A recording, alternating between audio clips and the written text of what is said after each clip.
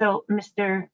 Atakai, if you're on the other line, if you can join in, Vice Chair, if that's okay. I'd like to turn the time over to Mr. Atakai to speak a little bit more on the directives. That's fine.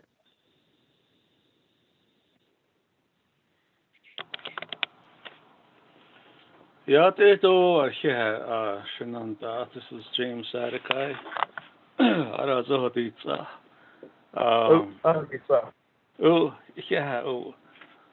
Large Budget and Finance Committee Chair, Mr. Hinio Shita, the members, honorable members of the Budget and Finance Committee here, Nkata Sozohito, Peggy Nakai, the advisor and the staff, and Orokodo and Kistahil here, Dr. Yolamendo, Division of Community Development Staff. Shea James Atakai. Donen Shine Ya, not Otanet, Hatchini, but Anidashe, Toricini, the Chichi, Topa, Tashinal, Aronaway, Sabin, Zayan, the Jataholi, Arena, Shamarma Valley, Utah, Are, Chashike, Arokaji, Ya, Tanashnish, Capital Projects Management Department, Jet, Vikitish, wrote the division, though. Not sure. Ako the nal sourcing the last name Bishop's on Season Peso third of Cap 3518. That's the original Season legislation out of Ikero in the February 3rd at a CJ-03-21. Which extended the CSN timeline on the projects to 48 months. Koho in Chao do chapter do here. Daneho a koho bonet zanet ashiti net projects igi a soda dolnish aro danes agi ibn the cosm sabbat in the Yashin so even you cated that Nestle on the issue but kisi kato listot Bunny Nation as Toysan is chin a projects he says Sadonis. A directive be Ilya Isha a business on a legislation and the there is a directive regarding the implementation of administrative process. No.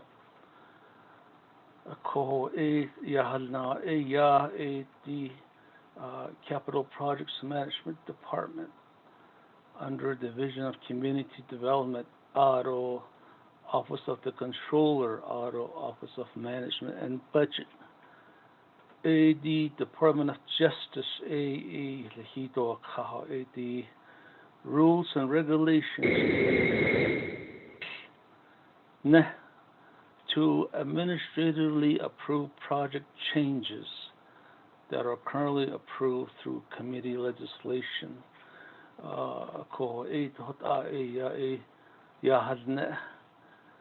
The rules and regulations shall be presented before Resources and Development Committee and Budget and Finance Committee within 60 days after the enactment of the legislation.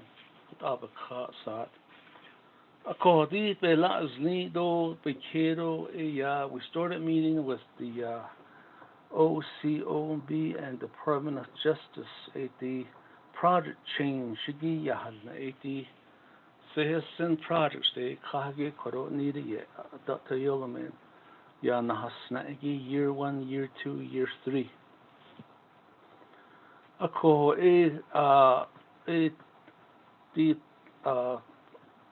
peso projects public heta holyagi sata so sae beta inish aro sae kadanta benada tish slay hidadeti they're in phases, like year 1, year 2, or year 2. Year 2 and year 3 would be the same. Akoho hot a ya a stite. Akoho aro a chapter a bahnan sla e tite project iki nana slacho e peso panado ninigi provided that the project is construction ready. Auto provided that it's within the budget. Also, did based on back in 2018 at a cohort 8 since so when in national lineage auto say construction bandas and net construction of a project type planning design around no do aro say year 1 do year 2 year 3 da lahat aro no da ako kadeyati based on ambits anas addition and the already see do BNF a betahna hat out the so in that project change ako adigi ayati administratively approved to do the project changes. A division of community development a bando yes akod asking so nal sosigi a nasti kato belanda is leto ako de negati before COVID-19 pandemic. The Department of Justice nal so security halit it asking for no Europeans ando edo yata si ko the Budget and Finance Committee shinant to RDC to response and how can we improve the process, the system. No. Ako enal so sige a draft iliak ako a CPMD do OOC and OMB a comments are provided. Ako a Department of Justice a not so sige aja sa ado nagay office at the Legislative Council issue which on neto this. As far as the discussion, so that will be the recommendations to go before RDC committee and Budget and Finance Committee. So is not so been done which in what irrigation and based on the directive that's the update issue in the you will have an opportunity to review the draft legislation in house when it gets to the committee level of RDC the BNF committee for consideration and approval. The Department of Justice, she does do Sato Yahatsi. Ida Yahakro, Yahat Hadahasagi.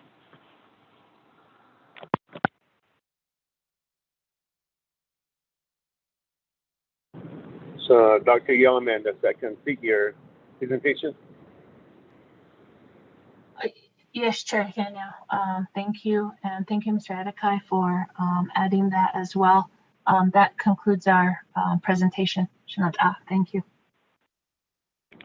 Thank you for that report.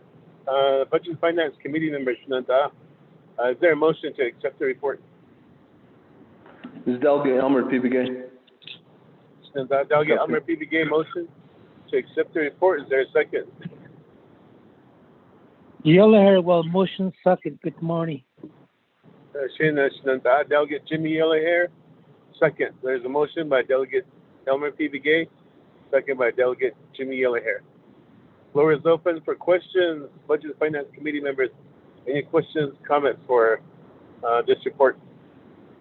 Yeah, this to the chairman, Celia, Honorable Henio. Shea, Kroya, in the Diale, Bespe on Nishiki, Query Report, Liagi. I checked my email. Is there any other documents, attachments? I caught in the Bahatan, La, I caught Bernard Shkidi, year-to-date expenditure report, attachment at Ahalo. Jab National Hat Aro, Personal Ego. The Queetly Peso given Shkita chair through Dr. Yellman and Mr. Edekar. Thank you for your report. I wish you the best of things you can do for the people and bring forth everything year-to-date report so money can be spent according to what they're approved. Thank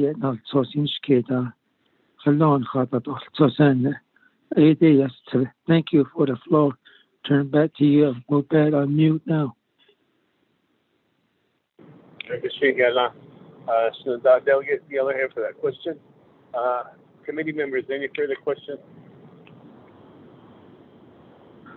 Chair, this is Delegate Begay. Shinanda, you have the floor. Delegate Almer Begay. Okay, Nana, this is Delegate Begay, other members of the Budget and Finance Committee.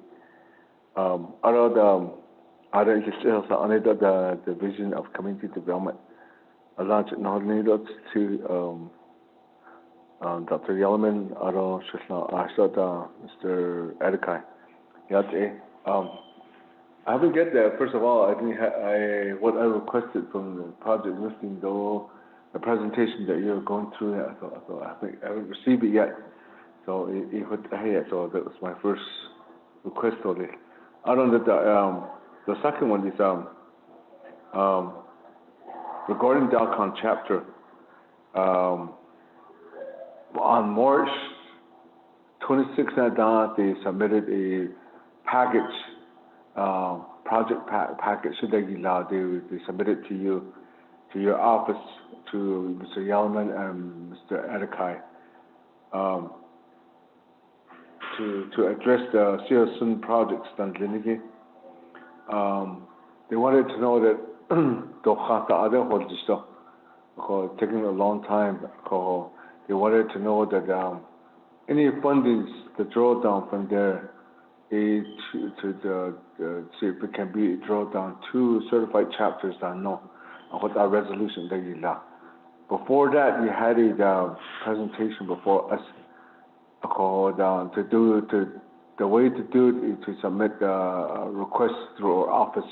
So with that, they did that because this was March 26th, and physically they dropped it over there around that. They submitted electronically. Up to this day now, nobody didn't respond back to the chapters. For Dalcon chapter, it's been over a month. No communication, no even one to say that we received your package here in the Bahatan or underneath to the sun honestly hasila or the on hasit khana what that's will be my first question even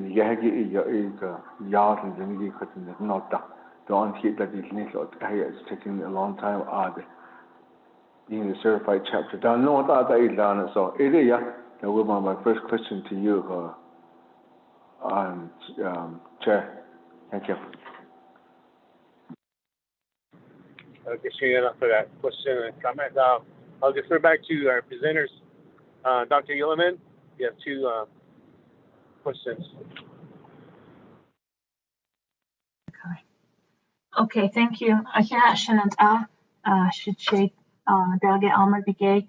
I'm going to ask Mr. Adekai if he can speak to this. I know we have some project managers who have recently retired, and we have been introducing some of the new project managers who have transitioned or transferred some of those projects onto other or new project managers.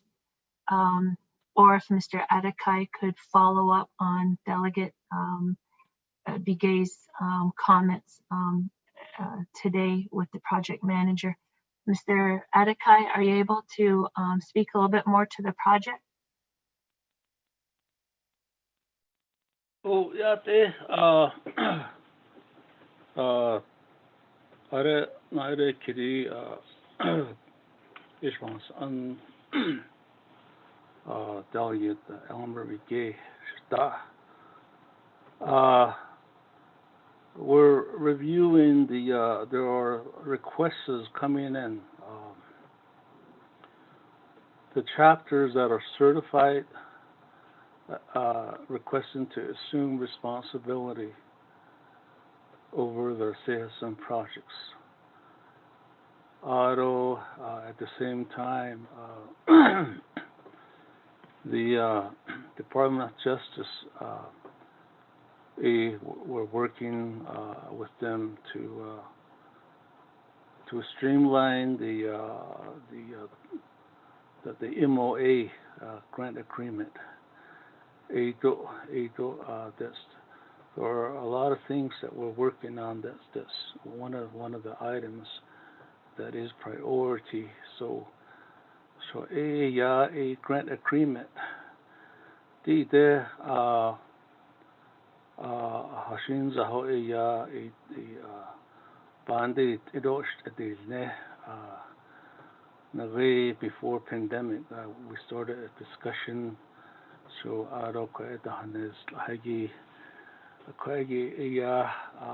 we had skeleton crew here during pandemic working on CARES project. We did water access federal money CARES project.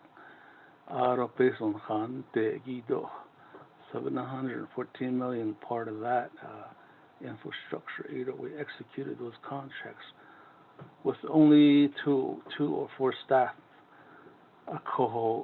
Even so we implemented a phase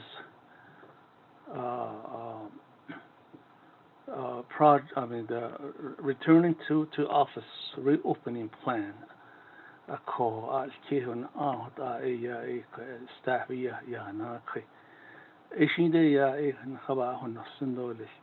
so right now the project managers are reoccupied their workstation. 100%. We're back, so we're coordinating and also meeting with the chapters. So there was a delay. As far as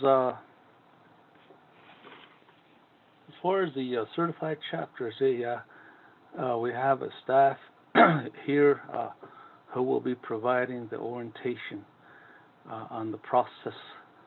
So we do have this, project here on our list that we will be doing a teleconference, having a discussion with the chapters. So we have other chapters already right now that we're meeting with. So it is an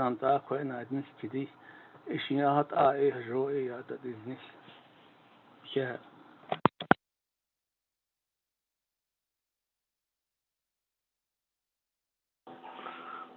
Chair.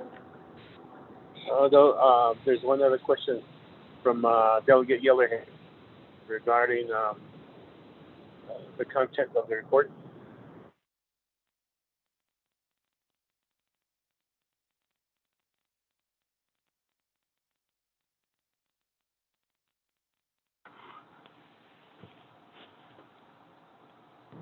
Dr. Yellman, are you still there? Yes, sir, I'm still here. Is Delegate Yellow here asking another question, or? No, he asked a question regarding expenditure reports. Oh, okay. If you wanted to see that part as part of your presentation packets. Okay, we are just kind of experiencing some technical difficulties and sending the link and hard copies to all members of BNF. So we apologize. Peggy's probably getting quite a few emails from us right now, but we're making sure that we include the hard copies as well. Okay, thank you. Back to Sunanda, Delegate Elmer Begay.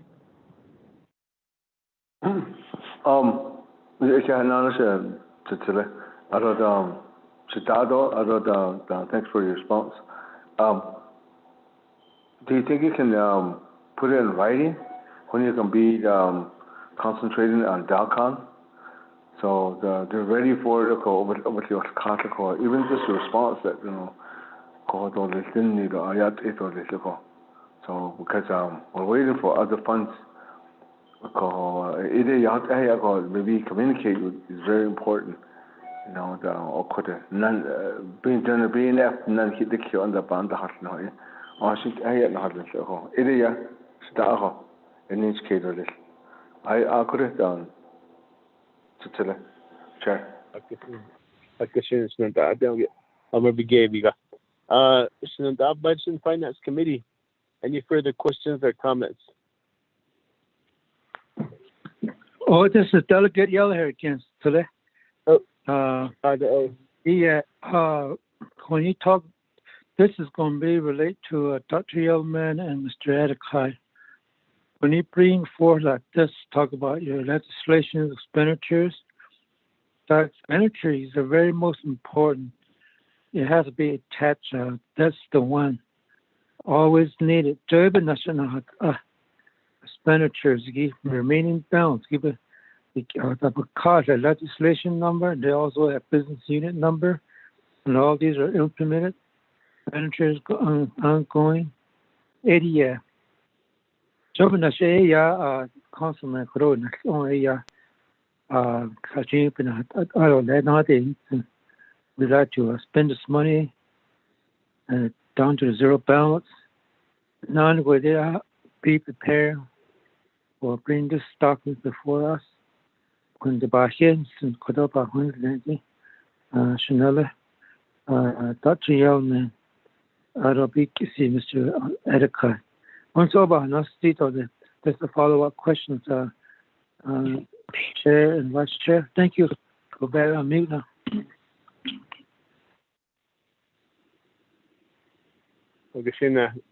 Any further questions or comments, committee members? Chairman, this is Delegate Crotty with a question.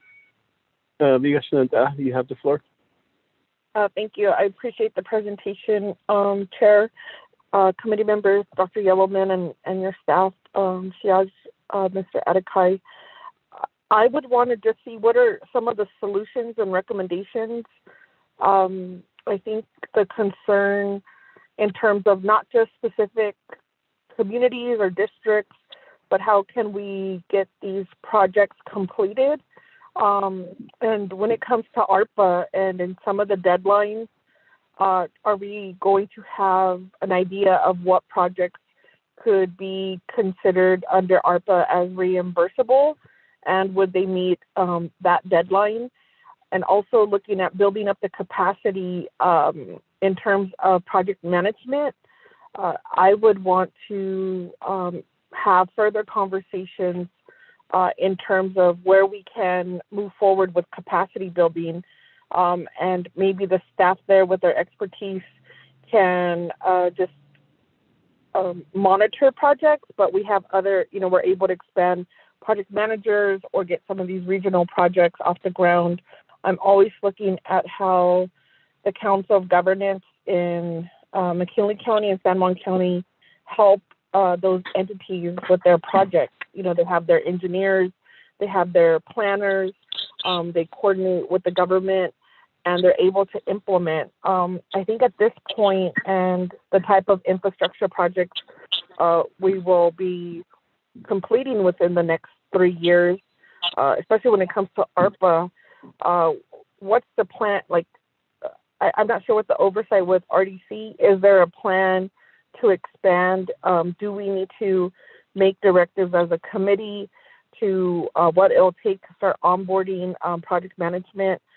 Because the other layer too is Navajo communities that are in New Mexico, and they have a certain deadline for their capital improvement projects. So I'd like to really hone in and have that conversation right now. Thank you, Chair. Thank you for that question. Back to Dr. Yellowman for response. Okay, thank you. Thank you, Delegate Crotty. That's really a great question. And happy to report several things. One is under Cap 35-18, there are an annual allocation to DCD to expand on the positions.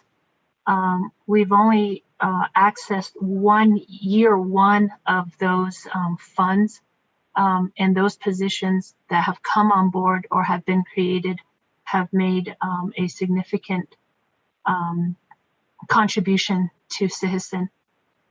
I'll speak on CIHSN first, and then I'll go on to the total project listings, and then ARPA, and then our capacity. So back to CIHSN. So really, as we start to look at CIHSN, in all honesty, year one, when I came in here in 2019, it was quite a bit overwhelming. There was a lot of things that were, some things that were needing to be addressed, and some areas needing to be a learning curve for me. And then we had the pandemic last year, which we're still somewhat quite still in a sense, addressing.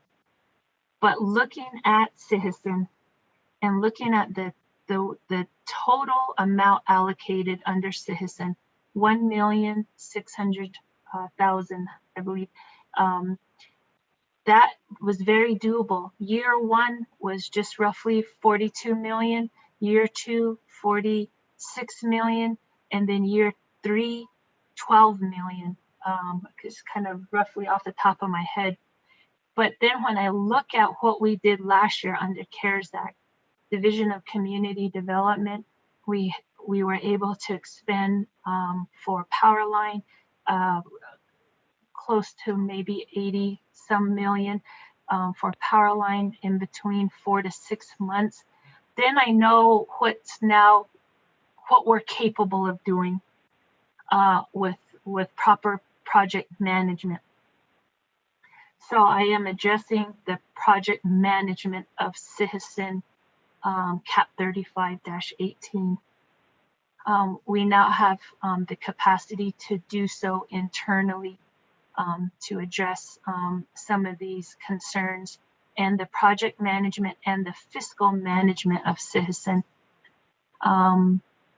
Respectfully speaking to our internal changes, we have took over a year to hire a senior accountant, but we have a senior accountant now. It took over a year to establish the deputy director position, but now we have that. And so with these positions, we're able to now address some of the project management and the internal functions of these larger projects or larger legislated appropriations to the chapters. So that's for CIHSN. As for our capacity in DCD, because of the preparation of ARPA and communicating with the 110 chapters and reviewing the Navajo ICIP, New Mexico ICIP, we've pulled together quite a bit of an extensive project listing that represents both DCD and the Navajo Nation chapters, as well as other divisions such as NDOT, Division of Natural Resources, EPA, DOTI, etc. So we are consolidating all of these projects. And then when you start to look at what we've been receiving from the chapters have been submitting slowly some of their ARPA priorities or their ARPA recommendations for consideration. But also at the same time, I am working with the chapters today to get out a new extension on the ARPA. Quite a few chapters have expressed and requested an extension for these ARPA funds. As such, we're trying to coordinate these dates with the nation's submission time for ARPA, which would be between May 24th and May 28th. The nation has that window to submit or request for those ARPA funds. And then it was shared that quite possibly some of those first deposits of ARPA would arrive to the nation the first week of June. So our coordination and communication with the chapters is to support the chapters in preparation for ARPA consideration and project listings. We're moving towards supporting the chapters on identifying projects that best represent their community by way of population or services or needs-based, so to speak. So needs-based, maybe they have a certain need for power line or water infrastructure, or they have a certain need for housing. Originally, we had started out with a hard number, and we requested for 3 projects. The chapters immediately responded to that. And so we made some adjustments. We visited with all 110 chapters and continue to provide technical hours for ARPA submission to all the chapters. So that's kind of addressing our coordination with the chapters. I'm sharing that because we are now in the thousands of projects that represent the nation. We roughly have a little over 9,000 projects that currently represent the nation, with a tag of in the billions. And it has been an overwhelming amount of time and work reviewing these listings and ensuring that the chapters will be represented in some way through the ARPA. And then that gets us to our other question, our capacity. I have shared through Navigate work sessions that any and every plan presented is only as good as our capacity plan. So we've been working with various divisions, the chief of staff, on addressing our capacity plan. Most recently, we have been utilizing a type of on-call services through the NDOT division, and NDOT has been graciously allowing DCD to expand these type of both A&E and construction services. In the last 2 years, DCD, we have created an internal team to begin addressing and establishing our own on-call services for A&E services. And most recently, our internal team has abided by the NOBOA, abided by these Navajo Procurement Priority 1, and created an online or on-call A&E unit. And so we're in the final stages of getting ready to present that or to move on that. It's not for construction, but it is for A&E, which we'll later have to move into the other stages of construction for on-call services.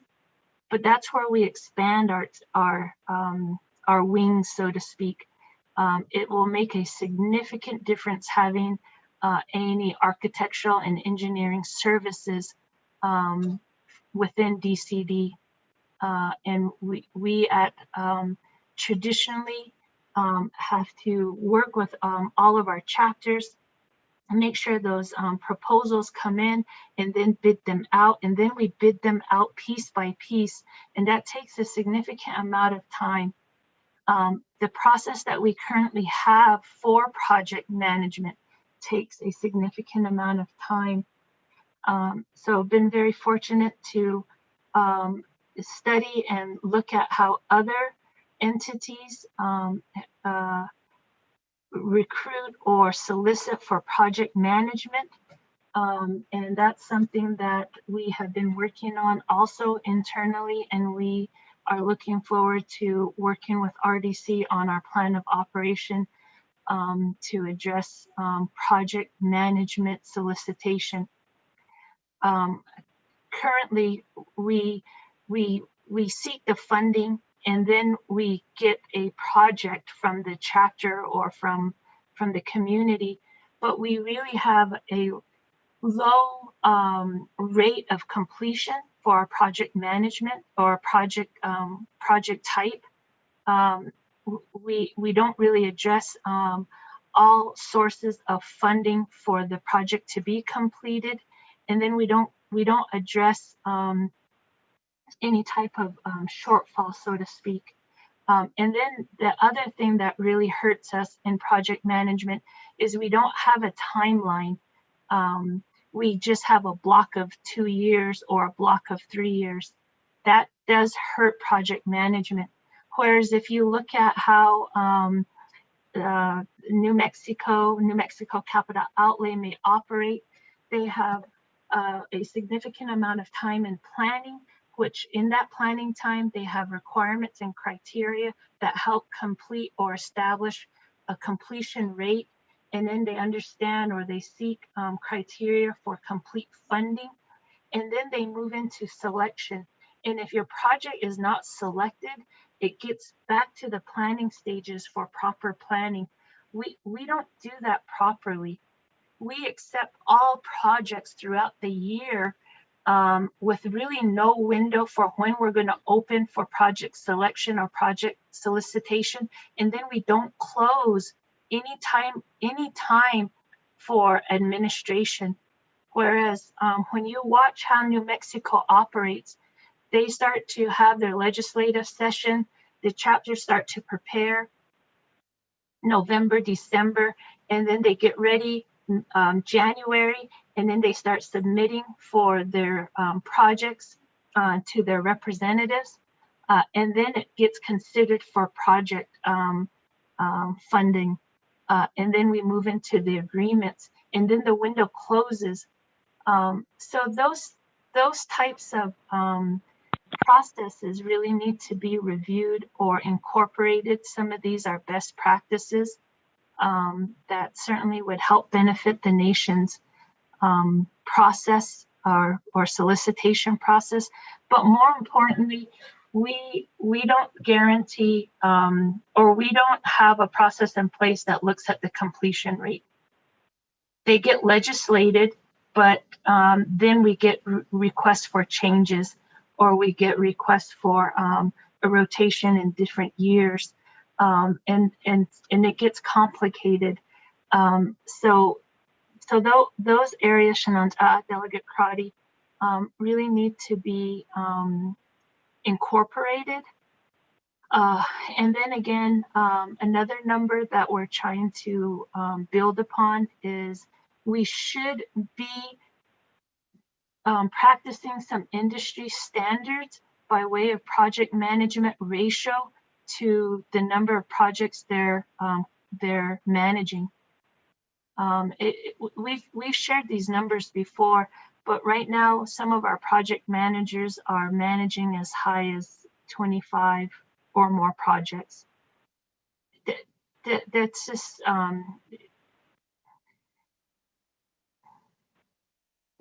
that's just we have to do something about that. We're looking at what project managers in our planning phases or planning stages are project managers who can really expand their expertise in planning, what should those ratios be? Are project managers who are knowledgeable and have expertise in construction management, what numbers should they be adequately managing when a project gets to construction management phase? And then we have project managers who spend a significant amount of time with the chapters and some of our firms going back and forth on just the design. That takes so much time. And then when we have our contractors, our vendors, you know, they start to charge us for some of these modifications on the designs, and then the chapters, the vendor and the project managers start to spend a significant amount of time just trying to agree on the design, and it should be designed to the budget. And we're losing some of our power, so to speak, when some of our vendors are not doing that. You know, so we really have to clean up that whole process, and it's probably about time that we do that. And every delegate from the 24th Navajo Nation Council here, you have so much concern for your projects, have so much faith that these projects will get completed, but there's so many parts and moving parts that need to be just cleaned up and practiced better, and that involves working with other divisions, working closer with the Office of OMB, working closer with our accounts payable, making sure that we are meeting those timelines of paying out our vendors. When we pay out our vendors, and especially when we pay out the smaller vendors, we really do a good, we keep our Navajo Nation local vendors and contractors in good standing. And we need to honor that relationship. So all of these moving parts work or need to work together, and all of these moving parts are interconnected.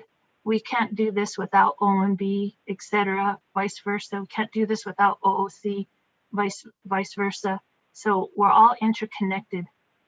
So Delegate Crotty, I might have gone too long on that response, but it's such a big question and it's so important right now. So I appreciate the question and hope that I answered or touched on some of the answers. Thank you.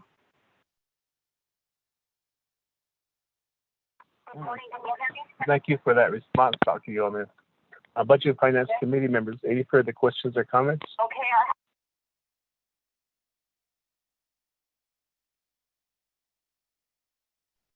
Chair, this is Peggy. Sure.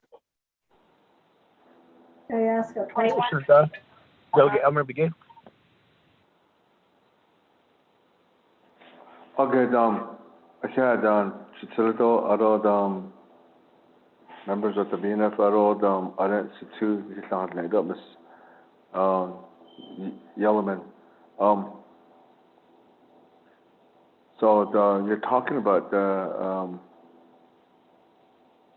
sales and funds, though, around under the legislation, called, is there any, maybe I could talk to, if our Chief Legislative Council or anyone from the DOJ that is there, we know that there's some resolutions that were passed regarding certain resolution. My question is that is there a law that needs to be updated and address to increase project efficiency? There's all these projects that were put in place for 5-year projects, which is the permanent trust funds. Non-assessment funds, though. They're not implementing.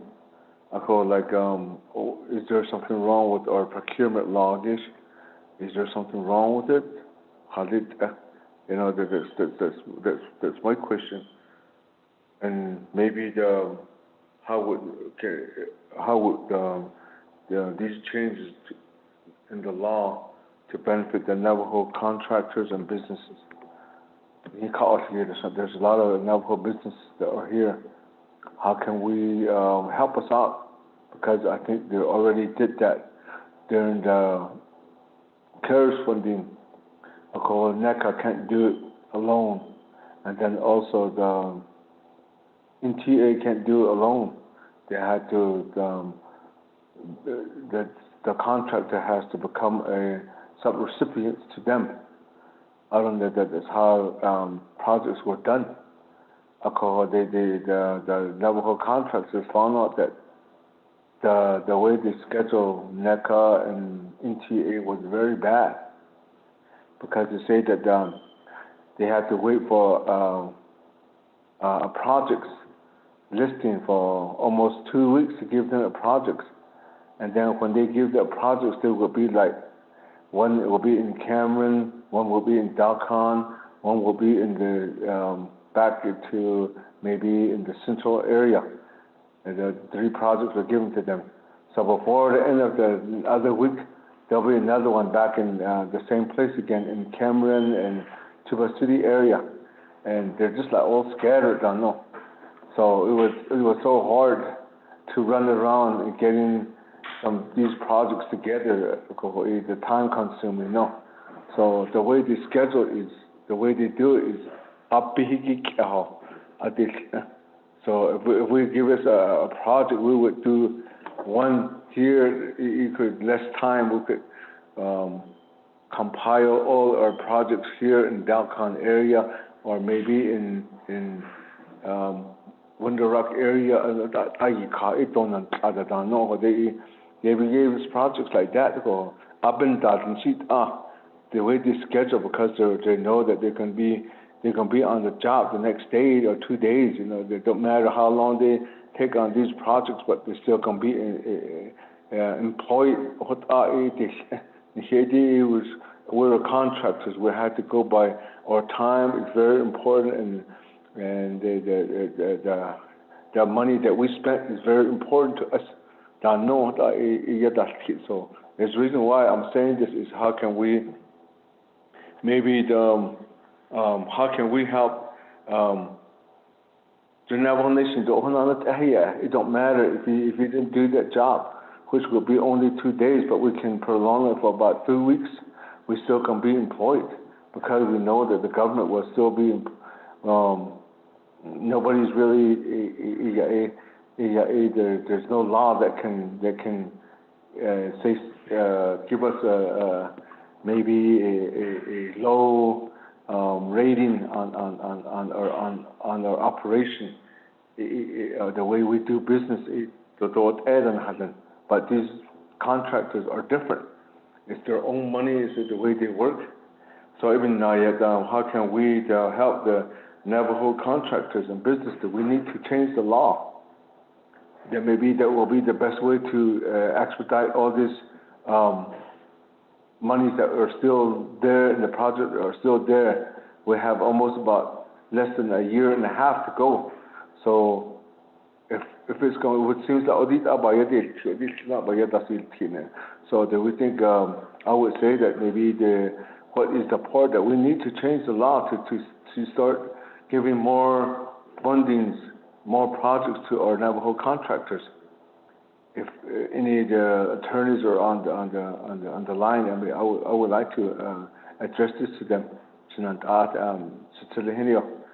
That'll be my question. Thank you.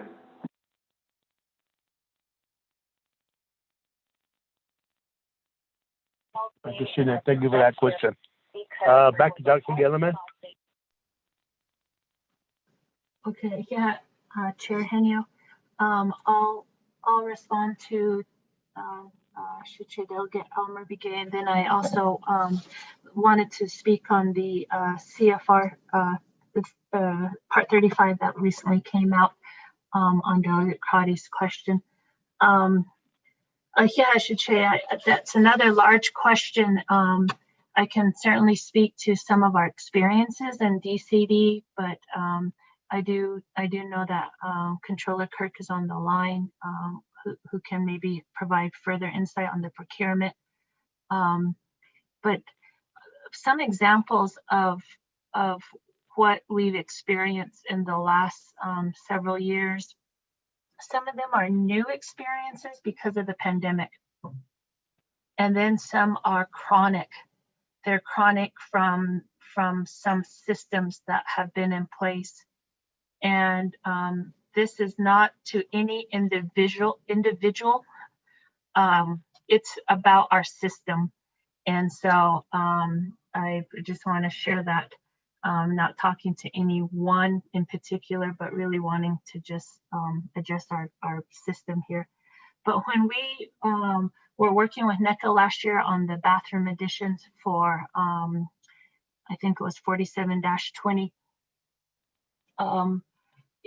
because of the pandemic, it was very hard to recruit qualified contractors and vendors to come onto the nation and engage in housing assessments or staging of the supplies and materials, etc. So our original cost estimate for bathroom additions per working with IHS was around $25,000, $27,000. But because of some of the requirements needed for our procurement, such as the insurance and liability, the bonding, some of those items that are required for our contractors, some of the smaller contractors that have the smaller workforce, they could not meet those requirements. But the larger contractors, the more veteran or more seasoned, larger contractors who could meet our requirements, our bonding requirements, our insurance requirements, etc., and who had the capacity to come onto the nation and engage homes during the pandemic, their cost estimate for bathroom additions went up to about $75,000. Between $60,000 to $75,000 per one bathroom addition. That was way beyond what we were allocated or what was within our scope of work. So we kind of lose our position to attract those vendors, and so that was one experience. Because they had the capacity to meet, or they had the ability to meet some of our requirements, they can increase their costs. To some extent, we're still seeing that now, but we're also seeing another cost increase in materials and supplies, and that's probably just across the board throughout the nation. But locally, some of our local vendors who we would have normally contracted with on concrete,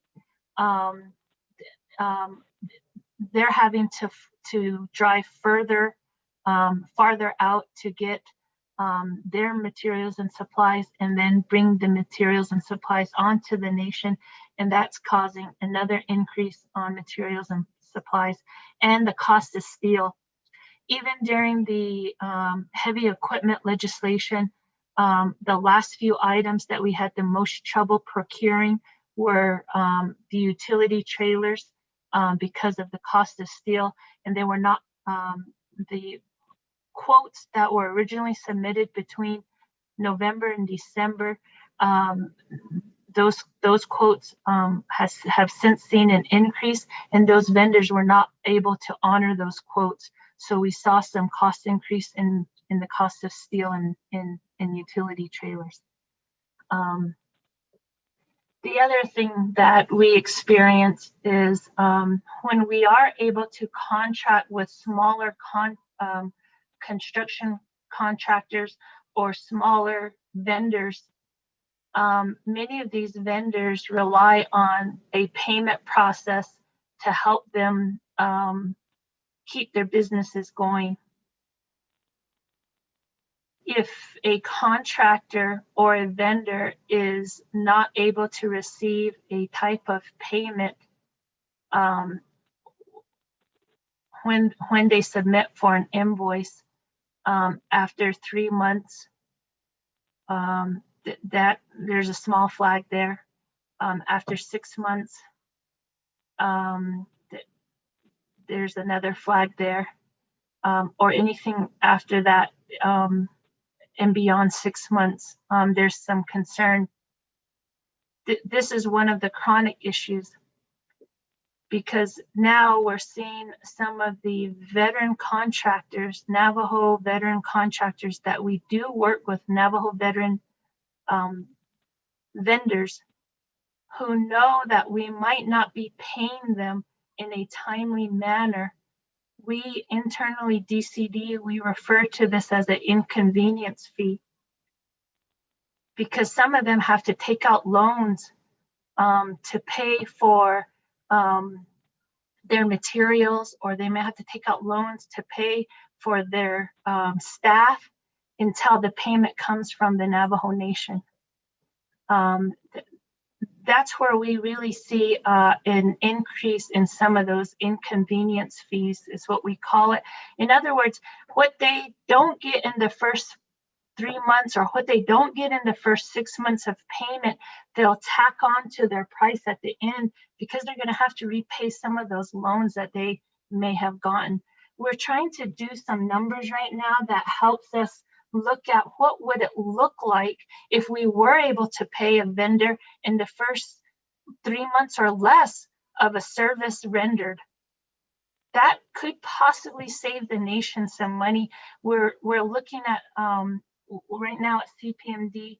I'll have some staff working with me on just quite possibly, like, ideally, what would it look like? One, we would retain the trust of many of our vendors. We would retain the trust of our vendors and some of our contractors. That's where we really have to extend our relationships with them right now, because if they're not paid in that timely manner, we're doing this out of good faith. They're doing this out of good faith because they know at some point we have to pay them, and it maybe comes down to our capacity. We need additional staff. That's often the case for us.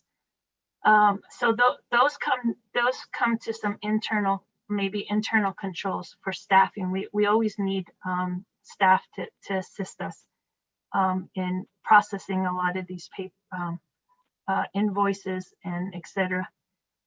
The other one is I'm thankful that Director JT Willie's on the line and can speak. Chair Henio, Vice Chair Smith, as a little bit more about the NOBOA.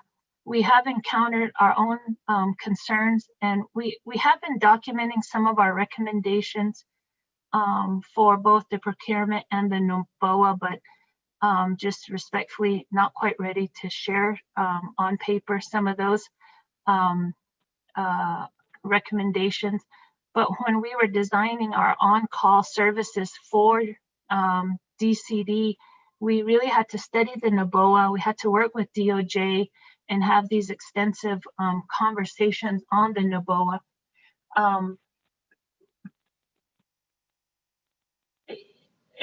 We have some recommendations for that. I do have a lot of dialogue with Director Willie on how we can work closely on doing a call or request for recommendations on this, but if possible, I just want to share that Director Willie's on the line, and if possible, can speak a little bit more about some of the recent short-term addresses to the NOBOA, if that's possible. So Shanant, that's my response to Delegate Elmer Begay. Chair, this is Thank you, Ms. Yellowman. And committee members, Budget Finance weeks are almost spent almost an hour and a half, or hour and 45 minutes from the subject. And so we do have 3 other reports that we need to take care of. And we also have a work session scheduled this afternoon at 2 p.m., I believe it was, on two legislations that we have to have a work session on. So if you need to ask further questions, if you can get together, talk to Yellowman, if it's according to your area, you're welcome to do that. But the reason for this request was there were problems that were coming across regarding Somebody needs to mute their phone. Cap 35. That's mine. I'm on another call. And so the problems we were coming across when these certifications were not being signed, and OMB and CPMD were going back and forth. Even reporting to the Admin Klagi. So Bajo no Sunshimenta, Budget Finance Committee members. So this controller, Ms. Kirk, Shiva. Good morning, Ado Shiaj, Chair and members of the committee. Ado Shiaj, Elmer Begay had a question on procurement. Ado Dr. Yellowman on the question. I just wanted to say for the record that the Navajo Nation has a procurement policy. So that is an existing law. Although that law, the procurement that we have in place under Navajo law also has to take into consideration federal procurement requirements. I believe there are requirements under what's called the Uniform Guidance under 2 CFR 200. So in terms of federal monies, which the nation administers a lot of federal money, therefore some of those requirements under federal procurement has to also be in, at the minimum also in our Navajo procurement. So, Otto, just just a reminder, because we have to follow all of those. And a lot of times it's hard to say, let's just follow federal for federal funds, and then Navajo, a loose standard for Navajo funds. So it's really hard to do that. So therefore, our Navajo procurement is more stringent in some ways versus the federal procurement. So, but at the minimum, we have to follow federal, especially for federal funds. Having said that, I would like to also just mention what was stated about payments. I know, I believe, I'm sure the small businesses, Navajo small businesses are concerned, and certainly our office has dealt with vendors who are frustrated about payment. I will share our office's observation, specifically in the purchasing department, because they're charged with encumbering contracts. And I know everybody's been working or trying to work on the 164 process. So our office, regarding payment, we depend on programs, departments, divisions, everybody, offices, to initiate documents, initiate contracts timely, way before services are rendered. That doesn't happen. I believe in speaking with my staff, 9 out of 10 contracts that come through our office, services have already been rendered, anywhere from 3 months before that to 2 years before that. So as you can imagine, if you're a vendor that, you're sitting there waiting to be paid for 2 years, and there's no contract, then that's a problem. Oftentimes, vendors will hear about vendors not getting paid, and somebody's just trying to submit their contract through, long after they've rendered services. So for internal control purposes, our office does not initiate those documents. Those are responsibility of the division, programs, etc. but that's a really high statistics for not initiating documents. I'm generalizing mostly, but that's kind of based on our experience.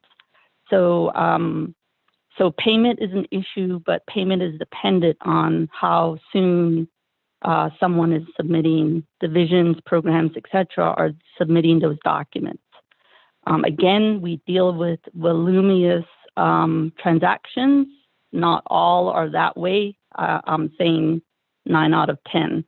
So there are some that, you know, go through, not a problem. They get paid on time, etc. So just wanted to point that out from OOC's perspective regarding procurement and payment.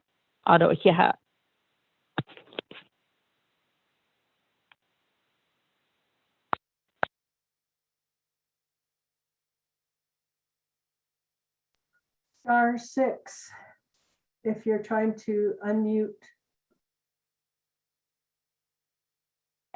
You are unmuted. Thank you. I started talking away. Thank you for that clarification from our nomination controller's office, Ms. Burlington. With that, back to committee, Budget and Finance Committee members. Any further questions or comments?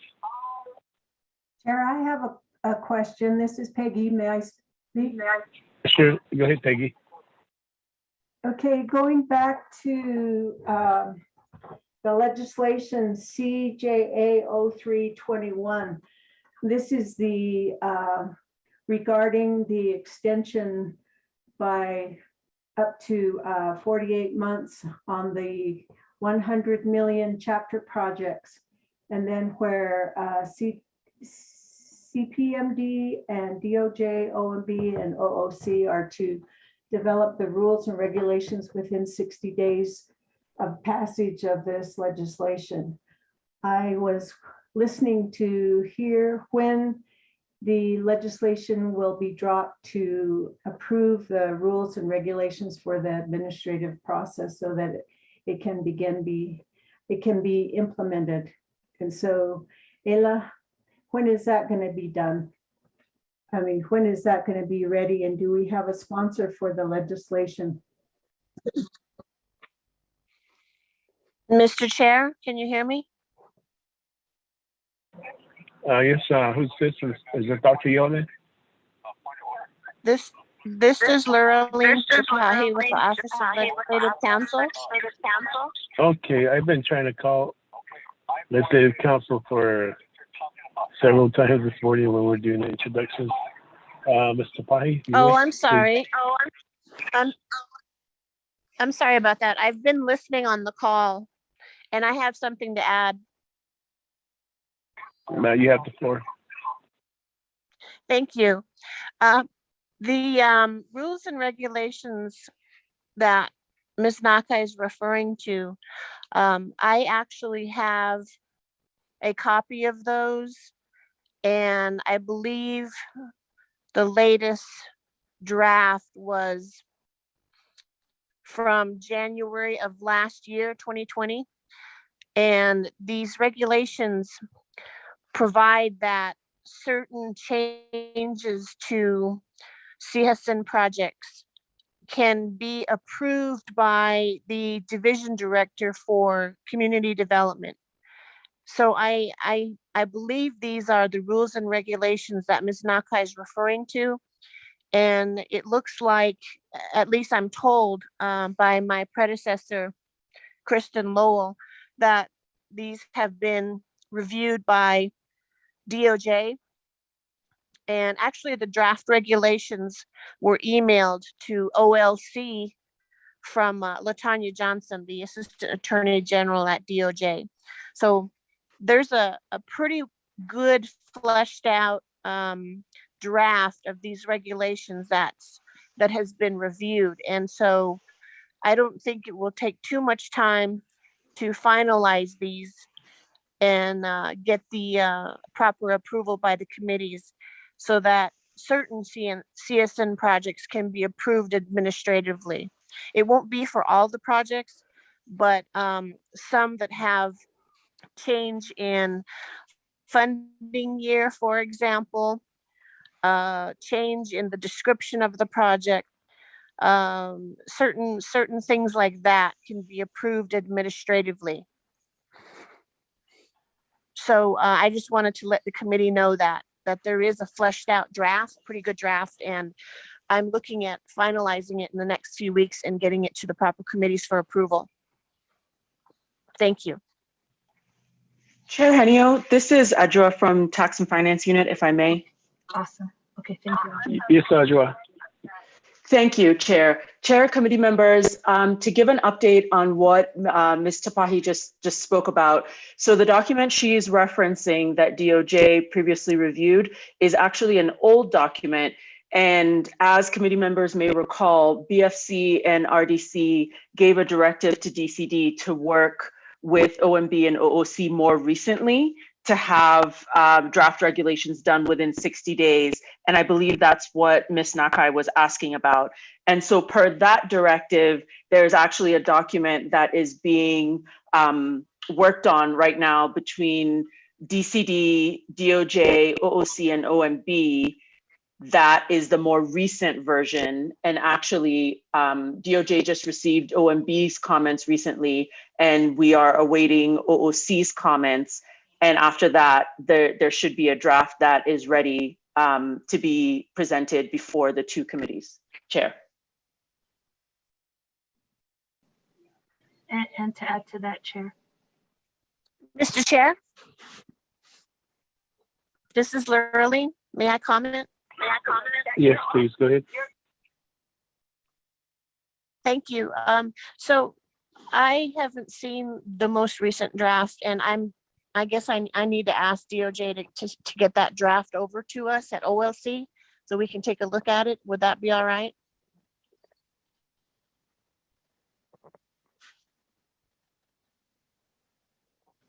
Well, we can answer that, Chair Henio. Yes, if you would, please, Dr. Yeoman. Okay, thank you, Chair Henio. We have been working with Naomi from DOJ. She's on the call here as well. She could maybe weigh in as well. And then also our EDCU unit, Catherine Wolowski, have been working on that. That document went to OMB and to ADJUA Tax and Finance Unit for review. There are others expected to do a review. However, we are on the timeline as stated by Ms. Nakai, and would like to continue moving forward with these amendments per the legislation. So Chair Henio, we can share that with Ms. Tapahi, but also Ms. Naomi's on the line, who can speak on the maybe a more of a anticipated timeline once all the reviews are completed. Thank you, Chair.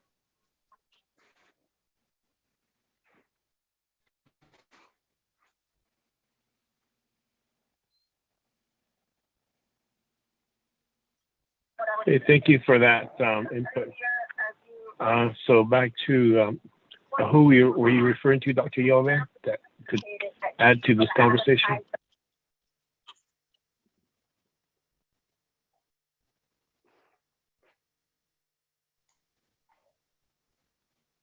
Naomi, are you on the line here? Chair Henio, this is Adjoa, if I may. Yes, Adjoa. Thank you. So Chair, committee members, and also Dr. Yellowman, I have been in contact with Naomi Droll. We have been emailing back and forth, and our last email exchange was this morning. And I have sent along the latest draft of the document that includes OMB's comments. And what we are waiting for now are OOC's comments, if they have any. And then after that, the document should be in a final version that DCD can review, and then, you know, it can go to OLC for review and on from there. Chair. Thanks, Adjoa.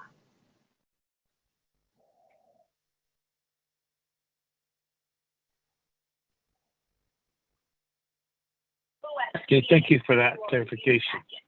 And as we made the committee aware of what status is on this rules and regulations that we still need to tend to also. So thank you for that update. With this, committee members, any further questions or comments?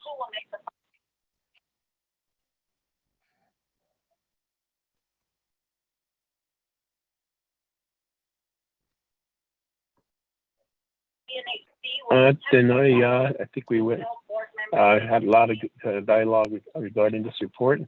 Thank you, Dr. Yellowman and Shananta Alcado, James Adekai. With that, Ramona, if you would lead us in a roll call vote to accept the report.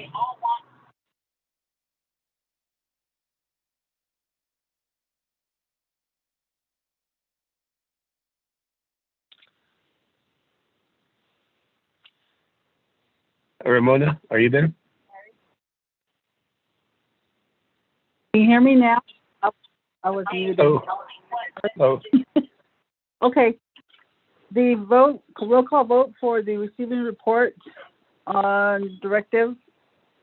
Raymond Smith Jr., how do you vote?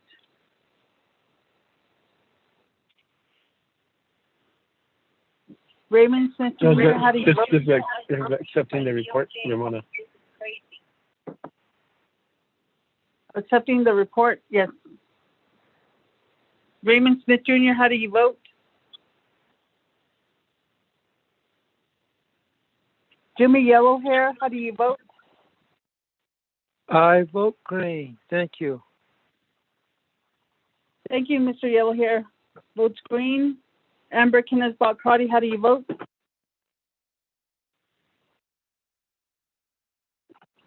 Amber Kenneth Bacrati, how do you vote? Elmer P. Begay, how do you vote?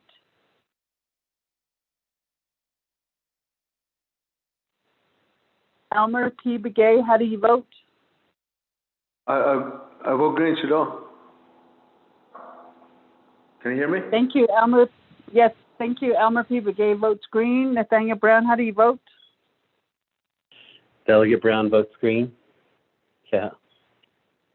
Thank you. Nathaniel Brown votes green. Chairman, we have 3 voting in the affirmative, none opposing. Vice Chair votes green. Vice Chair votes.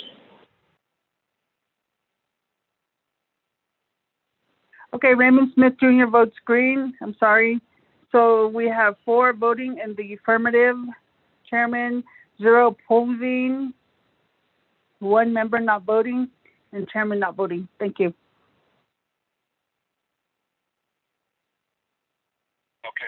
Thank you for that roll call vote. We have accepted the report and vote 4 in favor, 0 opposed, 2 not voting, 1 member not voting. So if you had allow for all your presentations, everybody. Next, moving on down the report. Next item is Office of Management and Budget. Dominic Vial, are you still with us?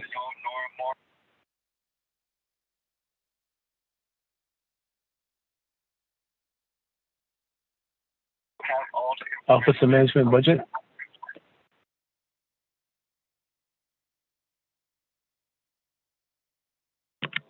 I am here.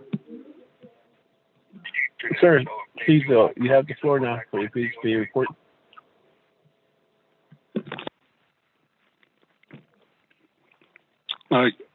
Chair Henio and members of the BNF committee and all others who are on the call. The agenda item is for the FY22 budget process update. So I sent a document dated today, May 18th. And hopefully you all have it by now. And I'm just going to go through it. It's not real long, but this is a revised and updated calendar the committee members will remember that I gave a report at your last meeting on May 4th. So this version would, as I said, update and continue the budget activity as well as the dates. So on the first page, it has budget preliminary process. Now this part is, I know, of interest to the B&F committee because you've mentioned in the past about you're interested when are the branch chiefs going to meet and so forth, because that typically happens before the B&F committee as a whole.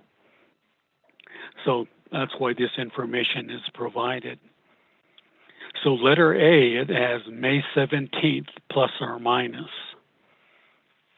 The controller would issue the permanent fund income report.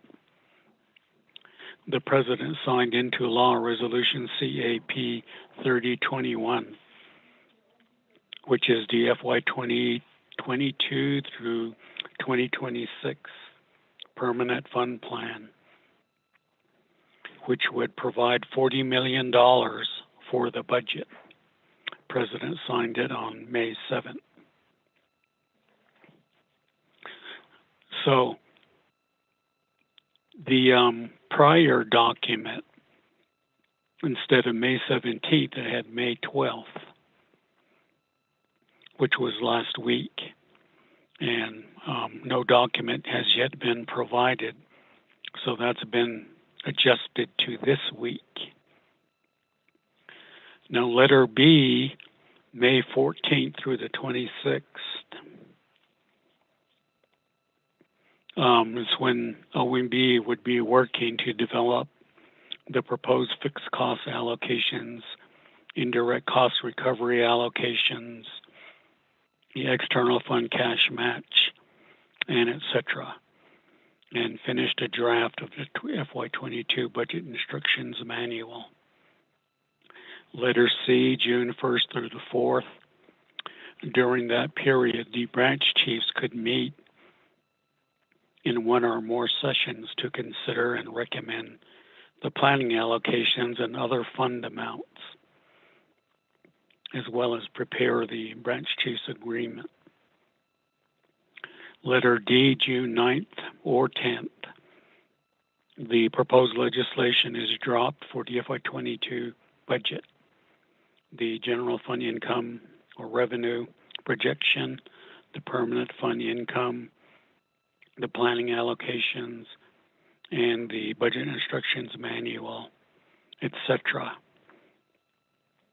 Letter E, finally, the regular budget process begins as shown on the attached budget preparation calendar. So going to the calendar, you'll notice that it's still a marked draft. So step number 1, June 14th through 15th. This has been moved back by a week. And it goes down, as you can see, all the way to step number 18. So most of the activity up to step 10 has really been moved back somewhat. But from number 11 on down, it's basically and essentially the same as the prior version. And it just lists all of the key activities in the budget process. And most of you are familiar with this because this particular calendar and key events follows the normal and usual budget calendar that becomes a part of the B&F committee resolution.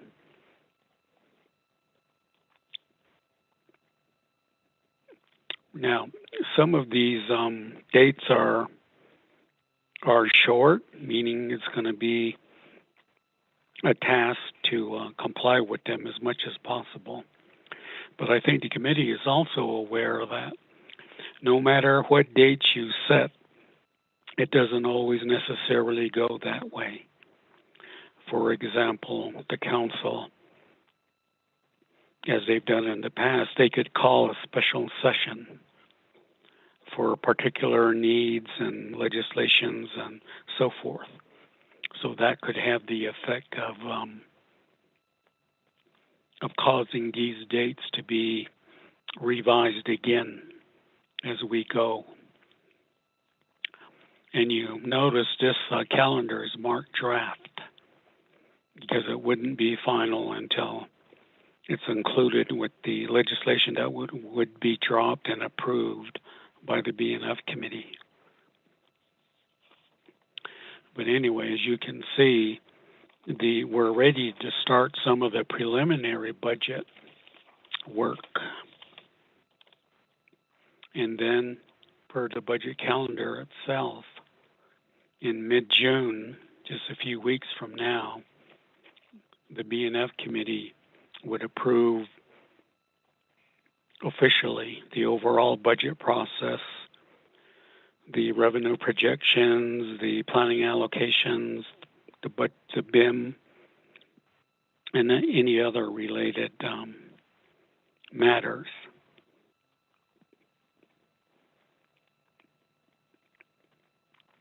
As I commented at the last meeting, per this schedule, the Navajo Nation Council at step 17 would meet September 7th through the 10th.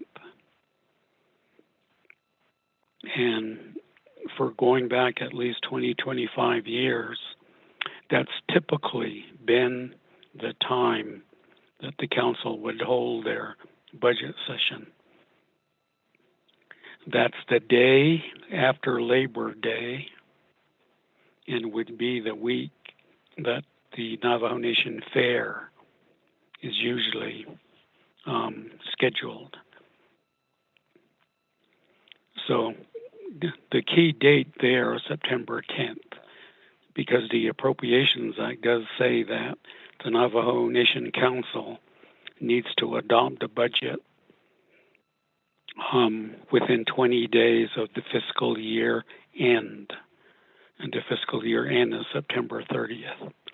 So that's why, generally speaking, it's been scheduled that way. And then the following steps, of course, are the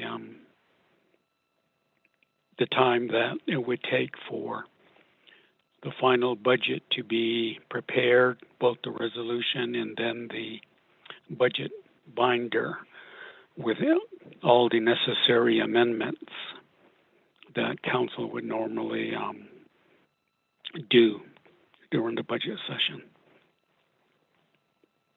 So with this, we would return to more of the usual normal budget schedule, the time frame, and so on. There's time for the oversight committees to meet, hold their hearings, pass their resolutions, making recommendations to B&F on any budget changes or conditions of appropriation, legislative concerns, and so forth. So this is the schedule we have so far. Now, committee members, I've been keeping the some of the branches informed as well, because obviously they're interested in the schedule as well. So yesterday I did meet with President Nez and some of his people at OPVP, and we went over some of the same information. And it's my understanding generally that they're ready to go as well. And we just need the B&F committee to turn on the green light so we can start moving on the budget. The more we delay and push it back, it gets tighter and tighter. Now, one of the factors involved in this, the overall budget process that's different from the past, is again, the permanent fund 5-year plan. It would provide $40 million if it's there for the budget process. So the revenue projection that was already issued at the end of March was $137 million. So the $40 million would give us $177 million.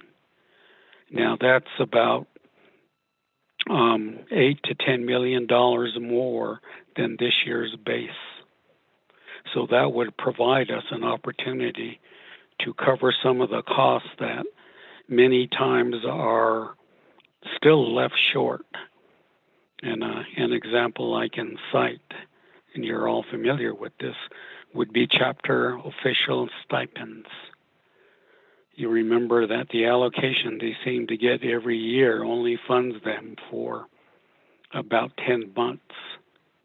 And then the B&F committee and council ultimately have to make up the difference somehow. So in this example I'm using, I would believe that it could be covered completely. Another example I can think of is for about 5 years now, we've been using the capital outlay match fund for $3 million to fund the chapters for some of their capital needs. And the reason that started is because there's a $2 million annual set aside every year for the capital outlay match fund. And it grew over about an 8 to 9 year period without being used. So since it wasn't being used, it was the action of the B&F committee from a number of years ago. It says, well, let's use that money since it's just sitting there for chapter capital cost. So that's how that activity started. But now, today, I'm sure if Dr. Yellowman is still on the line and Mr. Adakai, they are using the funds now, the capital outlay match. So with that increase in the base amount that I just mentioned, 8 to 10 million, we could probably fund the chapters out of that and leave the capital outlay match alone. So that's a couple of options that we have as we get the budget process underway. With that, Mr. Chair, committee members, that's the presentation at this point. Thank you.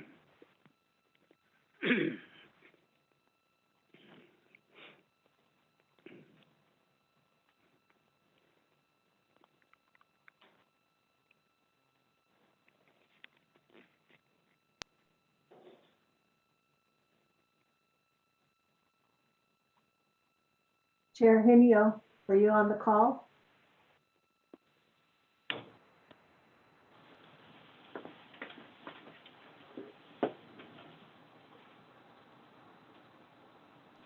Vice Chair Smith, are you on the call? Yes, I am. We may have to have you step up. I don't see. Okay, I'm here. I'm finally logging back on. Okay. My call dropped. There you go. With that, committee members, is there a motion to accept the report?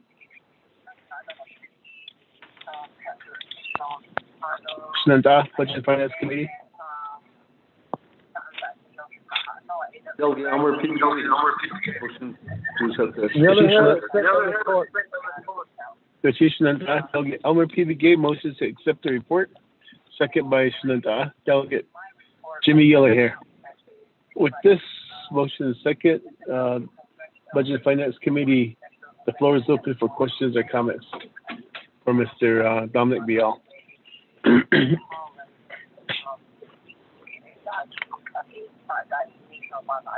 Are there any questions or comments in the what was presented to the committee?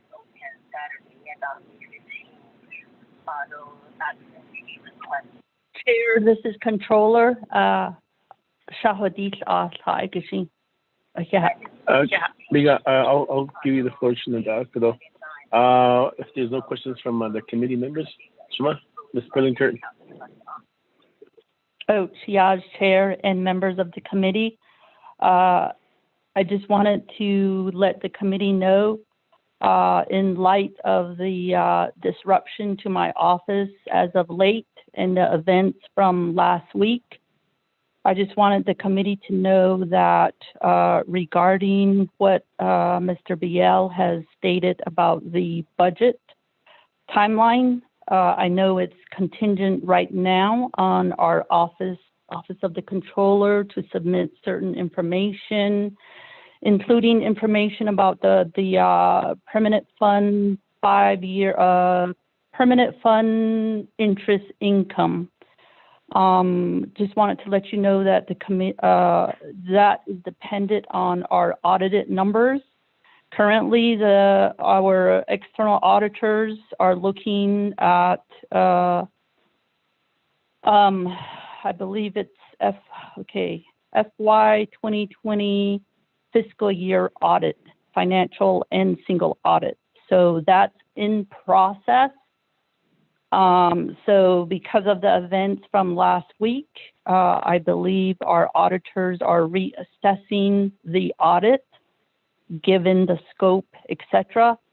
So what that means is there's potential for the audit to be prolonged, etc. Additional testing, etc., and those types of things. So obviously that impacts us a couple of ways. One, our office still has to submit certain information to Mr. Biel so he can proceed with the budget. I can think of the first thing that comes to mind, permanent fund income. We usually start with the audited numbers. So that can be delayed, as well as just the general disruption.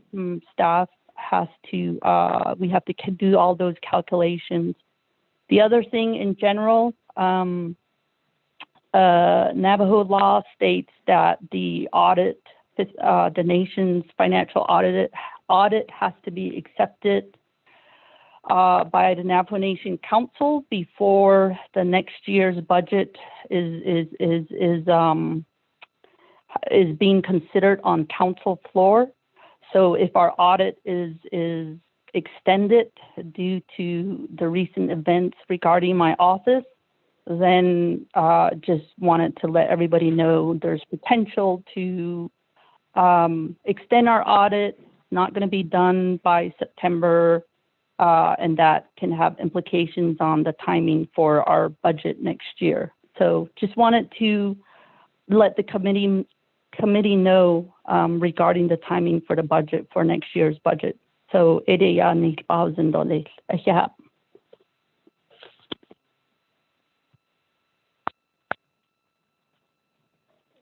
Okay, Shane, thank you for that additional information regarding the budget calendars. This committee members, Budget and Finance Committee, any further questions or comments?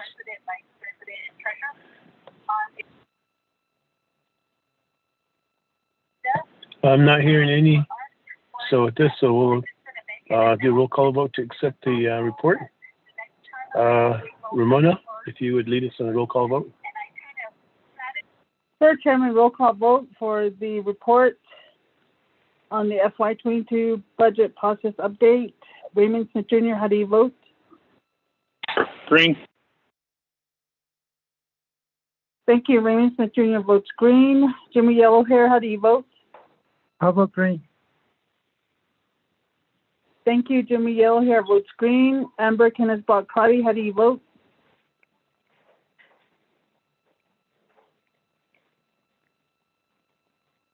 Amber Kenneth Bakari, how do you vote? Elmer P. Begay, how do you vote? Chair, vote green. Thank you. Elmer P. Begay votes green. Nathaniel Brown, how do you vote? Delegate Brown votes green. Yeah. Thank you. Nathaniel Brown votes green. Chairman, we have 4 members voting in the affirmative, 0 opposing, chairman not voting, 1 member not voting. Chairman? Thank you for that roll call vote. Budget and Finance Committee has accepted this report with a vote of 4 in favor, 0 opposed, chair not voting, 1 member not voting.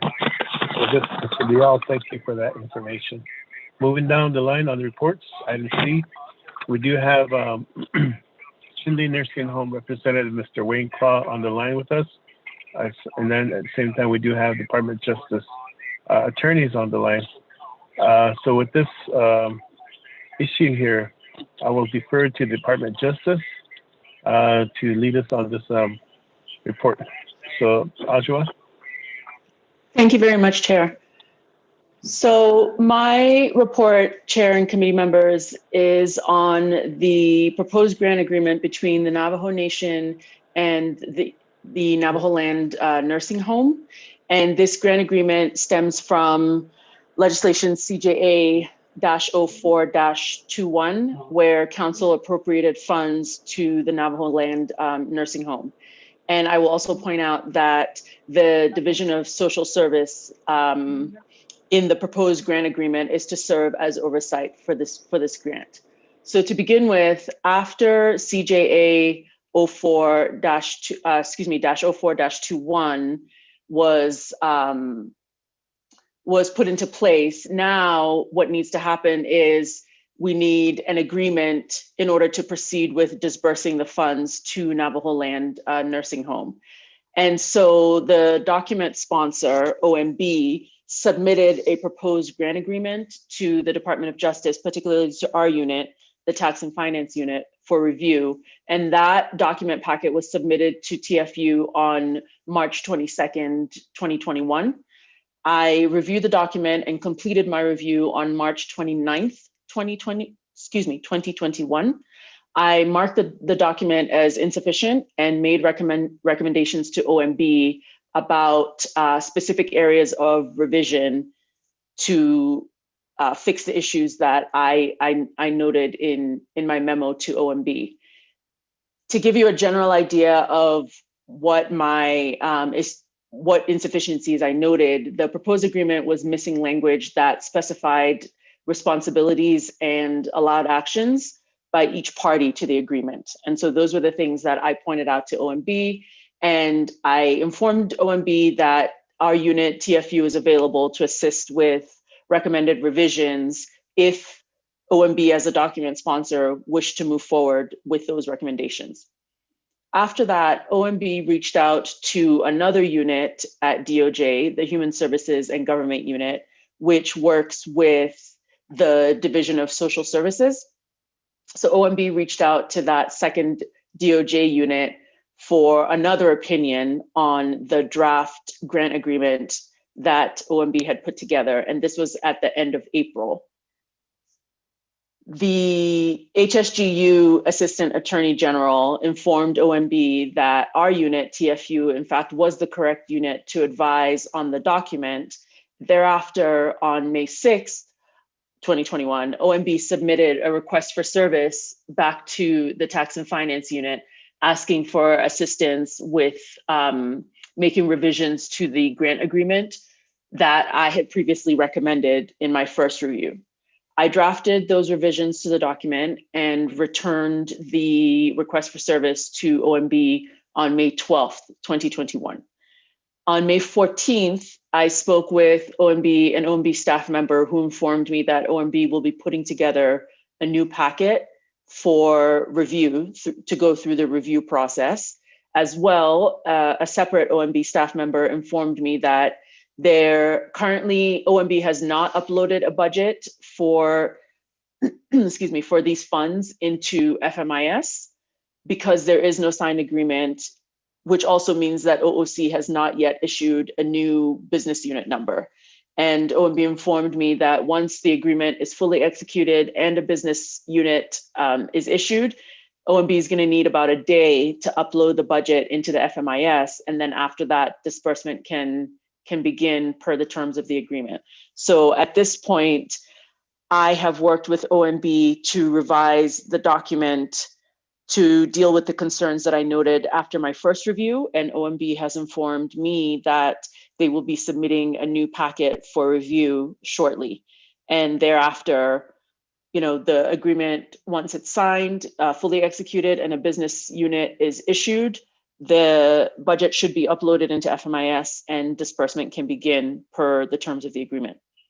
That is the end of my report, Chair. Thank you, Ajwa. As we received information that payment has not been made and there are usually underlying issues regarding that, so thank you for that update on the report. Committee members, is there a motion to accept the report?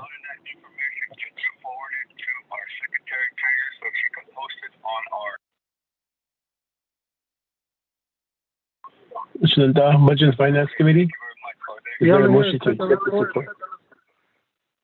Mr. Nanda, Delegate Jimmy Yellowhair, motion to accept the report. Is there a second?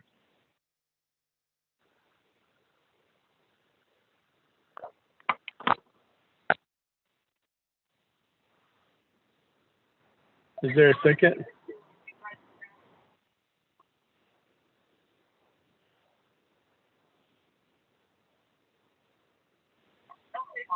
Motion by Delegate Jimmy Yellowhair to accept the report. Is there a second to this motion to accept the report? Elmer P. Begay, second. Delegate Elmer P. Begay, second. Motion by Delegate Jimmy Yellowhair, second by Delegate Elmer P. Begay. With this, committee members, any questions or comments?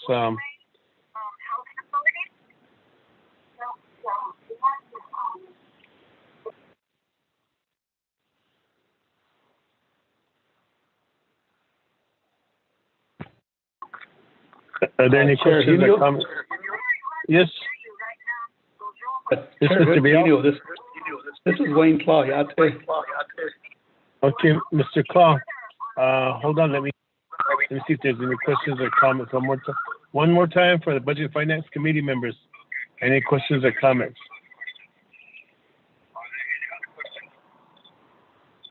Mr. Claw. Chair, thanks a lot. I can't get the Shindosh I do Arnold Council Delegate. I'm glad that we finally hear a report. That the no Hunza holds the Ninat Ani Nitsa Nitaya Ani what a quote on his houses net the email Huzo. His houses net the Kunza Hish to Kunza Naskish. Kudana skin that he did no yet etherless communication. I see then a quote. Nidi ka peso chose indi peso yini kid had no here nomination council do president here sign orsa.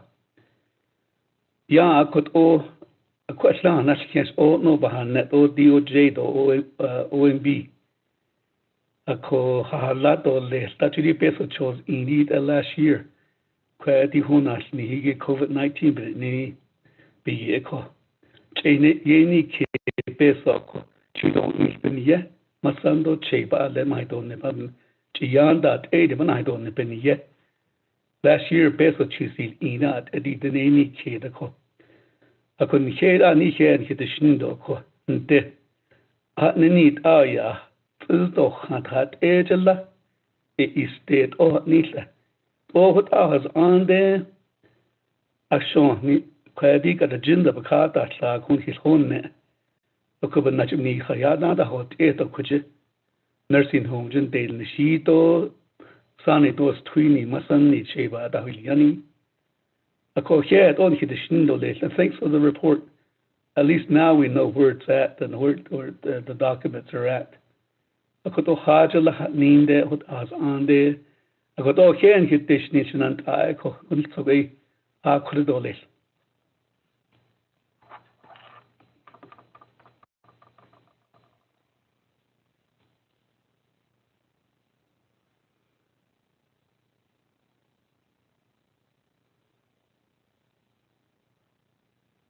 This is Vice Chair Smith.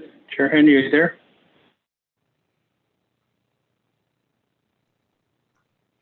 Star six. I'm here. I'm here. Can you hear me? Yes, Hello? yes. Okay. I've been muted, I guess, here. With that, Budget Finance Committee members, are there any questions or comments? Vice Chair Smith would like to say something. Vice Chair Smith, you have the floor.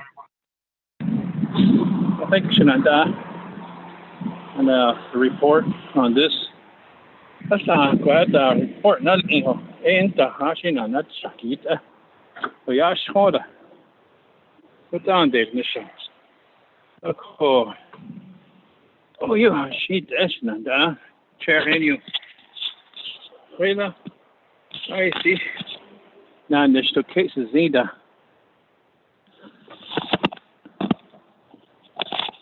Fishing been now. Sweet Osani at the Halian. Hajaless is Kitano. Hajaless is neat. And could be a husband.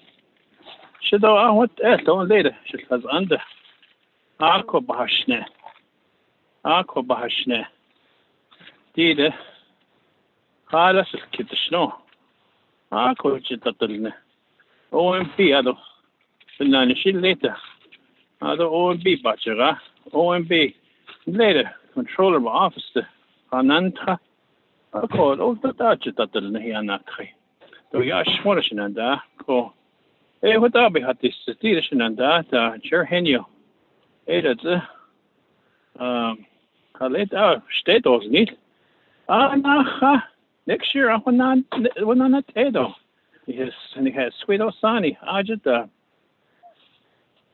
Badahayan. Hajan he yada the Nito. Okay, last year what I need it though. After the year before. Okay, it should be automatic. Shenandoah, no Sinigi. I let out those need. I let out so we need to really help our people. Shenandoah. What I'll be at this.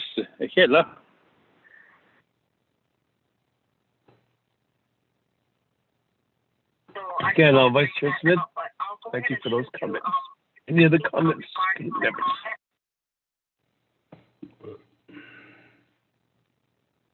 BNF committee members, any further comments or questions?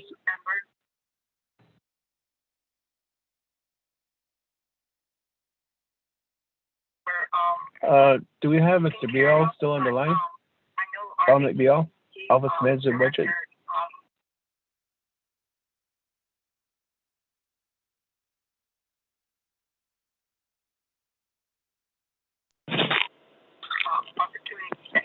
This is Dominic Biel. Yes, is there anything that we can add as input to resolving the situation? Please provide some information to the committee.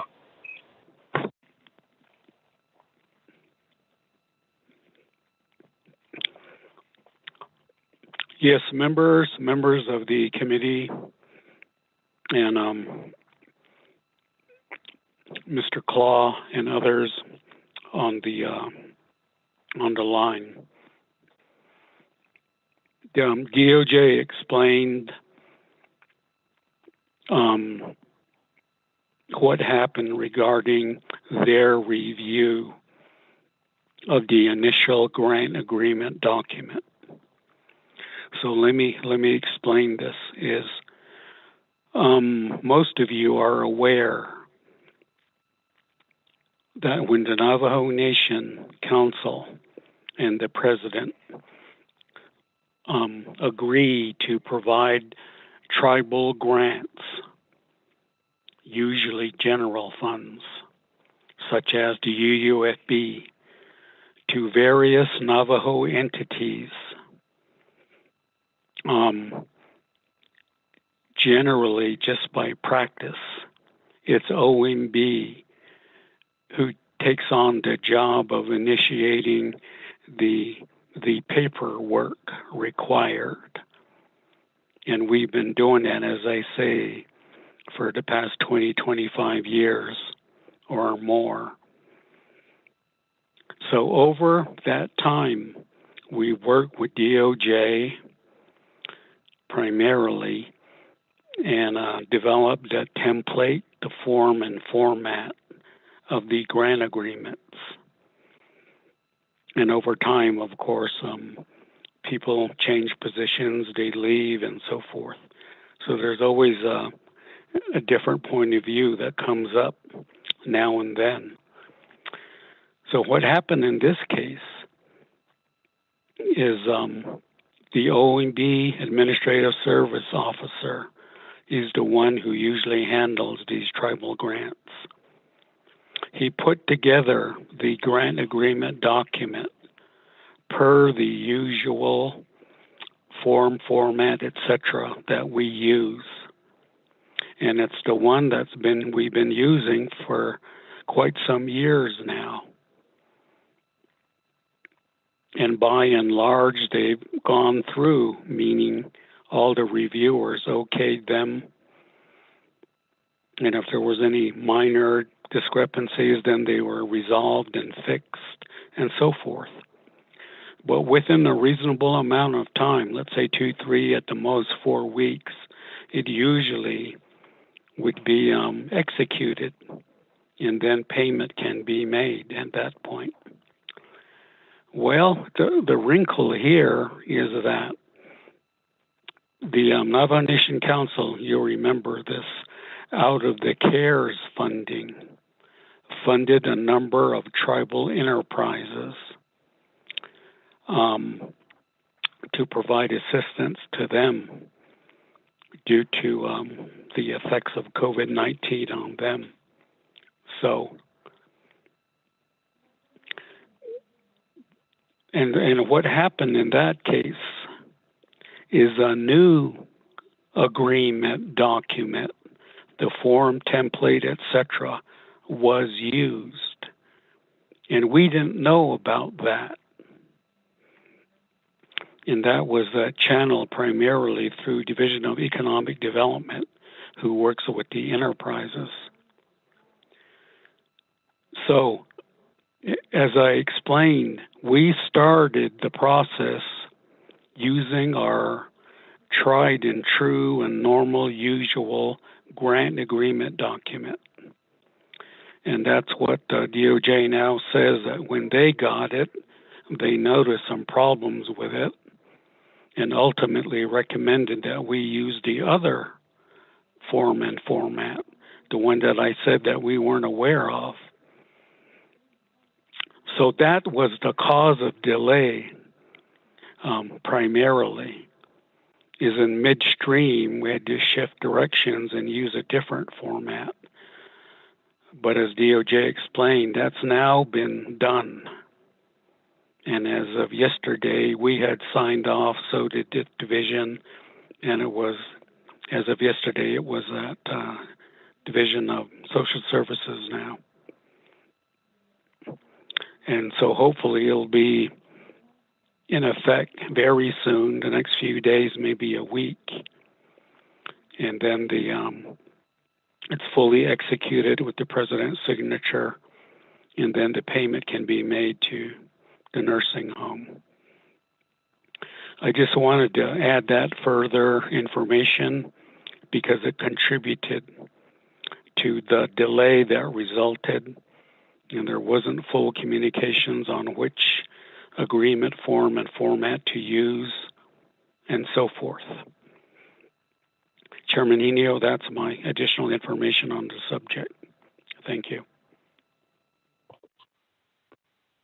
Chair, this is Controller.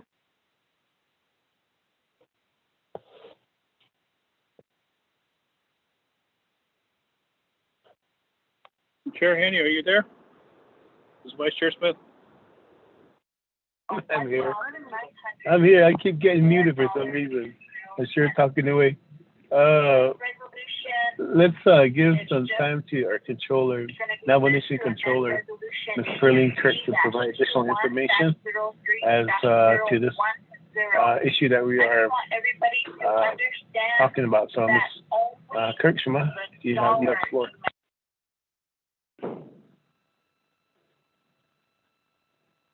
Yeah, Shihad, and members of the committee. I just wanted to make a clarification. I don't have the particular legislation that got passed in front of me, but I'm going to guess that it has some sort of language that says when there's future additional CARES dollars, which now we know that, and call it ARPA, that the nation can recoup or seek reimbursement from additional CARES type funding. That type of language is probably in there, and that would be the reason why on some of these things we treat it as if we're using federal dollars. And as I'm following Mr. DL along, that would, I'm assuming, would be the reason why we use what we call that subrecipient agreement.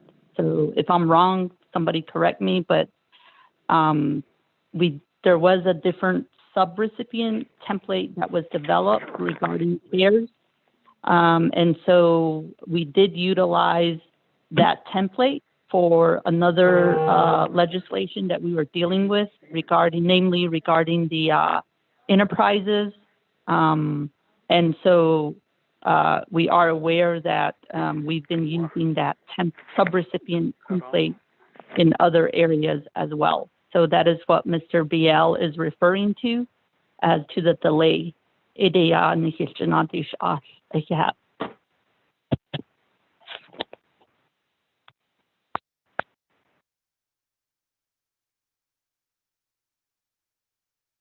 Thank you for that additional information. With this, Budget and Finance Committee members, are there any questions or comments, further questions or comments? Chair Henius, Vice Chair Smith. Vice Chair Smith, you have the floor. Thank you, Chair Henius and Budget and Finance Committee members, and the report that was brought forth. So next year, by this time, Nana, are we going to be in the same situation? Have to have a report and have to have everything brought in front, and then finally things get to move? Or is this going to be taken care of? Or do we have to make a directive to do something in order to prevent this? And it seems like Aswedo Sani, Bada Hayanda, always in the same situation. We even run to the OPV. I remember Mr. Claw coming, and Chair Daniel So and I went over there. We spoke to him. We said, we need to help. We need to help. Japan, and that's not how we should be running business. And that's why I'm saying, Chair Henyo, I don't want to see this next year. I'd like to see this go smoothly and go on behalf of our elders. Yeah, these are federal dollars, and these federal dollars are given to us for a purpose so that we can help those that are in need of help, rather than tying things up and putting the buck on someone's back, as to say. And there's got to be a streamline. Can't be doing this, so I'd like to have an answer on that. What is the way that we can assist? Maybe it's BNF not doing their job. I don't know. Maybe we need to evaluate everybody. Maybe we need to evaluate their duties and responsibility, their procurement. And maybe it needs to be relooked at and drop legislation to make it smoother. That spends time. Time is of the essence. Time is money. And these programs have been there for Kushinache. It's not like they've been just put on board and I don't spit us. And Chair Henyo and Budget and Finance Committee members. Maybe we need to evaluate that and see where the flaws are and see what's going on, and see if we can get that taken care of. We need help from OMB. We need help from OOC. We need help from Mr. Claw. If there's a problem, maybe we don't see it, but if they see it, maybe that could be brought and we could address it properly. Thank you. Okay, thank you for that, Vice Chair Smith. Back to Department of Justice, Adjoa. What are we looking at time-wise, to get this procurement process completed so payment can be made to Chile Nursing Home? Chair, so now that, as Mr. Bial pointed out, the document has started going through the review process, once it comes to DOJ, there shouldn't be a long time for review because the template is something that I've worked on with OMB, as well as what documents need to be attached to the packet. So that should just be a matter of a day or so. And then hopefully, as Mr. Bial pointed out, it can get to OPVP quickly. And if OPVP is in agreement with the documents that are in the packet, have that signed. And as I mentioned earlier, once it's signed, OOC can assign a business unit, and OMB has indicated that they need about a day to enter the budget, and then disbursement can begin per the agreement. So altogether, this should not be a long process, because now that we have a revised grant agreement, everything else should fall into place rather quickly. Chair. Thank you for that update, Adjoa. With that, committee members, Budget and Finance Committee, Vice Chair Smith, I'll defer back to you. Time-wise, does that help you with your concern? Thank you, Chair Henyo. It sounds like an initial step. We need to keep that in pace and make sure that we're not back at the same square one next year. That's why I'm thinking, do we need to amend these procurement laws, or we need to make sure that the ball is not dropped? I know that the procurement law is set there so that we can abide by it, but why isn't it followed through thoroughly by getting a business unit number, a contract number, and getting those things taken care of? It's just as bad as the White Ruins Water Project. That's why I made a directive. White Ruins Water Project is an example.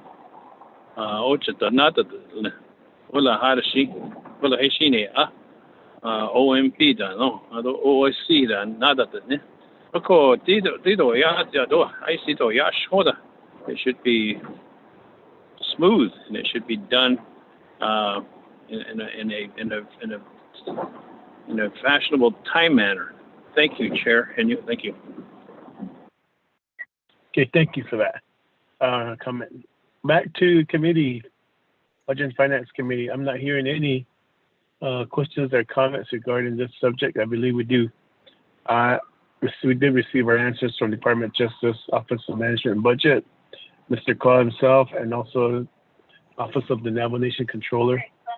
So with this, I'll call for the question. If there's no more questions or comments. Ramona? If this is Adjoa, if I may. Yes. Adjoa, yes, please. Thank you. I just wanted to clarify to Vice Chair Smith's point that this issue is about a grant agreement, so there's not a particular procurement question that is part of this issue. It's just a grant agreement in terms of the Navajo Nation giving money to Navajo Land Nursing Home. Chair, thank you. Thank you for that clarification. So back to Chair Henyo, Vice Chair Smith. Oh, Vice Chair Smith, you have the floor. Thank you, Chair Henyo again. Thank you for clarifying that Department of Justice, if it's grant, then we've been doing those grants, and those grants should go smoothly. That's what I'm saying, whether it's procurement or whether it's grant. If this is a grant, that grant money is there for a purpose, and we're supposed to get that expedited so folks can use it. Hey, now this is the okay, thank you. Thank you, Vice Chair Smith. Any other comments or questions, committee members? I'll call for a question to accept the report. Ramona, if you would lead us on the roll call vote. Okay, thank you, Chairman. Roll call vote for the Receiving report of the Trinity Nursing Home Grant Agreement. Raymond Smith Jr., how do you vote? Chanela Green. Thank you, Chanela. Raymond Smith Jr. votes green. Jimmy Yellowhair, how do you vote? I vote green. Thank you. Thank you, Mr. Yellowhair votes green. Nathaniel Brown, how do you vote?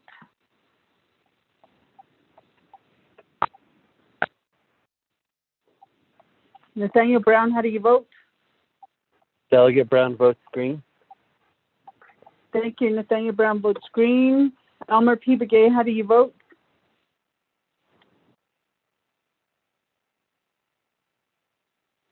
Elmer P. Begay, how do you vote?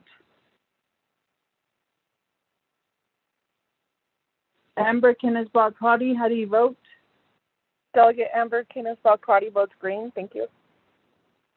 Thank you. Amber Kenneth-Bach-Crotty votes green. Elmer P. Begay, how do you vote? Thank you. Yes. Elmer P. Begay votes green. Thank you. Chairman, we have 5 members voting in the affirmative, 0 opposing. Chair not voting. Chairman? Kashin, thank you for that. Roll call vote. Budget and Finance Committee members accepted the report with a vote of 5 in favor, 0 opposed, chair not voting. With this, thank you everyone for this report. Back to the agenda, item D on the report. I believe it is Peggy. Item D is the Nomination Controller's Office, right? Yes, Chair, it's the ARPA disbursement schedules. Kashina.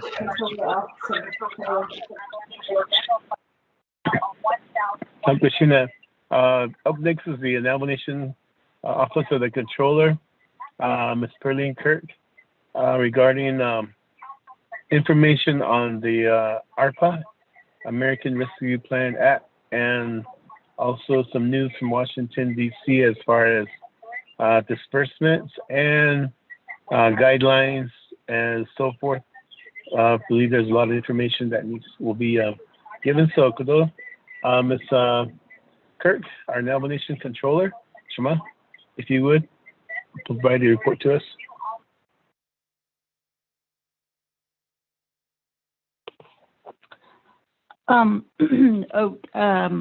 Chair, Chair Henio, Siaj, Otto, members of the committee. I don't have a written report. This came up today, so I'll do my best giving a report given the subject matter.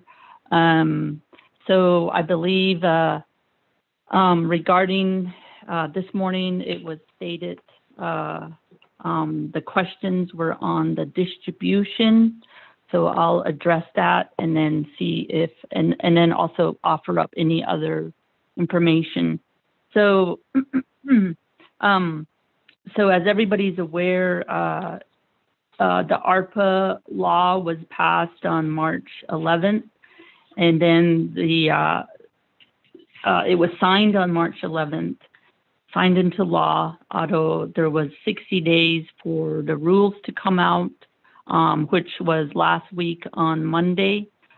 Treasury did disseminate the rules. It's 150 pages. I believe there's presentations and whatnot. 150 pages, obviously, as compared to the CARES, Treasury guidance and FAQs. 150 pages is a lot of pages. It's very detailed. And so from my perspective, ARPA is just as confusing, convoluted, restrictive, just like CARES.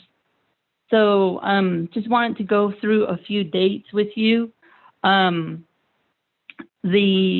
period of performance starts on March 3rd, 2021. Everybody had their opinions on when the beginning date would have been, but they put that in there. And then it goes as far as December 31st, 2024. there's a few differences, but let me first talk to you about what is immediate at hand. There is a May 24th, 2021 deadline. Essentially, that's to in my opinion, that's just to essentially appoint a contact person. I believe, and I'm probably missing it, there is a Treasury webinar on that going on right now. So I believe that the nation's contact person should be OMB, namely Mr. Cordell Shorty with contracts and grants, being just the contact person. So they're usually the contact person for all the other grants, etc. So our office, myself, regarding CARES, I've certified all the expenditure reports, the quarterly reports that happen with Treasury. So this is, our office has done that throughout the CARES. I think at times I've stated that those reports are very detailed, and they are upwards of 400 pages of all the information that they usually ask for. And so those reports are usually done in a portal system. And so I have to certify all of those reports as to the expenditures. So basically May 24th, 2021 is that deadline. And that also is assuming also that Treasury will go with the enrollment data that was submitted by the nation to BIA, the updated enrollment number. I believe that's 399,494 that was submitted, certified by the president. So essentially Treasury is going to use that. And so Otto, the next deadline is June 7th. 2021. My understanding is if once we go into Treasury's portal, we get the contact person in there, etc., then we'll get an estimation of the first round of payment based on enrollment numbers. So I believe Treasury may already have our updated enrollment numbers that were certified to BIA. And so also in addition, we should also, by virtue of signing up before the May 24th deadline, we also should be confirming for the, I believe it's 1.7 million. It's out of the 20 billion of fiscal recovery funds, 1 billion is equally divided by all the tribes that are confirming and so forth. And so it's a little over 1 million each tribe. That in addition to a payment based on our enrollment numbers. So once that happens, once you do the portal certification, you get funding between 4 to 5 business days. And that's according to the U.S. Treasury. So we have a deadline, May 24th. We have a contact person. They should already have our enrollment data. So we'll, 4 to 5 days from there, we should be able to get the first distribution to us based on enrollment. And the next date would be June 7th, 2021. That is the deadline for the employment numbers and to request the second allocation. So a year ago, the nation has submitted employment numbers. They will have our information, Treasury will. So we just need to go in and confirm that it's the same or it has changed, etc. And so the second payment will be based on that as well. So a few other things I just want to mention. So those are the immediate deadlines in what needs to happen to get the ARPA funding allocations out of the Fiscal Recovery Fund, which is, as you know, is total $20 billion for all tribes. So just a couple things. Before I move on, I will mention a few other things, you know, outside of the $20 billion FRF, Fiscal Recovery Fund. I am aware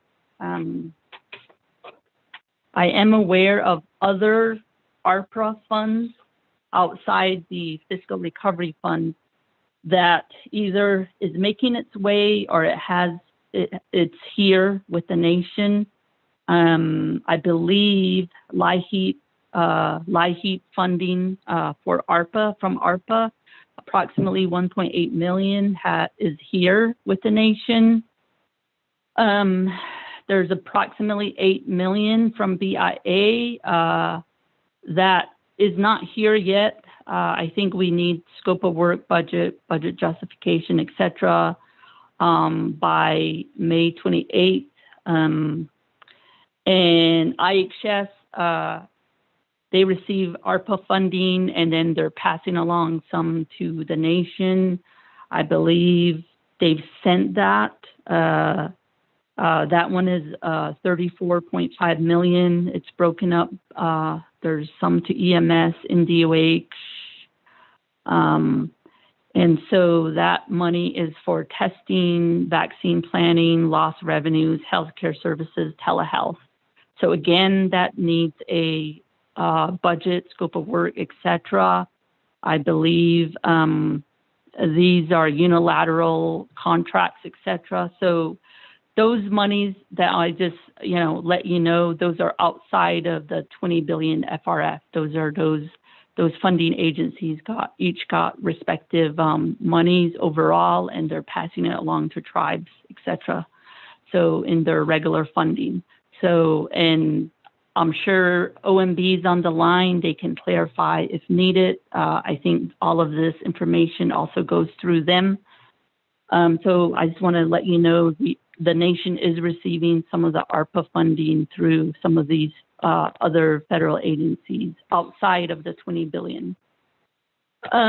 So that wanted to let you guys know that, the committee know that. The other thing is the nation just kind of gives some highlights on the Fiscal Recovery Fund under ARPA.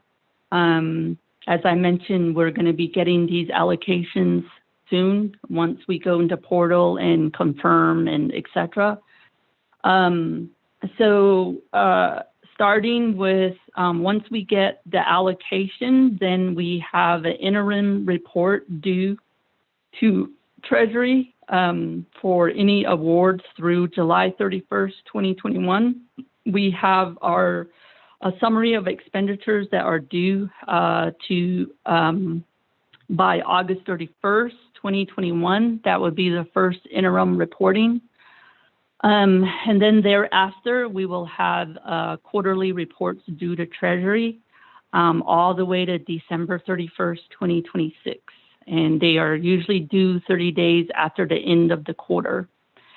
So I just want to let you know about the reporting requirement. Again, it's the same as CARES. It's just going to be as detailed.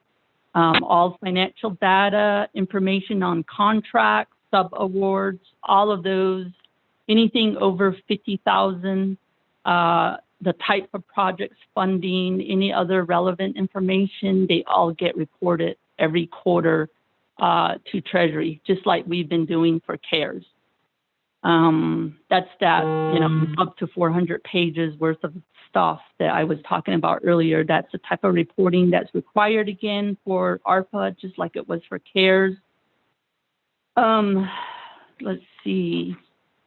The other thing I just wanted to let you know, the deadline to expend the fiscal recovery funds is December 31st, 2026. They have a different rule now. It's not, incur has a different meaning. It's not just to, expend and obligate and pay, or expend and obligate. There's a different definition. So you can actually encumber something and then pay, after December 31st, 2026. So there is a liquidation period also. So as of December, sorry, I got my dates mixed up. So there's a deadline of 2024, December 2024. By that time, you have to expend or obligate. From there on, there's a 2-year liquidation period to December 2026. So you have to expend everything by 2026. So you can obligate on December 2024 and then wait to expend it by 2026, just so you know.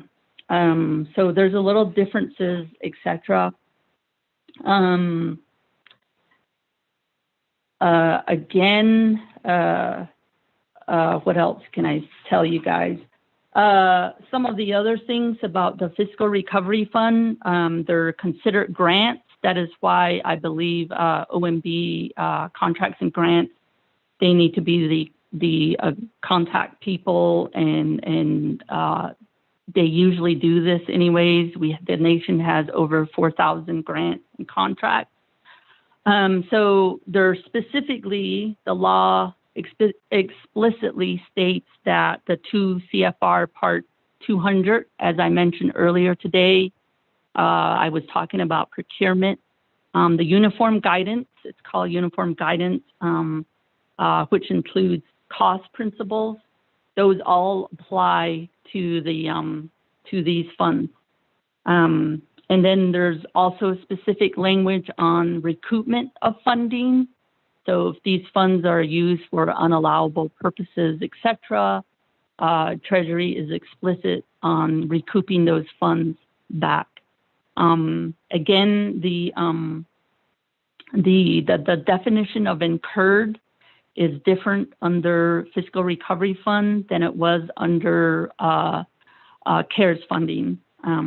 So it's utilizing more of the uniform guidance definition. And then also the Navajo Nation as the prime recipient of this grant, we're still responsible. So there's specific guidance on transfers to other entities, and those transferees, your nonprofits, your enterprise, your chapters, they are subrecipients in accordance to the uniform guidance. So with ARPA, ARPA, and FRF, the law is more specific in terms of the uniform guidance and the requirements of those things. So that's a huge difference. Just wanted to let you know. I believe that's what I have up until now. There are a lot of, obviously 150 pages. There's a lot of details. And so we're going to have a lot of work ahead of us in a lot of these things. All of these things require supporting documentation. And so, so we're going to have to figure out a lot of these things on how to account for those things and how to audit prep, be prepared to make sure if Treasury at any time comes in, then we're ready, as is for external audit requirements. These are subject to the Single Audit Act, so the nation's single audit. So every year from here on out, all the way to 2024, we'll be dealing with ARPA in terms of our audit scope. And then also, I mentioned earlier about the nation's audit. independent audit, which is financial and single audit. We had some CARES transactions that were audited. We still have a lot of CARES transactions that will need to be audited next year. So we're not done with CARES audits. And then also we're beginning with ARPA requirements. So just wanted to emphasize that as well. So I believe I've touched up on most everything that I wanted to report to the committee on. So I'll stop there. Chair, yeah.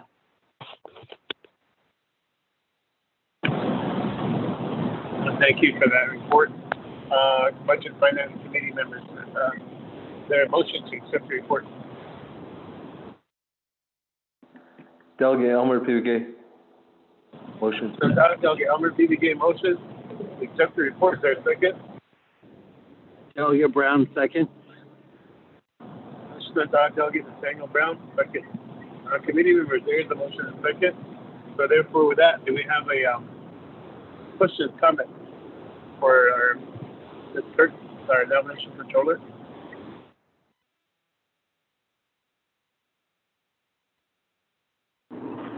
Chairman Daniel, this is Delegate Crotty. Commissioner Da, you have the floor. Thank you, Chairman. Controller, thank you for your report. I am trying to listen to the U.S. Treasury leadership meeting at the same time, so I'm understanding there's a conflict. I think what's important to note is for the committee in terms of how we move forward with planning out the ARPA funding, and your comment regarding that, CARES was highly regulated.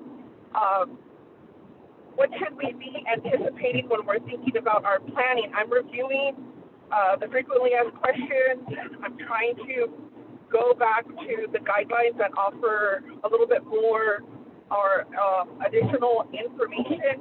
I think if we could have some kind of what we would call a cheat sheet or high-level summary of just some things that may not be included so that we're not spending a lot of time and energy in areas. So, so far I found, areas like we can't request, I think it was like writing off interest or like writing off certain financial impact to the nation. So I think, either like as investment committee or some of our other loans, should we anticipate to have those conversations about what has happened to any of our portfolios, or when it comes to revenue, seeing that the revenue projection, are there any anticipated revenue projections that we should consider from the nation's standpoint, and understanding that the enterprises will be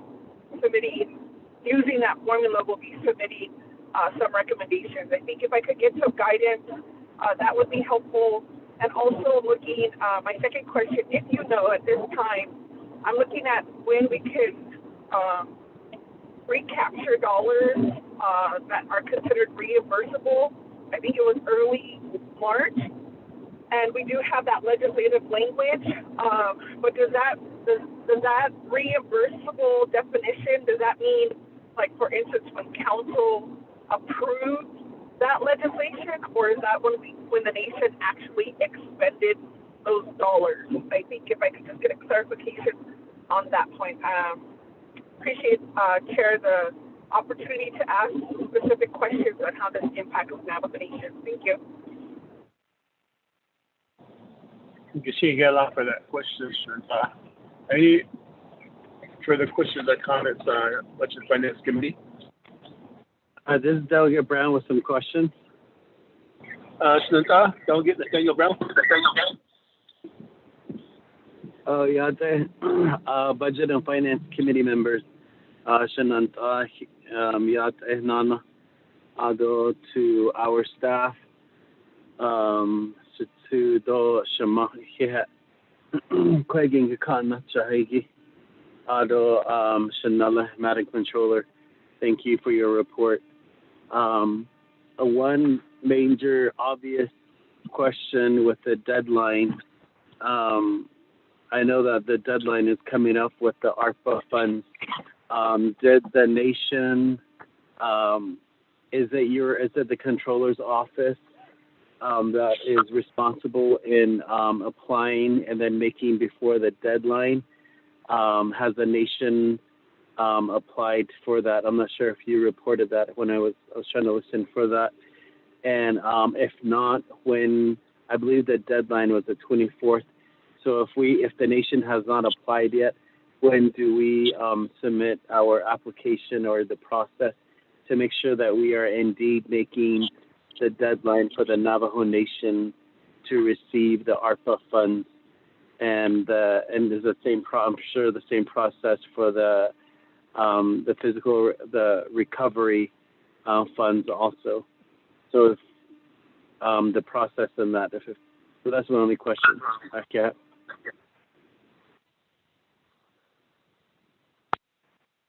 Okay, thank you for that question. So I'll defer back to our Nation Controller, Ms. Sterling Kirk, for a response. You have the floor, Jamal.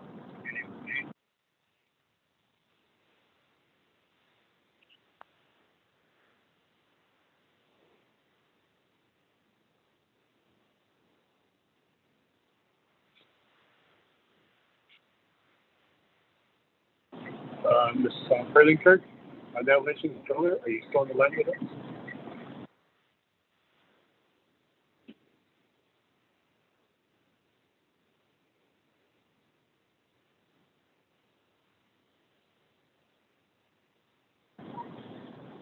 Ms. Kirk, Nation Controller, are you on the line?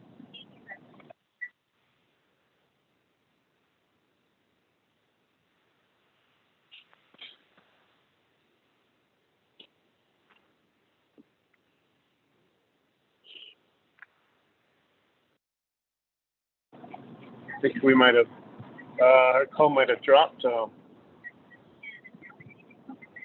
Can anybody hear me? Yes, I can hear you.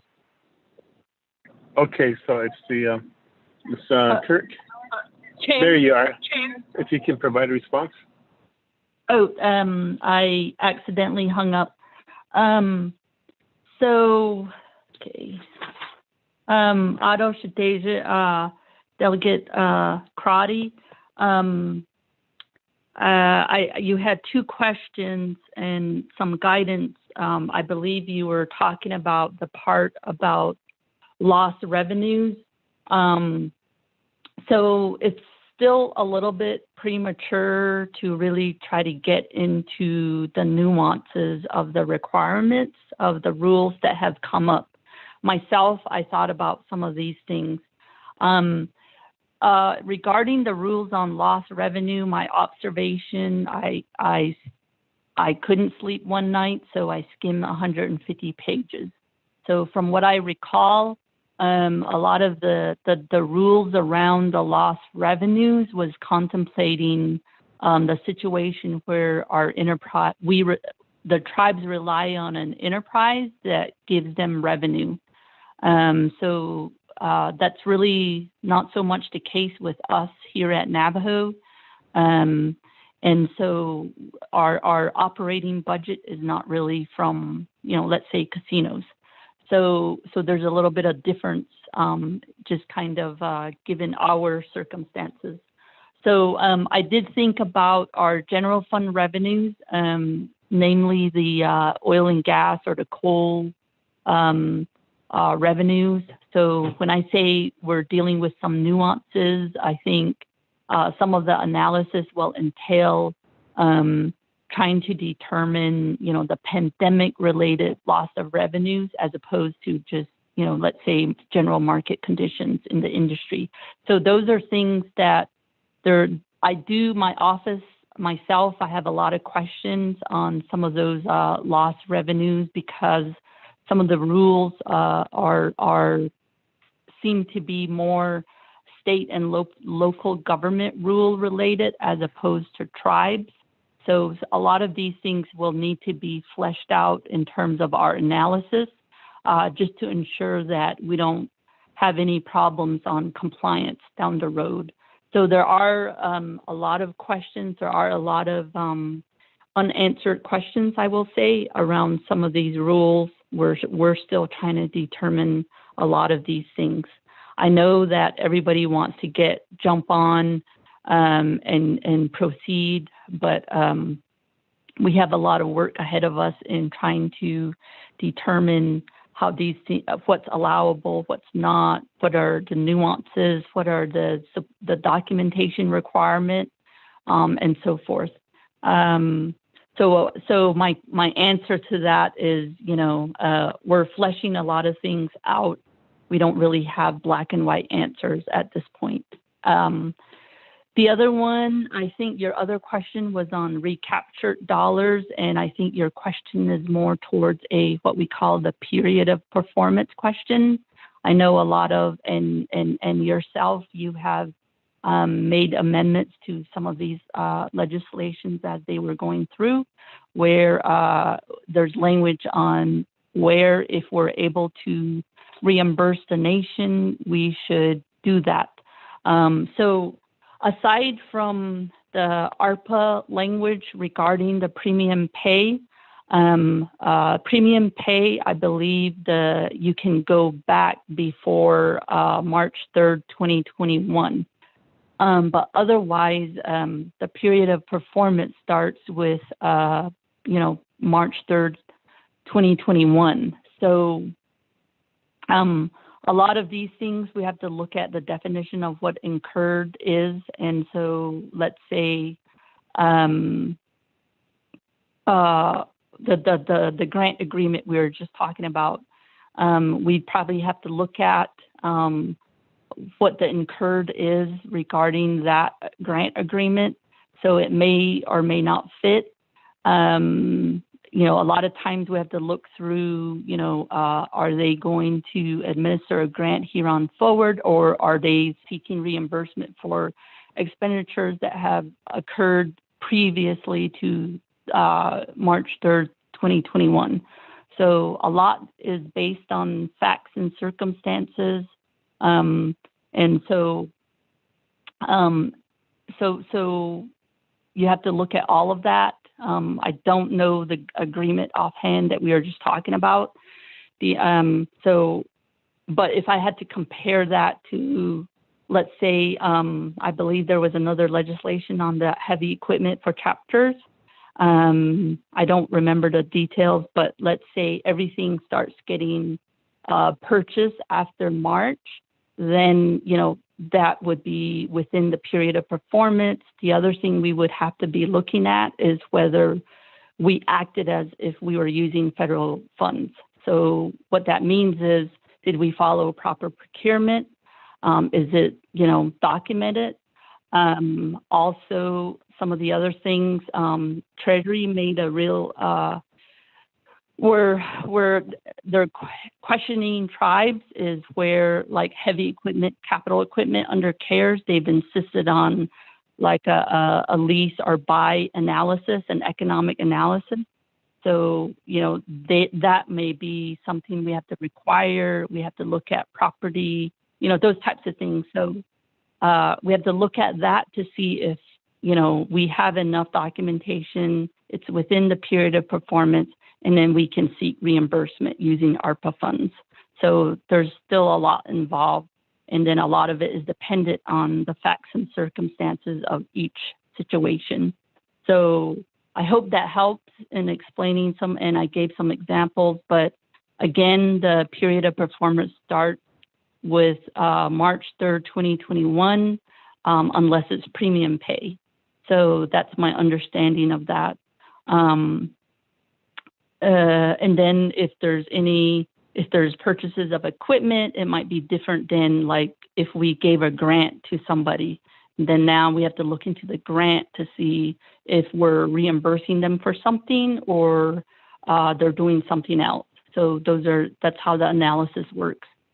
Otto, Chanel, Delegate Brown, I think your question was on the deadline. We have an immediate deadline of May 24th, and then we have one on June 7th. Again, I believe our main point of contact is the one that would be dealing with that, and I'm assuming that would be, OMB contracts and grants. That's normally what they do with all the nation's grants, and this ARPA money is considered a grant.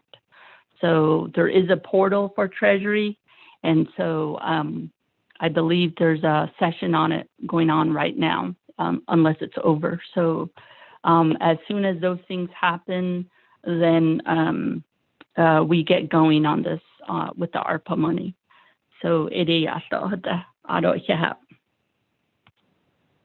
Hey, thank you for that response. Committee members, any further questions or comments?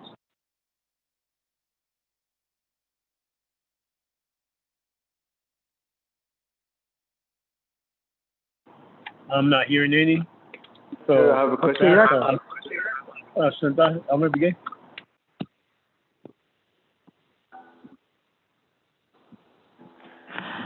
Chair, can you hear me? Oh, I can hear you. Okay. Yate, no, not done. Being a committee member, so I wrote Chichildo. I wrote Shumado added Controller Kirk. Okay, I don't know regarding the base, I didn't know Tahagi. So you mentioned that the contact person that's going to be there, you get a OMB, the base of the so the person, the contact, should not Mr. Cordell Shorty, I don't know. Once they put up portal, you can certify that. Then need to go. Certified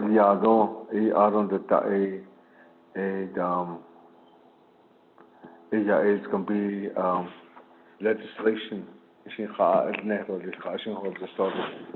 So, but you mentioned that there's going to be interim of the internet, it's going to be in July and October. A quarterly report back in the net or the know that. So does that mean that the legislation has to be approved by the whole the three-branch government? How this money will be used, and then on the expenditure part of it, you report back in the net of this. My question will be, I hope it doesn't happen that way though.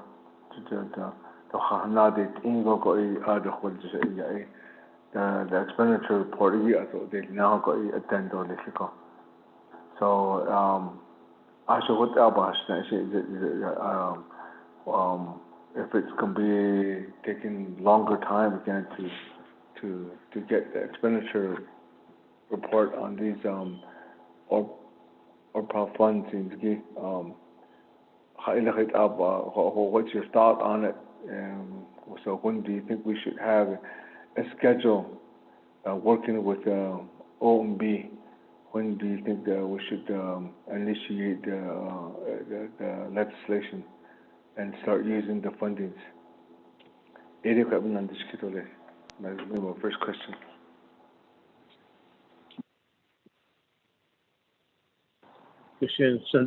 Delegate Jimmy Gill here. Okay, yate nanu stila arodat horitsarat stila.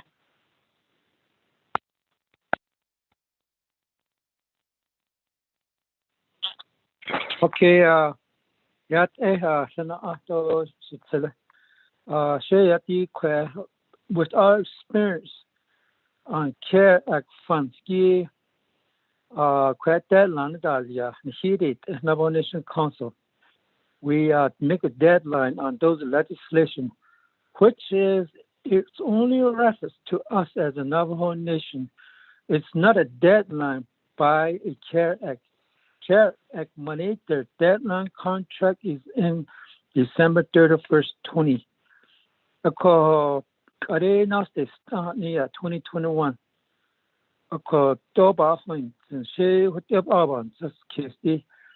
Didn't hit deadline, and there's one right now already by Pearline, Dr. Yellowman, Pearl Yellowman, Kaila Kadnan, Yati for the chapter project. That's 9. And she federal government either. I don't want to confuse you.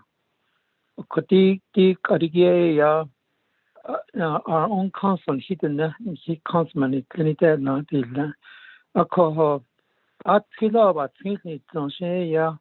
we could amend those deadline with the legislation immediately.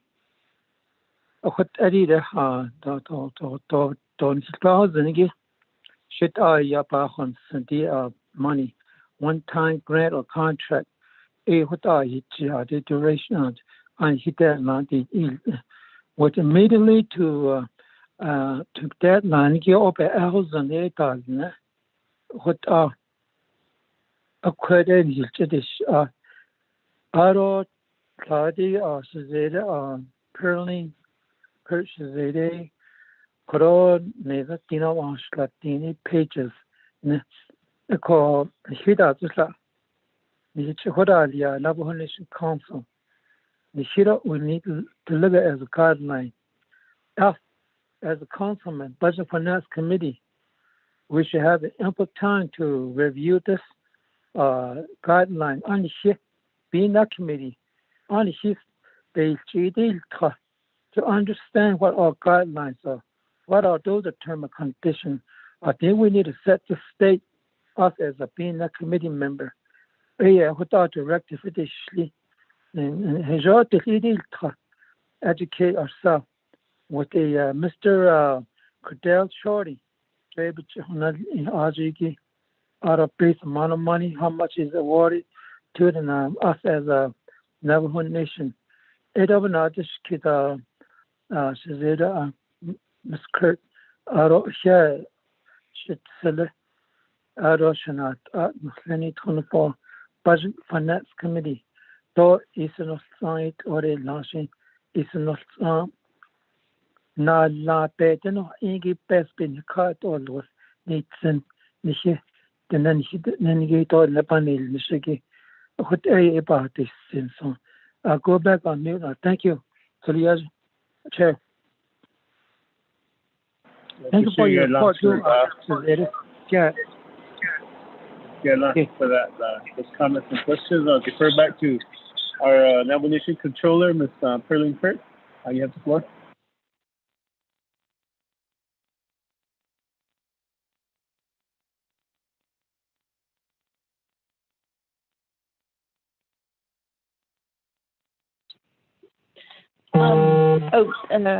Chair, members of the committee, Otto Kudopan Daidikidiki,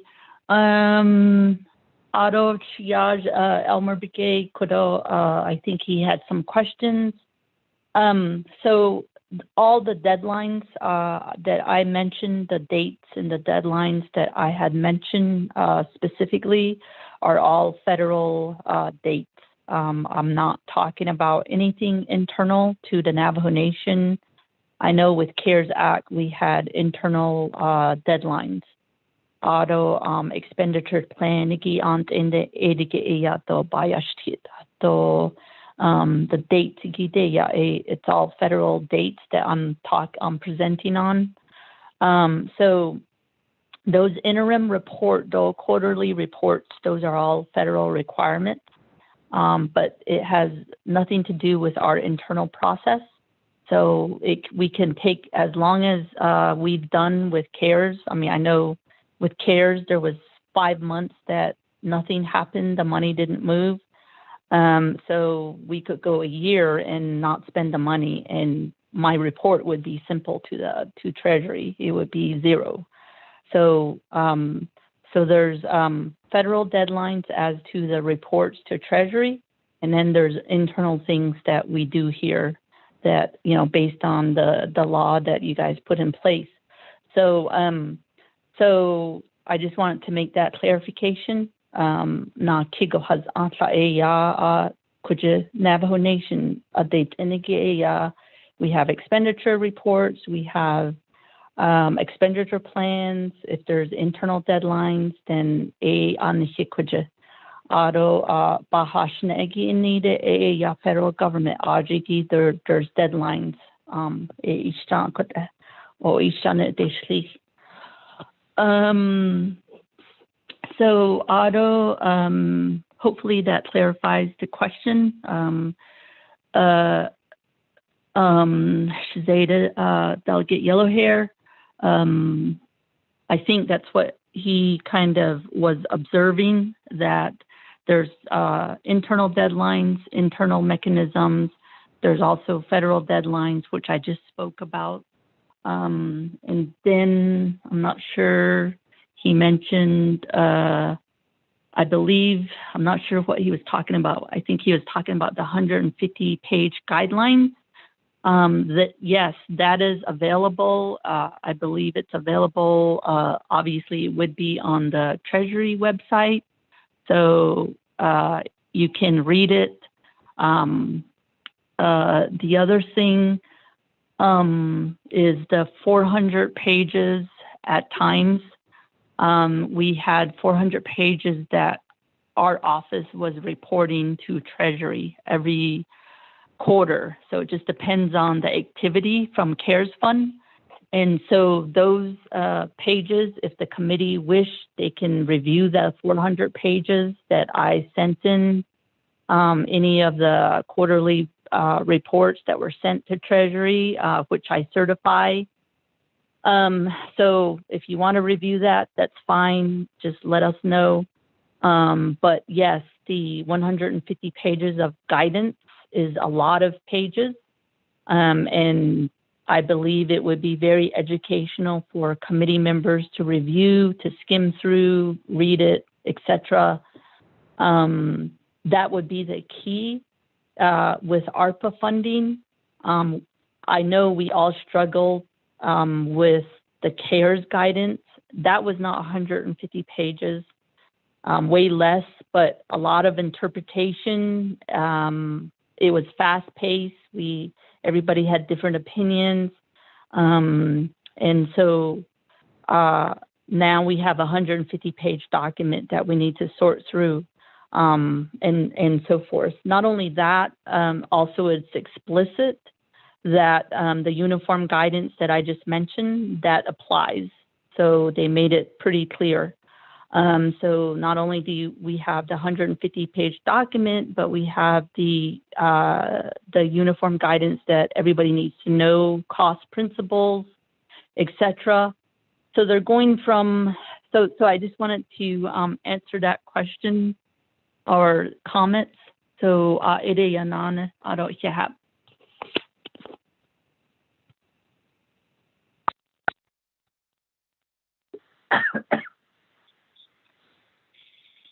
Okay, thank you for that response.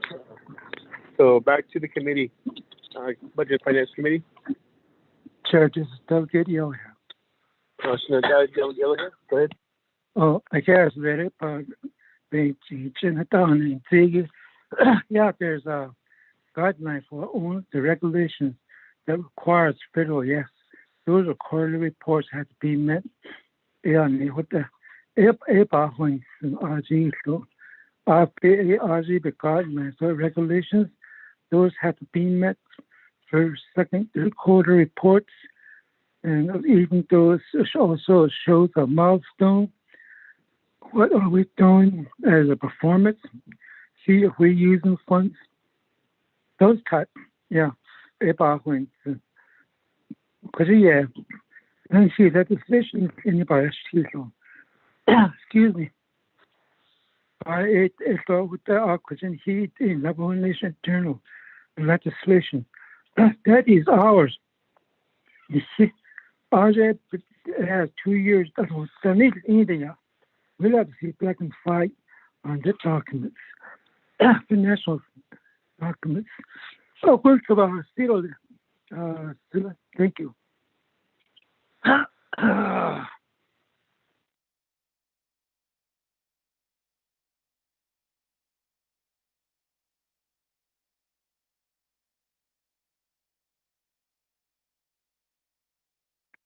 Okay, back to our controller, Ms. Billinkert, for response.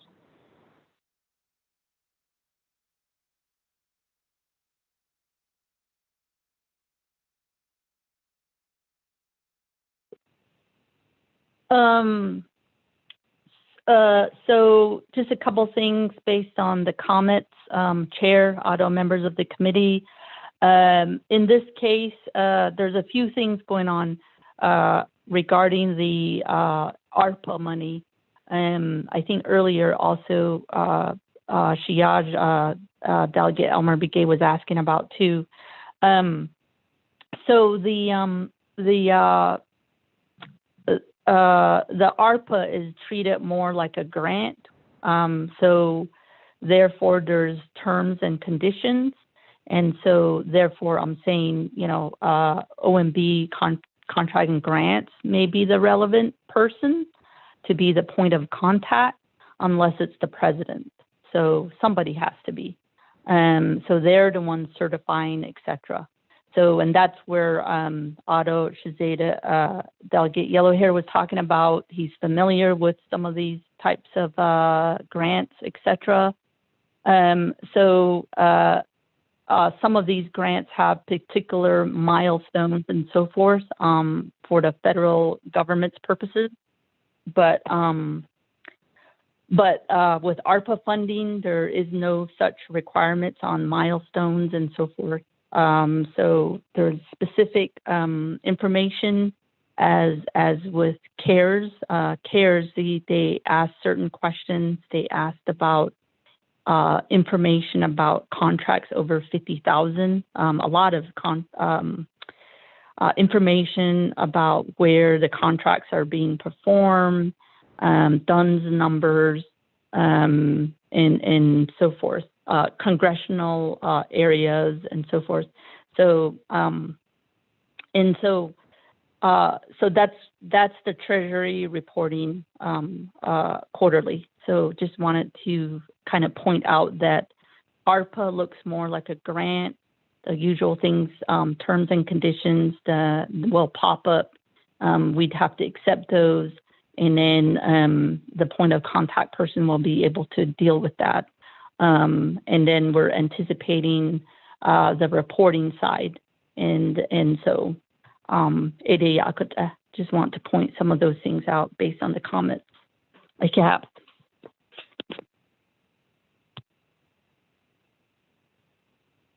Thank you for that response. Any further questions or comments, committee members?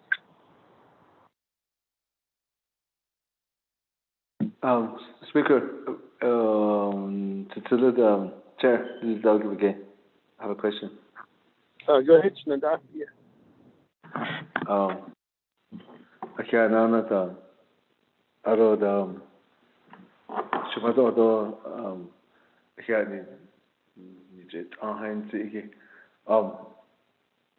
so now we cannot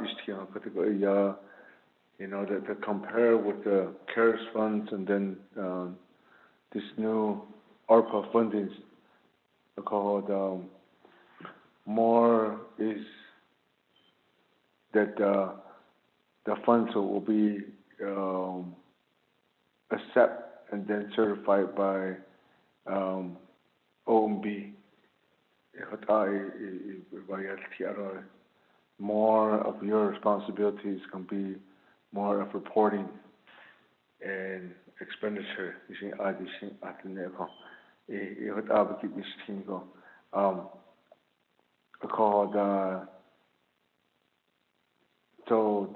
was asking the legislation.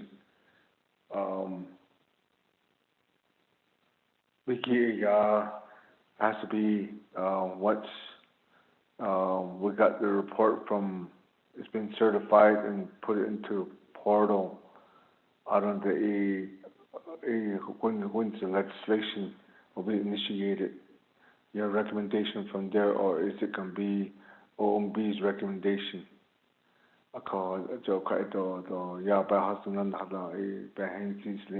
President to be the contact person.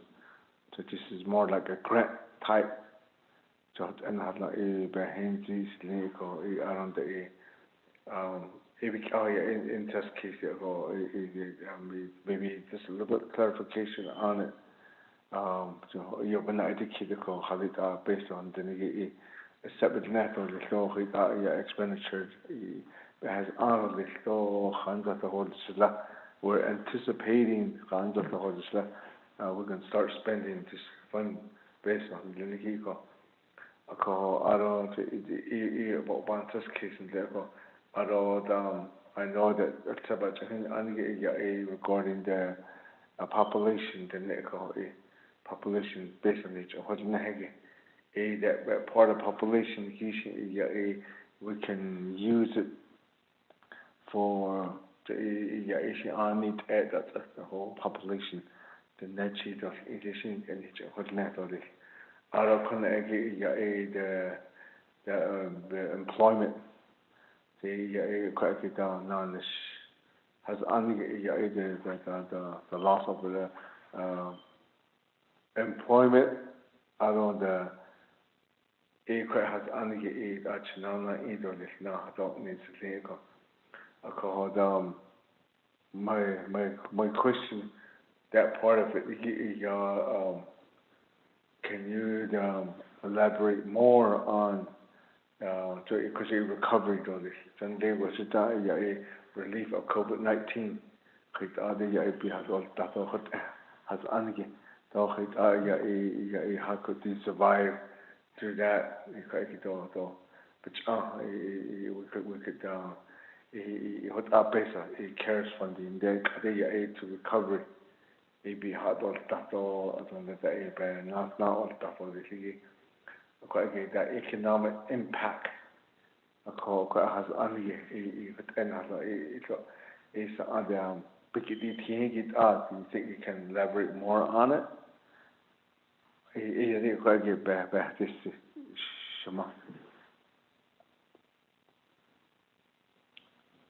Chair Henio, that's my question. Thank you for that.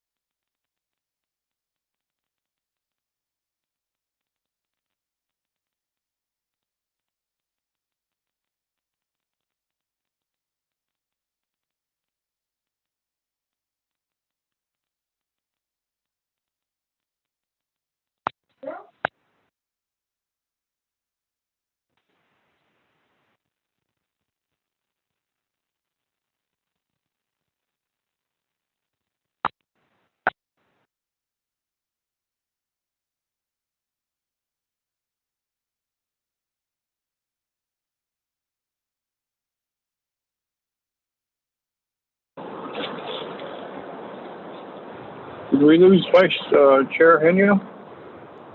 I think we did. Akoshi, was that the end of your question on behalf of that? Oh. Akoshi, committee members, do you have any other questions pertaining to this report? Vice Chair, I have some questions. This is Delegate Brown.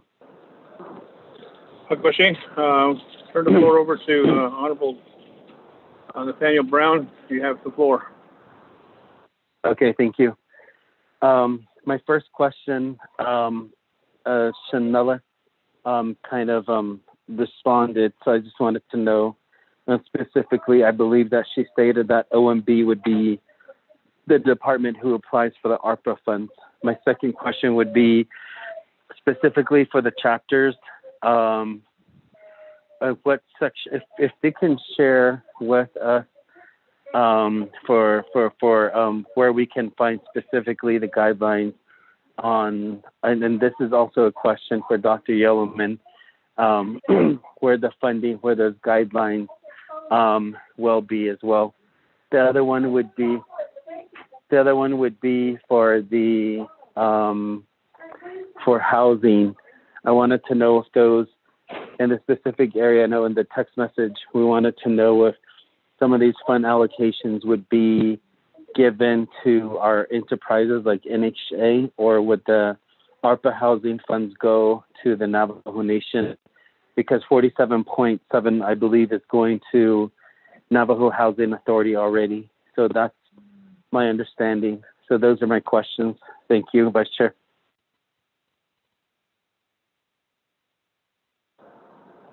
Goshen, Honorable Brown. Committee members, we have Honorable Vice Chair Otto So on the call with us. Before I give him the floor, he wants to ask a question, but committee members, do you have any other questions?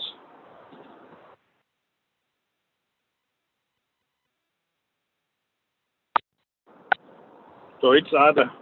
Honorable So, you have the floor on a specific question on behalf of this report. You have the floor, and then we'll turn the floor back over to Madam Controller.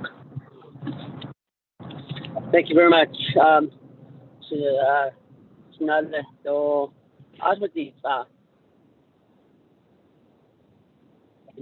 you guys hear me? Yes. Okay. Well, I appreciate the time, Budget Finance Committee, though, and keep this in the report from Dr. Yellowman down to the discussion pertaining to the budget, and now to the ARP. But just two basic questions. I just want to know is that one, Madam Controller, we are aware that the Navajo Nation Council has appropriated some dollars to programs and entities utilizing our general funds and inputting the language that are included. Just wondering if the Controller's Office has those requests or for reimbursement all in line, so that when the ARPA dollars come in, we can move forward to get the reimbursement back to the nation, fall or other aspects of our travel operation. The other is it was pertaining to the budget. I know we moved on, but I wanted to ask is that we know that we're getting a big lump sum in the ARPA dollars, but we are aware that the dollars are going to be have deadlines up to 2024, and then be 2 years beyond. You know, as long as the funds are encumbered, you know, by that certain day, you know, you have 2 more years to expend the dollars. But what I'm getting to is that with the Navajo Nation budget cycle, and are we gonna be spending these dollars in physical years, or are we just gonna appropriate one lump sum and each year of the physical year create a form of carryover for those programs or entities that receive these dollars? And I was just wondering how it's going to coincide with the Navajo Nation budget process. Yeah. Go ahead and turn the floor back over to Madam Controller. Controller, you have the floor.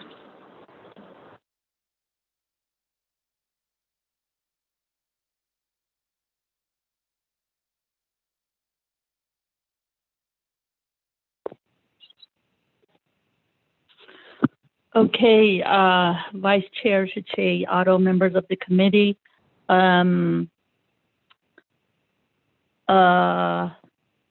believe Chanel Delegate Brown had some questions, 2 questions.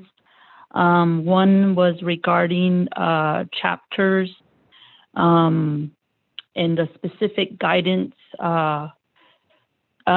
So for chapters, and not just for chapters, this is for what we call, well, let me back up. The Navajo Nation would be considered the prime recipient of the ARPA funds. And again, they will be grant funds from the federal government. So any money that goes from, they will be utilized in a couple of ways. One would be your straight out paying for goods and services. So if it's services, then you go in, you're paying somebody on a subcontract, a vendor. So that's one way the money goes out. The other, and then the other way is paying for goods to a vendor. The other way the money goes out is you're subgranting to another entity to administer the monies on your behalf, on the nation's behalf. So you're subgranting, they're called subrecipients. And I think we all learned, and we all say subrecipient these days. So these subrecipients is anybody from, your nonprofits, your enterprise potentially, and chapters. So chapters will be considered subrecipient. They will be getting a subgrant. And so that 150-page document that Treasury took out, published last Monday, that has some language, look for language having to do with transfers, look for language that has to do with subrecipients. So it does talk about transfers to other entities other than the prime in the form of a subgrant, and they're called subrecipients. So specifically, what's different with ARPA is that they are very explicit about saying that what we call the uniform guidance applies. And that is the law that can be found under 2 CFR 200. So Code of Federal Regulations. And there's a lot of things that they have under that law, including subrecipients. Subrecipients who get over $750,000, they are subject to the Single Audit Act. So there's rules around these things. So if your chapter get over $750,000, they are required to have a single audit. And then also they're also required to have, internal controls. For us as the prime, we also have to monitor them. We also have to assess the risk. We also have to do what we call cash management. So we can't just give them a whole bunch of money and then we set them up to fail. So those are a lot of rules that are spelled out in the uniform guidance. So that's the type of thing that we've done, our office has done with some of the subrecipients. So, so any transfers from the Navajo Nation to subrecipients, those are the relevant laws and rules that apply to them.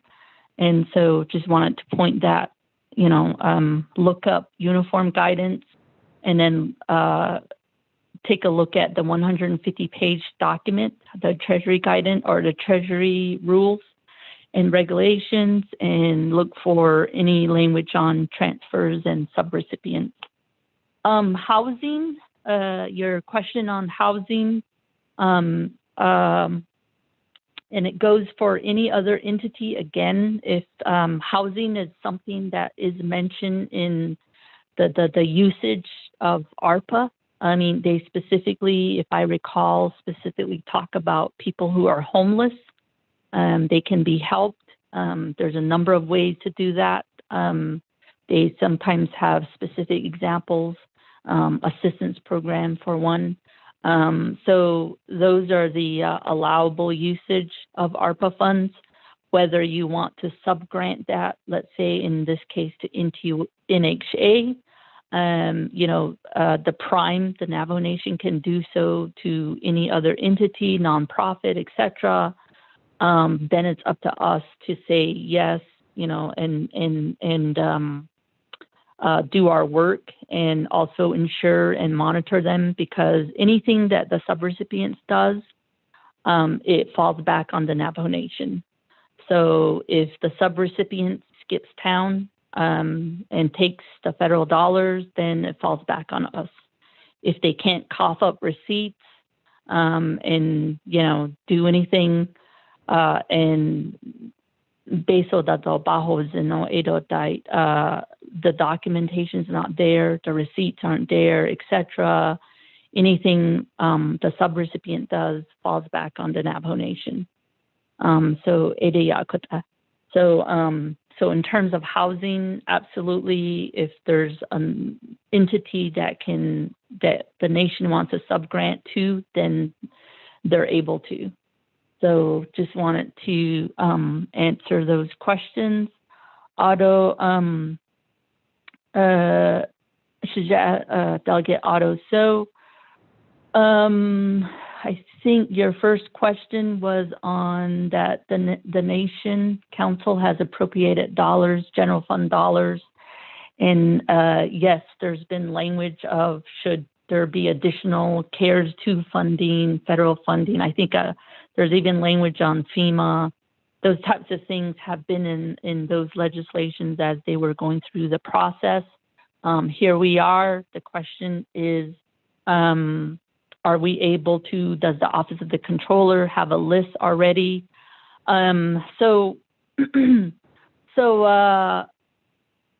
The language is in these various legislations. Our office has done everything we can to ensure that when the time comes, the nation can reimburse itself. There's a couple of things I want to point out. Number one, when the rules came out, I mentioned this earlier, I talked about what's called the period of performance. And then Shadeja, Delegate Karate was asking about that as well. The period of performance is key. So if we've done this prior to March 3rd, 2021, it's probably not reimbursable. If we've done it since March 3rd, 2021, you have to look at what the transaction is. There's a lot of things we have to look at, depending on what kind of action was taken. For example, community development was charged with helping chapters buy heavy equipment. If that transaction has taken place after March 3rd, there's supporting documentations, everything's there, we have it properly tagged. The chapter has to agree to follow federal rules on property, namely that an auditor 2 years from now says, let me see the tractor and, let me start it. Is there insurance on it? Is it maintained? Those are things that the chapter has to agree. So those are all the federal requirements on property and maintenance and insurance requirements. Those are under the federal rules. And then also just the purchase of it itself. If the purchase documents is all there and we followed procurement, I know our office has been busy assisting with that. Any of those online requisition documents that came to my office, we signed it, as quickly as we could. So all of those things, we have to act like we've used the federal monies in order to reimburse ourselves. So we have to be satisfied that we followed everything. So in those situations, we can reimburse ourselves. So we have to follow period of performance, all acting as if we're using the federal dollars. Everything's supported by documentation. We follow procurement. Then we can have a list of these things that can be reimbursable. Again, that takes time to say, everything's there, including the chapters agreeing that they will follow federal property, etc., going forward. So those are things we don't have readily available, a list, a number. It will take time to sort through all of those things from my office. The other question was on the budget cycle. I think your question was the appropriating of ARPA funds. How does that interact with the Navajo Nation's comprehensive budget process? I'm not sure if earlier you were here. I did make the announcement that due to the disruption and the events that happened last week, our external auditor is whether they will increase audit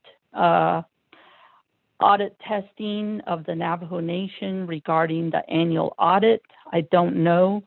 They're independent for a reason. They'll figure it out on their end.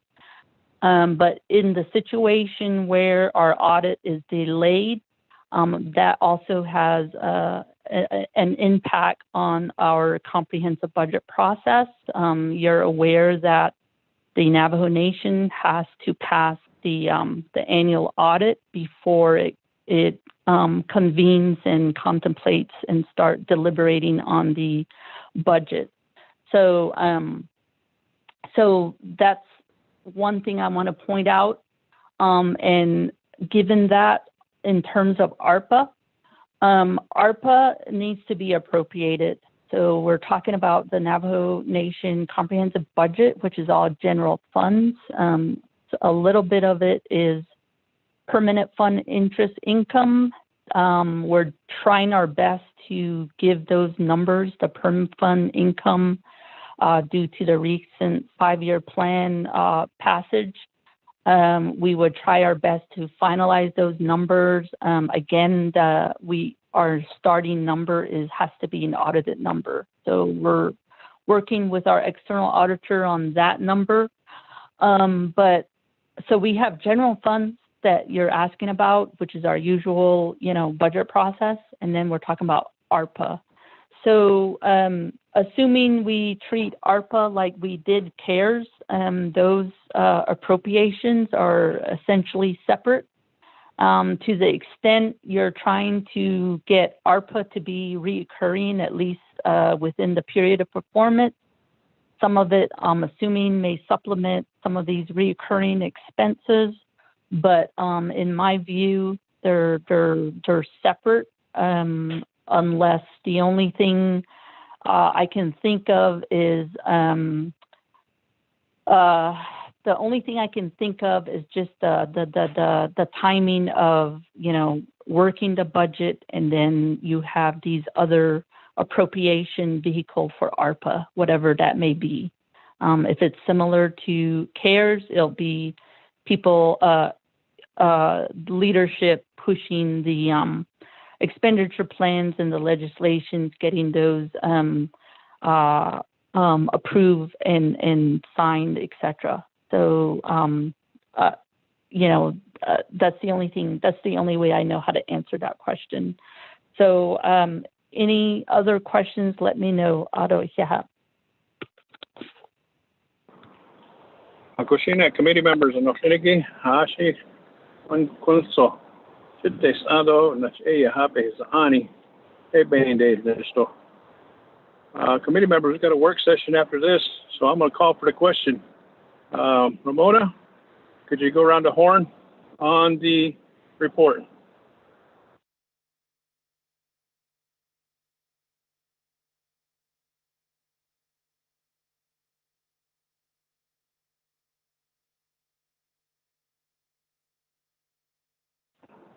Ashwatita. Yes, I can hear you. Hakoshe Ramona, Ashwata, go around the horn on the report. Can you hear me now? Oh, I was muted. I'm sorry. Jimmy Yellowhair, how do you vote on the update report for ARPA?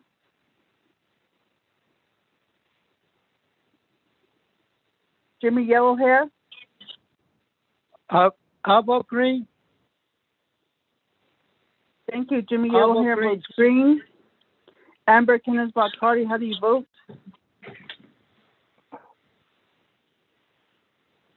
Amber Kenneth-Carty, how do you vote? Elmer P. Begay, how do you vote? Actually, I vote green. Thank you. Elmer P. Begay votes green. Nathaniel Brown, how do you vote?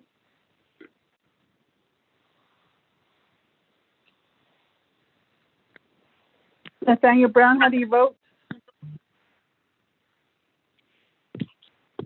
Delegate Brown votes green. Yeah. Thank you. Nathaniel Brown votes green. Going back up, Amber Kenneth-Carty, how do you vote?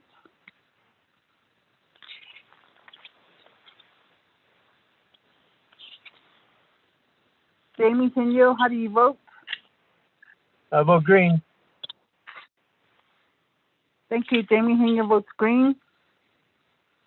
Vice Chairman, we have 4 members voting in the affirmative, 0 opposing, 1 member not voting. Vice Chairman.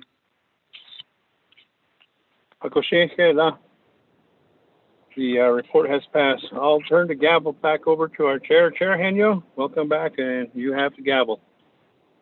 Okay, thank you, Vice Chair Smith, for taking over during this time of the report. Thank you, and we did accept the report, and so right now on the reports we've exhausted our agenda items on the report.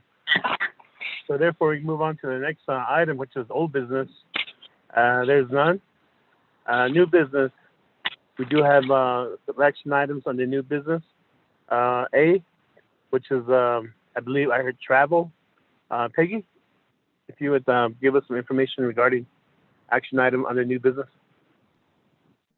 Thank you, Mr. Chair and members of the Budget and Finance Committee. This item, let's see, item A, travel request, is regarding the ranch tour. So we need to, if the committee is wanting to travel to tour the ranches, then we need to set a date for in June, I believe it was recommended. So I just put that on the agenda. Chair.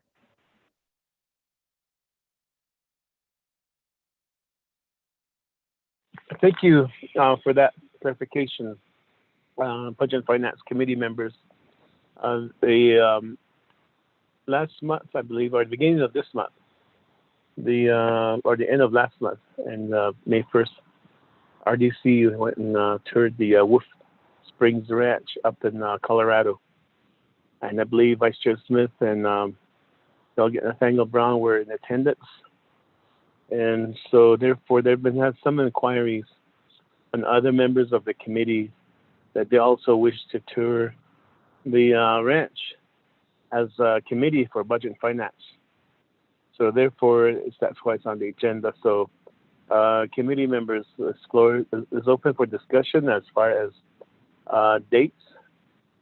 What are the possible dates? Because it takes one day to get up there, I believe. Then spending one night over there in the quarters on campus, and then taking the tour of the ranch itself is another day. Then I believe we stay over on the ranch itself again, and then the next day is travel back. I believe that's how it was set up. And so with this, so let me get some clarification from Vice Chair Smith as far as how many days it took for them to be up there, as he was part of the group. Vice Chair Smith? Thank you, Chair Henyo. Colorado, ranch in Colorado, Wolf Springs. Yes, it does take 1 day travel to, and we spent 2 days up there touring the ranch, and it was well worth it. 2 days does give you adequate time to look at both ranches. We have Wolf Springs and we have Boyer Ranch, and they're both adjacent to each other, but they're also separate ranches.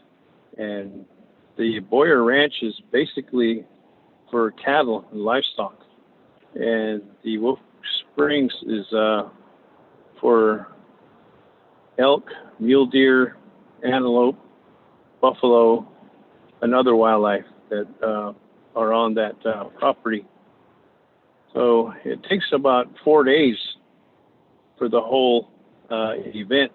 It's like a good 6.5 hours, 7.5 hours, depending on how you're going. If you go through the mountains, that's even longer. If you go around Albuquerque, that's even longer on mileage-wise. That's one of the routes that are to the ranch, and they will set up lodging for us if we do put that in place. And there is ranch houses there, which will accommodate delegates to have a place to stay. And Fish and Wildlife is accommodating to breakfast, lunch, and also dinner. And they're more than welcome for us to come up. That's why we were invited up there. So, with that, Chair Henyo and committee members of the Budget and Finance Committee, thank you.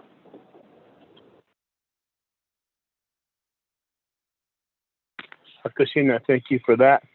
And I believe coordination needs to happen with the administrative staff with Fish and Wildlife. Maybe Peggy, do you have any information on how long it would take to coordinate a site visit? That way the committee could have an idea of how far out they need to plan. Mr. Chair and members of the committee, I was in contact with them by email yesterday, and they are aware that Budget and Finance Committee is discussing this as an action item today. So I believe that Ms. Tom, the department director for Fish and Wildlife, is just waiting to hear when the Budget and Finance Committee plans to set up this tour. So then after we determine the dates, then she will work with us on it, on scheduling it. Okay, thank you for that clarification.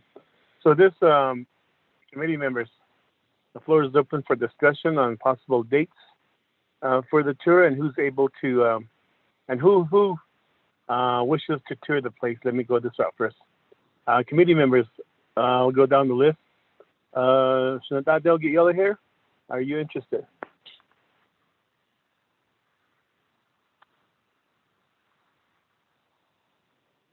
Delegate Jimmy Yellow Hair.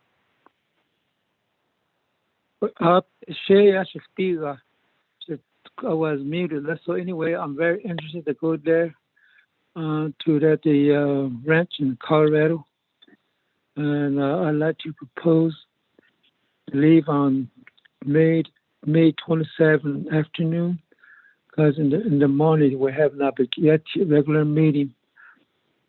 Travel date will be on the 27th, 28th, 29th. May 29th is Saturday, and Sunday is May 30th, and the 31st is Memorial Day. That's on Monday. So I propose give it a date, not on an afternoon Monday I travel, and 28 will take care of business, sightseeing up there, and 29 is on Saturday, and the 30 is on Sunday. What's about her students today? Kushina, with that, going down the list, Vice Chair Smith.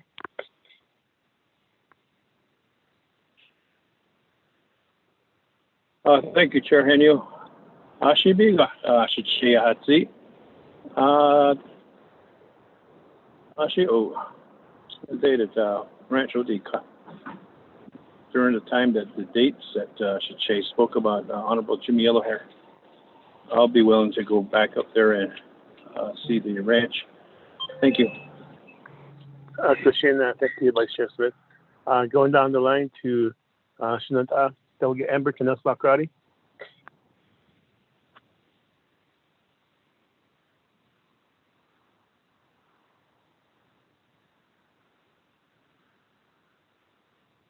Delegate Amber Canes Bakrati. Thank you, Chair. I think it just is going to depend on the date. I do have a calendar and getting ready for the budget season. I don't want to delay the trip if I want to go. I'll just see if I can, if the dates are selected, if I'm able to join you. If not, that's fine. Thank you. Okay, thank you for the input. Shinanta, Delegate Nathaniel Brown. Hello. So that would be the end of this month, right? On May 27th to the 30th. Oh, so that'll be next weekend. Friday. Can we choose? I can't make it on that day. If we can do it a later day, like June, the second week or the third week would be great. Probably, I think he's still working on it. Okay. So you're proposing alternative middle of June? Yeah. I know that. Let me see. Next weekend. Yeah, I have prior engagements that I have other people attending meetings that I already set up. So. Okay. But I was up there. I was already up there, so I don't need to go back specifically for budget and finance. So everything that they're going to cover, I believe that I have all that information. But it's okay if you schedule that date for the other delegates. Okay. Krishna, thank you for your input, Shinanta. Shinanta, Delegate Elmer PBGay. Thank you to the members of the Budget and Finance. I would like to, it's a good idea to go back. It's been a while that I've been there. Because I would say that maybe suggesting that, how about the 18th, 19th, and 21st June begin. Is it okay? But I can go along with Jimmy Yellowhair, the wise person. But that was just my thought. But the third week of June, that was like 8 a.m. Kashina, as for me as chair, I would like to see the ranch too also. Well, it's interesting. But the dates, I don't be out. Jesus, my concern. It's already next week, and I don't know if Peg is able to make those arrangements within such a short period of time.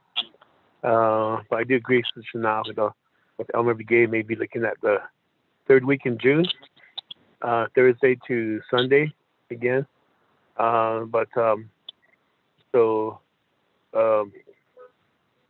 With that, back to Shinanta, Delegate Jimmy Yellowhair.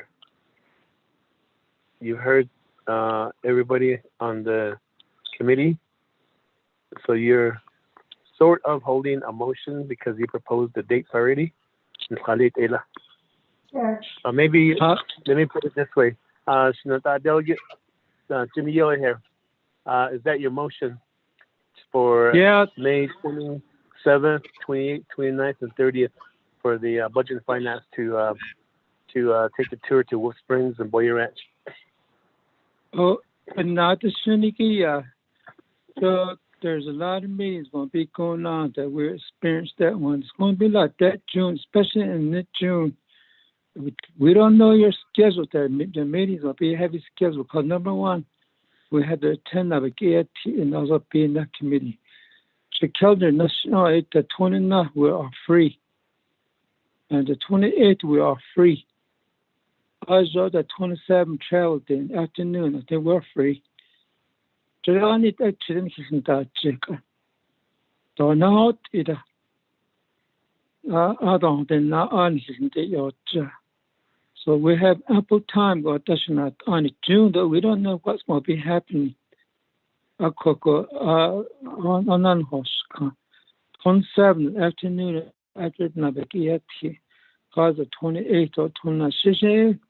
Other leadership chapter meeting, I just going to have to tell them that this is important that I like to attend because the NEPA in Napadat in South Korea, even in even the audit when they had some out of the following Monday, that other on the Memorial Day, the 31st when the HS in the years at Silla Almer when I had daily.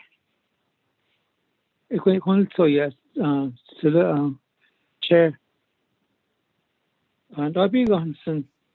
Next week, Monday, the 24th, as Jack Kong here, and wasn't I'll be gone soon. What are you about this? I majority, I think, we're voting on the 27th, 28th, 29th, and the 30th. I got a young Zendo, the on the way on his spells, always something comes up too. That's my justification to Chair. Christina, do you understand that? That's a motion by Delegate Jimmy Yellow here to take a tour on May 27th, 28th, 29th, 30th for the Budget and Finance Committee. Is there a second? That's Vice Chair Smith, second to stay. Christina, second by Vice Chair Smith.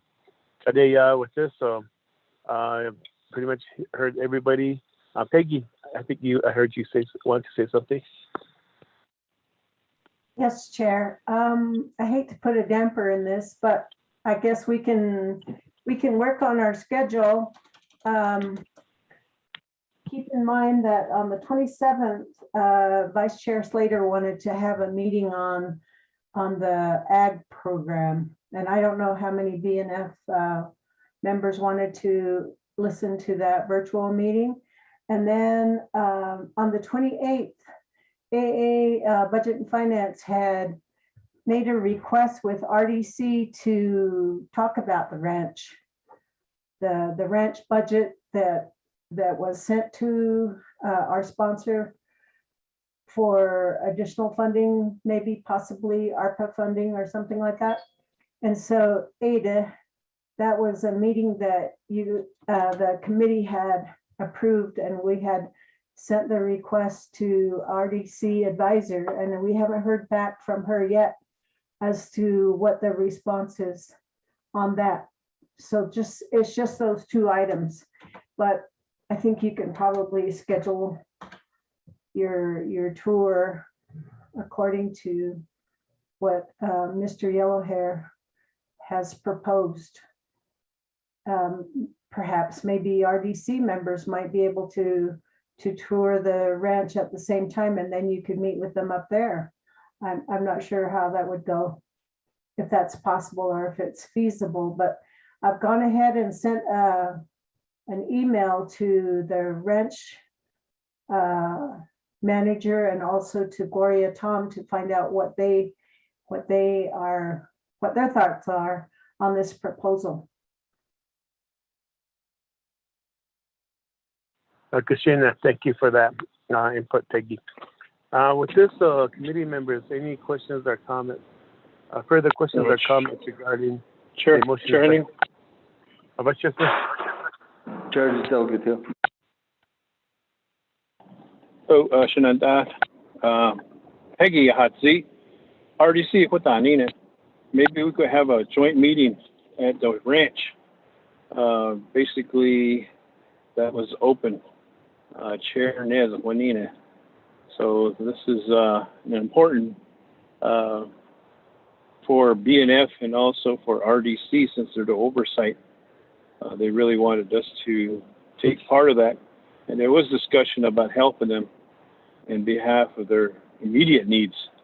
And I understand that the CARES, or not the CARES, but the ARPA money, as long as it's dated after March 3rd, reverse abiga ikito ni even that should ha hakodan hisna not iso kikao che binya with that show the shot so that maybe RDC can meet us up there. If not, at least we can see it and then come back and I not share a hand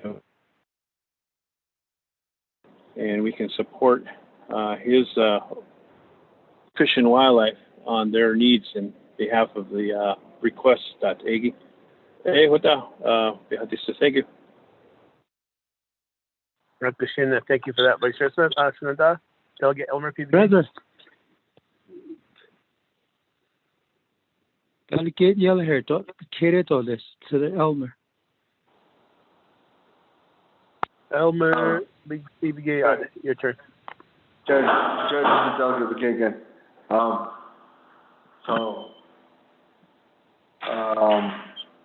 think there's going to be two things that we have to do first of this. To make sure if RDC is ready to meet with us on the 28th, I thought that the one that we're meeting with them, it will be in Shuprap, Naka, office. So that's one question. Other than that, I think that the 28th, the third week of June, I think we will have a better plan in Sonia Banta's case. So I think during that time, we're going to have all our chapter meetings in the plan meeting will be done.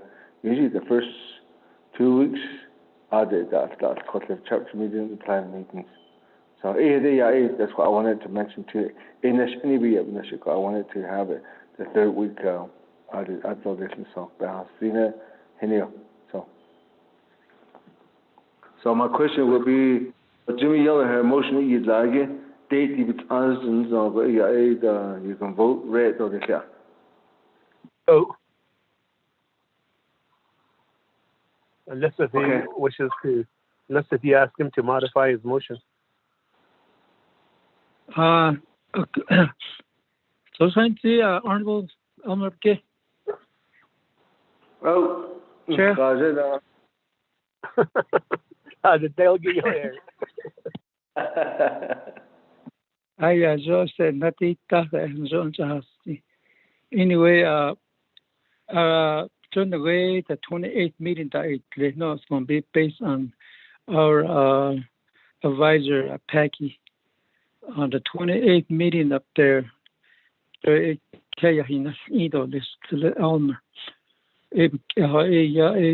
a very legitimate meeting of the 28th audit.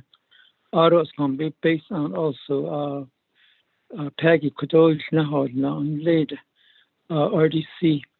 The question of sending needle a big no shame majority to this. And I say we have plans too on the Elmer Eugenie 16, 17, 18. We're very tight schedule, not a schedule said it's going to be very flexible that way. My motion is I'm flexible, and then I know what is based also on my Shatsu, Mr. Raymond Smith, Honorable, that I'll vote with him as on the May 27, 28, 29. Monday holiday, Memorial Day. Jo kunne til Elmer Hartoli. John sent the dog, cause other than that, it's not other than they don't necessarily. It's a very good. We're all two committee jumped over there too. It's about this to the chair, and also a package can talk with RDC. I don't know if could have listed points about Cedar, and I don't know how Mr. My Honorable Smith to the chair. Thank you very much. Listen, Delegate Yellow Hair. So, are you saying that you're willing to change the dates on your motion to June, the middle of June, as proposed by Delegate Elmer P. Like I said, let our advisor, Peggy Nakay, check with RDC. If they're good with 16, 17, 18, just check it on this Peggy, let her check the date with RDC. Okay. So, alternative Peggy. date. Oh, out of packaging, it's not on there. I also look at all this. Not change on. But talk to my our vice chair too. Actually, thank you. Christina, I'm trying to get your motion in order in addition. Okay. Your motion is May 27, 28, 29, 30. But yeah. Alternative, June,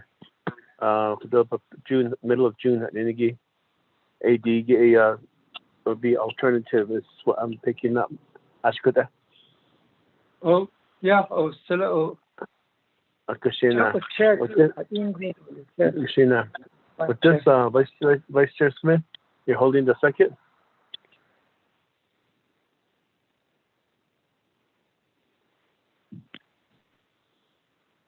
Chair, this is Peggy. Can I ask a question? Hold on. Vice Chair Smith, are you still with us?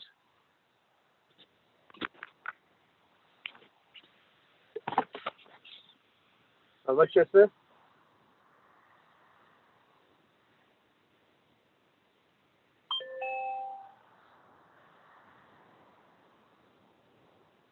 Vice Chair?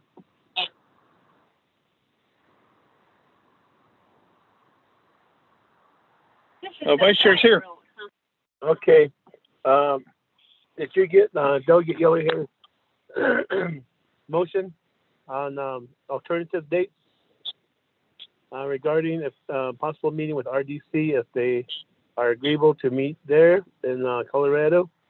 It would be June 17, 18, 19, and 20th. But he still wants to stay on the 27th, 28th, 29th, 30th. But he just wanted to double check with you, see what your position is.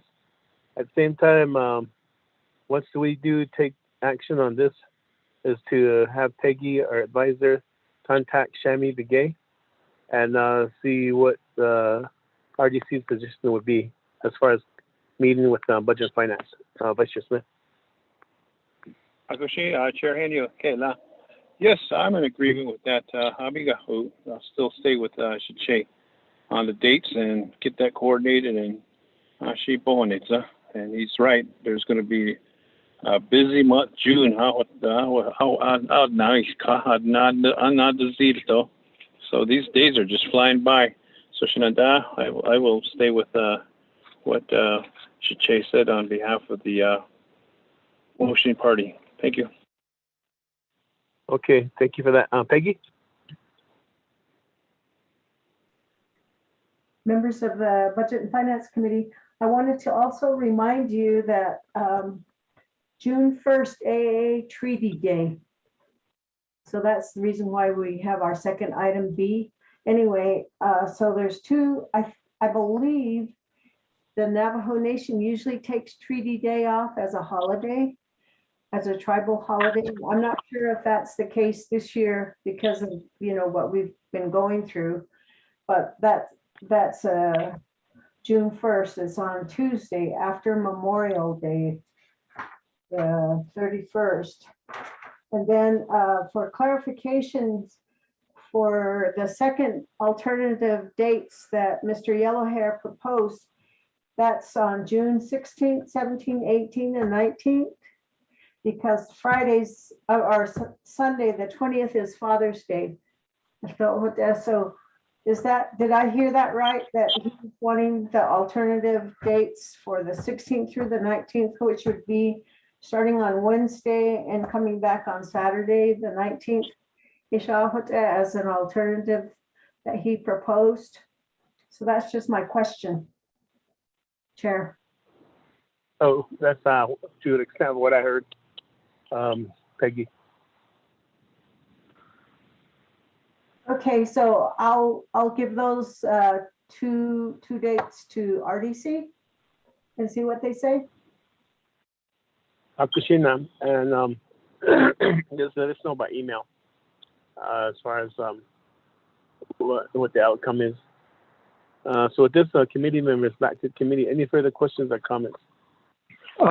Chair, are we going to vote on it to make sure what majority vote on that one? I think we should vote. I appreciate it, Chair. I'm getting to that. Thank you. I'm getting to that. I'm just trying to get any more comments or questions. But then with that, motion and second before Budget and Finance Committee as a tour of the Wolf Springs and Boyer Ranch in Colorado for May 27, 28, 29, 30th. The alternative dates would be May 16, 17, 18, and 19. If the first dates do not work, though. I thought I motioned the second, that case, Cinco. With this, Ramona, you would lead us in a roll call vote. Sure, Chairman, can you hear me? Yes. Okay. The roll call vote for the travel request, Raymond Smith Jr., how do you vote? Green. Thank you. Raymond Smith Jr. votes green. Jimmy Yellow here, how do you vote? I vote green. Thank you. Thank you. Jimmy Yellow here votes green. Amber Kenneth-Carty, how do you vote?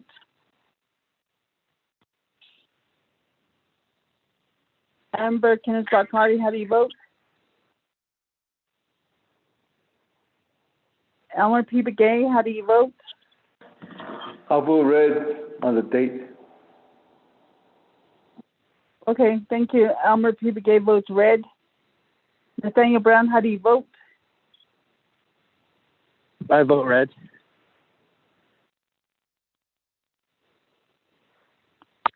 Thank you. Nathaniel Brown votes red. Amber Kenneth-Carty, how do you vote?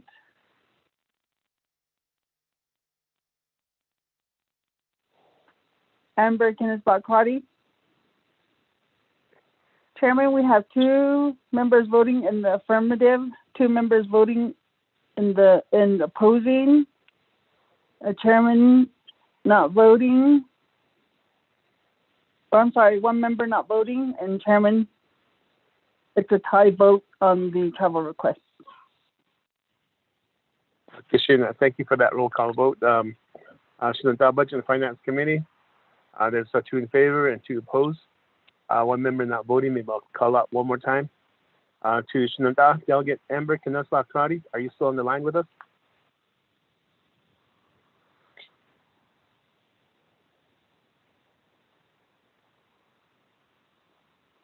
Kushina, she is off the call maybe somewhere. But with that, though, Kadom, as far as the dates is concerned, we do have initial dates. Then if it doesn't work out, then we have the alternative dates, which is the middle of June as has been requested. So it all depends on the accommodations. At the same time with RDC, according to the sponsor of the motion, just Delegate Yellow Hair. With this, with the alternative dates, I believe I'm comfortable with it. So I vote green. So that we have a vote 3 in favor and 2 opposed. So Peggy, if you would work on those dates for us, and then we could move forward and take that tour of the Wolf Springs Ranch, and it'll be open to all Budget and Finance Committee members.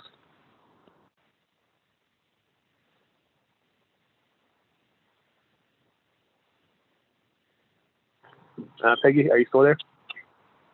Yes, sir, I am. And I heard the vote 3-2, and I will make those arrangements and those contacts to find out what is feasible for the RDC to meet at the ranch, at the Wolf Springs Ranch. Kushina, thank you for that. Next item on our agenda is changing our meeting date. June 1st falls on the first Tuesday of the month. But again, there is an observance of the Navajo Nation Treaty Day. That day. So it's on our agenda to propose a change of date. And so therefore, we usually have our meetings on Tuesday. And Peggy, what's the following Tuesday? And June. June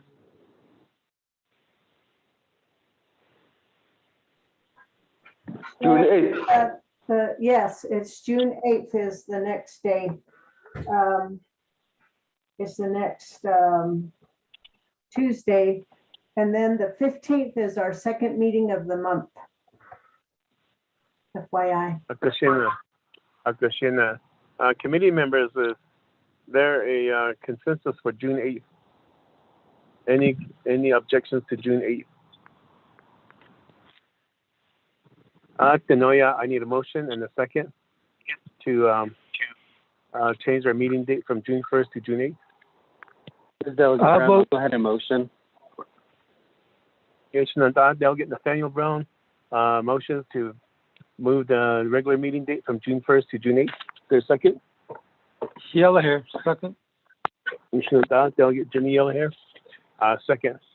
So there's a motion and a second on the floor to move our date. But this committee members, any questions or comments for June 8th, 2021?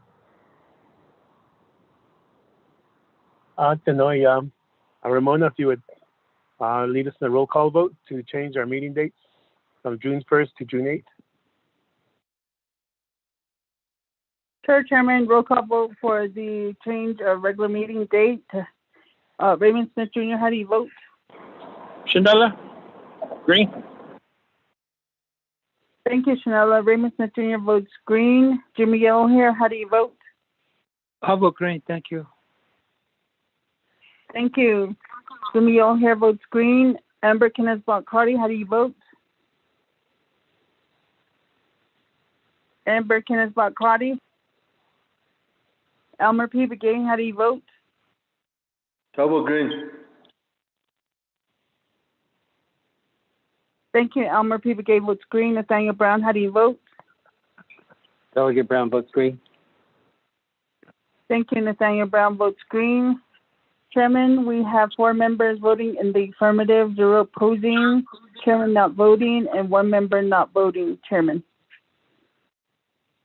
Thank you for that. We do have 4 in favor, 0 opposed, Chair not voting, and 1 member not voting.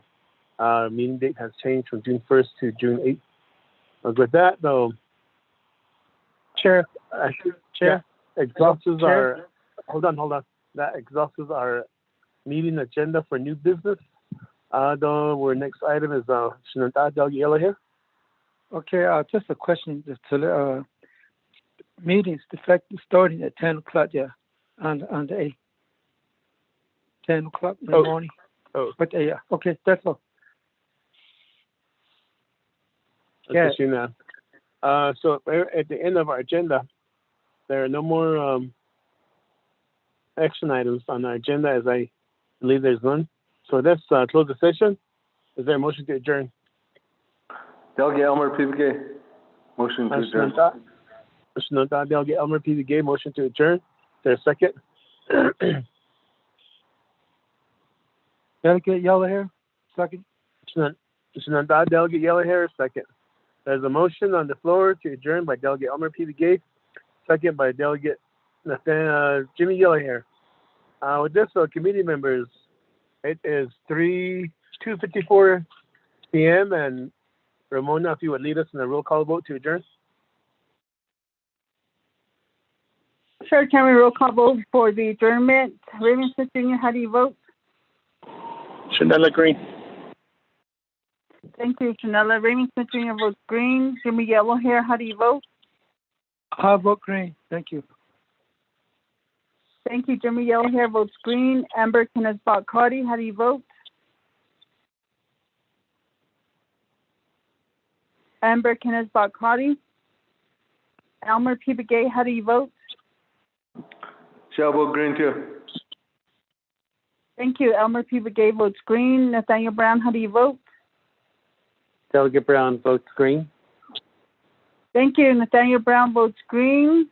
Chairman, we have 4 members voting in the affirmative, 0 opposing, chairman not voting, and 1 member not voting. Chairman. Okay, thank you for that. 4 in favor, 0 opposed. Chair not voting, 1 member not voting. We are hereby adjourned at 2:55 p.m. Here at Budget and Finance Committee members for this regular meeting and we are now in work session mode. Work session 2 legislations 0313-21 and 0315-21 sponsored by Delegate Yellowhair. DNF committee at the work session that they don't leave me get on me. Adults so we are hereby in work session mode at 2:56 p.m. Work session call to order. With this, so let's do a roll call for the work session. Ramona.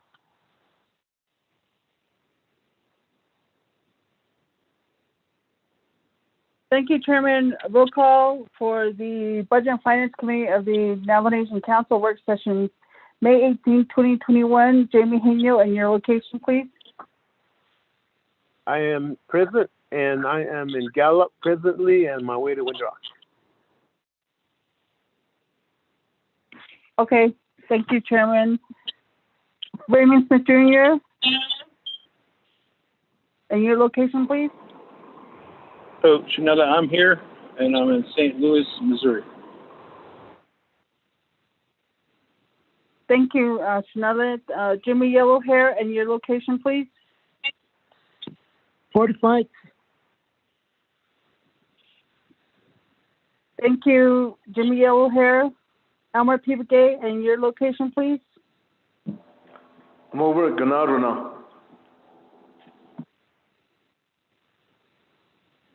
Thank you, Elmer P. Begay. Amber Kenneth-Bockrati, and your location, please.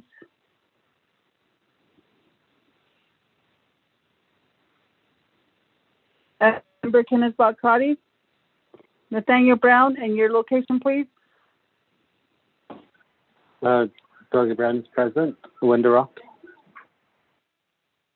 Okay, thank you, Nathaniel Brown. Chairman, we have 5 members present, 1 member not answering upon vote call. Chairman.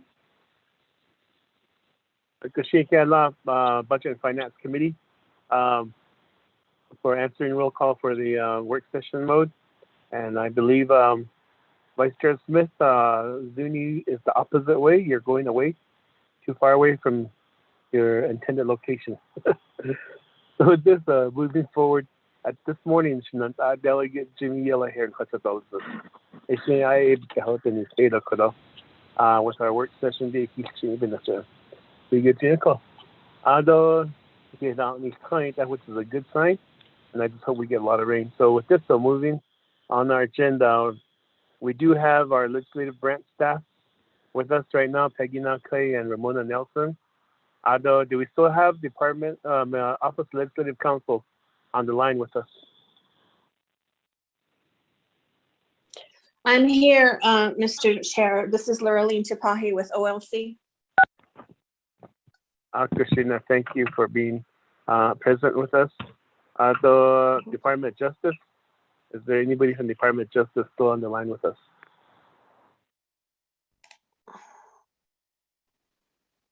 Hello, this is Rudy with Tax and Finance Unit, Department of Justice. Yes, thank you, Rudy, for still being with us this at 3 o'clock this afternoon. Moving down to the Office of the Controller. Is there somebody still from the Office of the Controller with us on the line?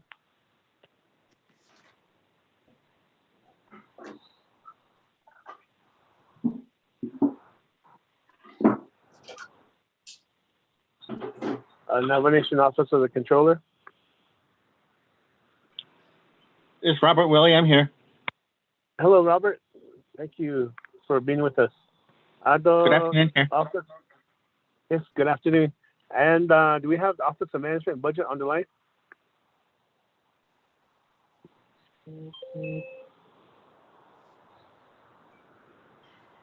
Office of Management and Budget.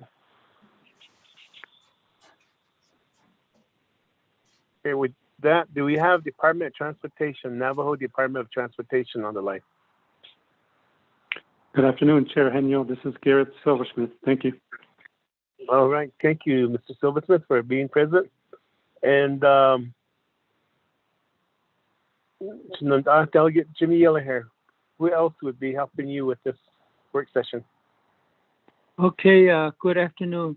Yeah, there will be maybe 2 or 3. Number 1, F. Blackhorse will be on as agent. Always within DOT also include Daryl Bradley, also include. And my guess is maybe Garrett Silversmith, Division Director, might be also on the air. So 2 or 3 will be helping me to talk about the PowerPoints for the 2 legislation. Still, thank you. Is there any 24th Nomination Council delegates on the line?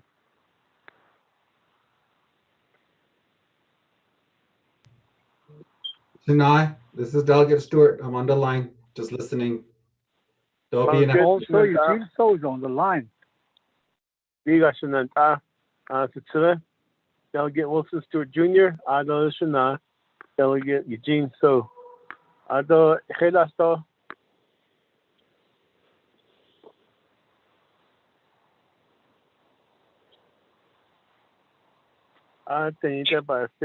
Come on the line, they will announce themselves. So with this, let's begin our work session. Pinyon chapters on the line. Pinyon chapter, is this Bessie Ellen the on chapter the line. Bessie Allen. Yeah, chapter manager also. Thank you. Highland chapter manager. Sharon Begay. Sharon Begay, Christina. Jay Begay is also here. Jay Begay from Hard Rock chapter. Jay Begay from Hard Rock chapter. Hey, Lasto. Our chapter officials, our chapter staff from Delegate Jimmy Yellowhair's area. Okay, Chair, this is Delegate Yellowhair. Before I do that, so I'll turn the floor over to Mr. Chairman. Yes. Yes. This is Percy Deal, right? With the Hardware chapter. Mr. Percy Deal, thank you for joining us. Mr. Chair, this is Joanne Dedman, LDA to Honorable Eugene So on the line as well. Thank you. Ms. Joanne Dedman, thank you for being on the line. Anybody else? Okay. With this, I'm going to turn the floor over to. Yes. This is Robert Black. I'm on the line too. Navajo Hopi Land. Hello, Robert Black. Yes, Robert Black. Thank you for being on the line with us. This is Gloria Johns, LDA for Jimmy Yellowhair. Thank you for being on the line and helping out supporting your supervisor.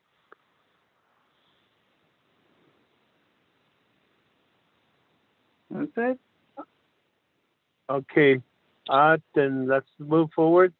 And I'll turn the floor over to Shananta, Delegate Jimmy Yellowhair, to give us a background on this work session of why this work session is taking place. And then from there, he can start talking about his legislation 313-21 and 315-21.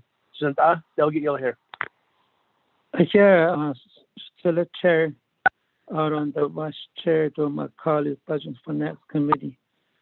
On the legislative councils, and other like DOJ are also listening, and other employees relate to the money, the funds that to be allocated for these two legislations here. Aro isan of sangi chidin chibavade those that other chapters that is here.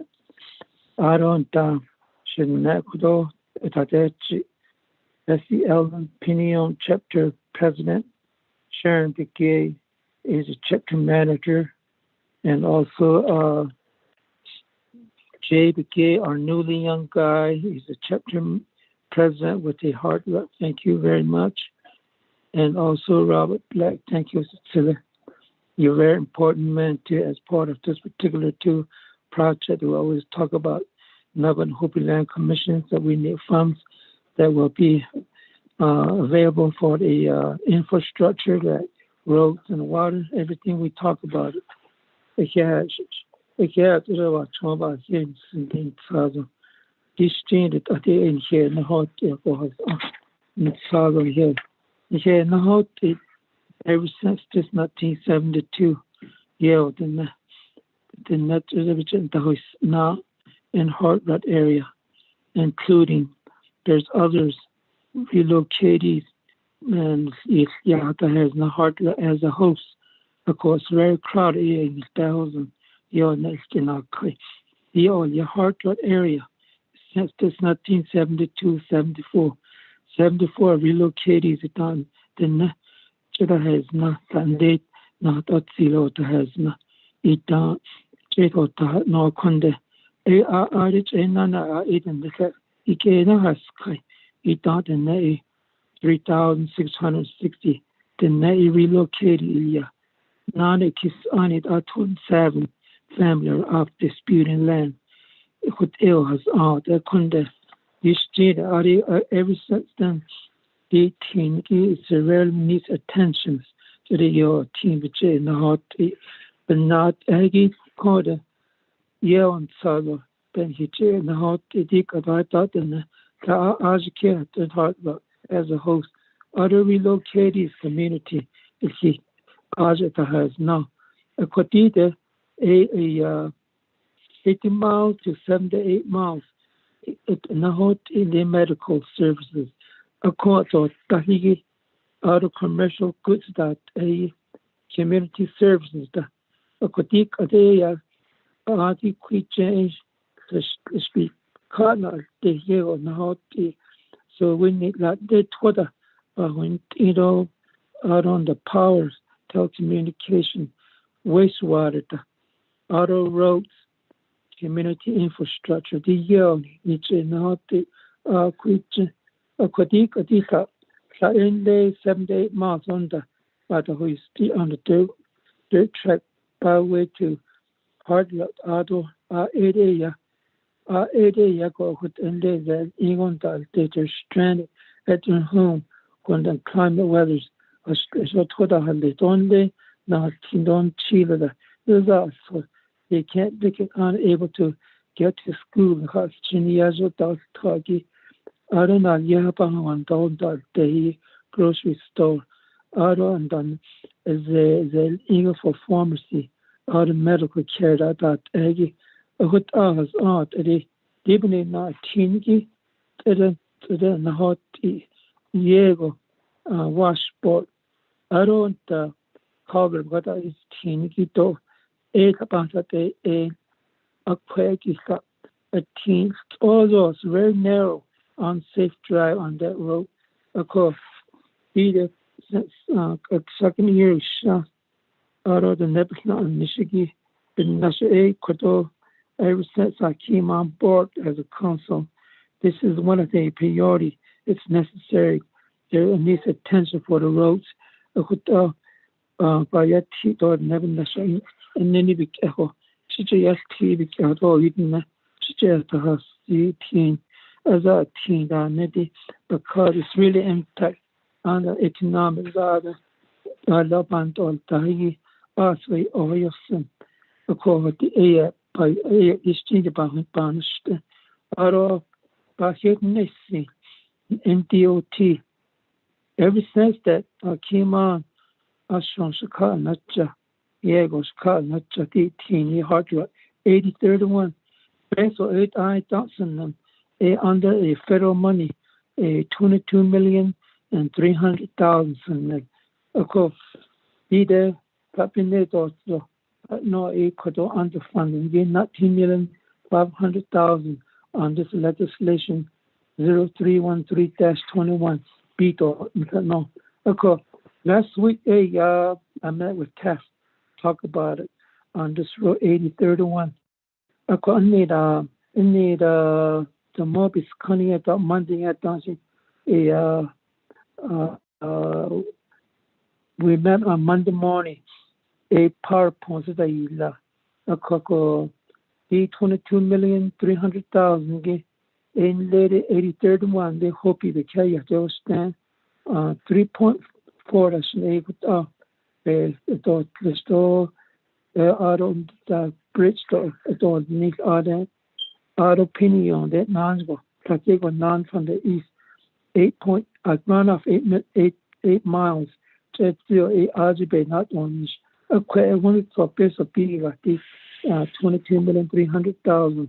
The Taki any get settle get an Anita 80 clearance. They found there's a problems and there's issues. But Craigie 80 test Black Horse though Mr. Dale Bradley though Shenanda the Tasta get Silversmith Division Director. One Soya Naton out of the Kere 80 answered about that thought of and consonant on it that it chit up and lucky. Jod Abba has no fancy notion. One Savoy never came back. Budget Finance Committee. God is going to go to Navigate Committee. Thank you, Chair. Now give the floor to under in DOT in Michigan. Part of the Artisan Share.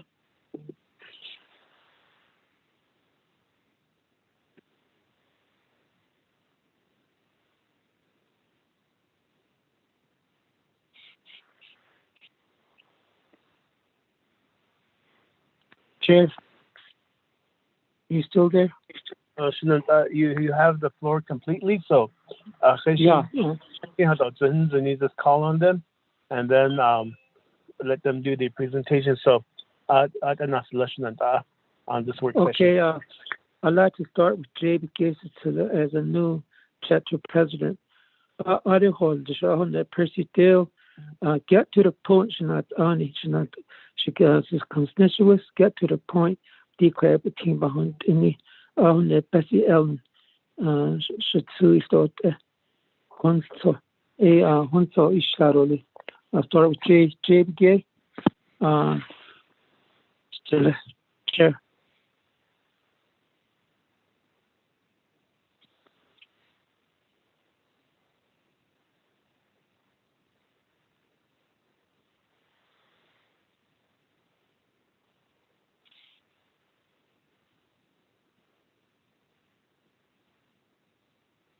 Chair, are you still there on the line? Like I said, this is your work session, so call on them. JBK. Go ahead, JBK. Go ahead. Mr. Yellow here, the Chair of the Budget and Finance Committee, the Honorable Hino, and members of the Budget and Finance, the others that are listening, Shay JBK Jr.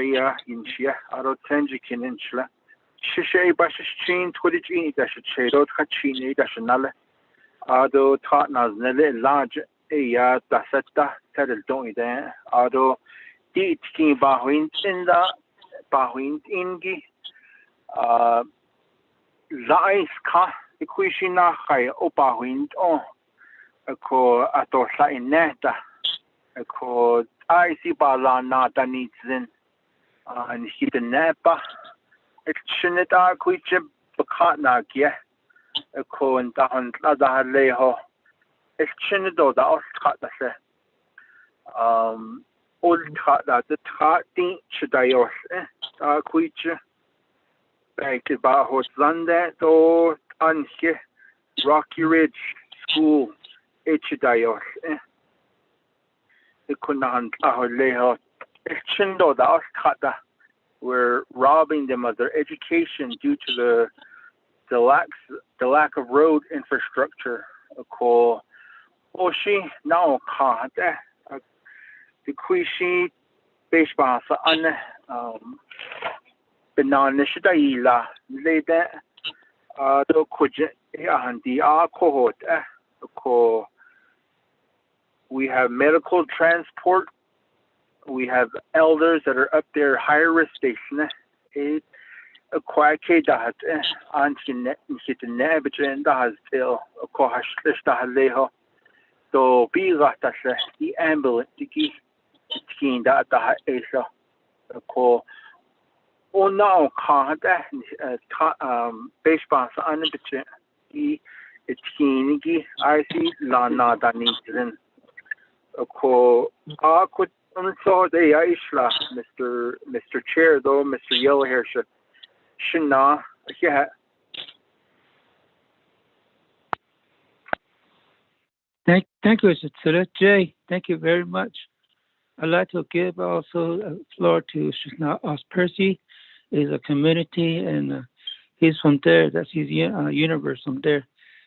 Shishna Os Percy, the Hananzi.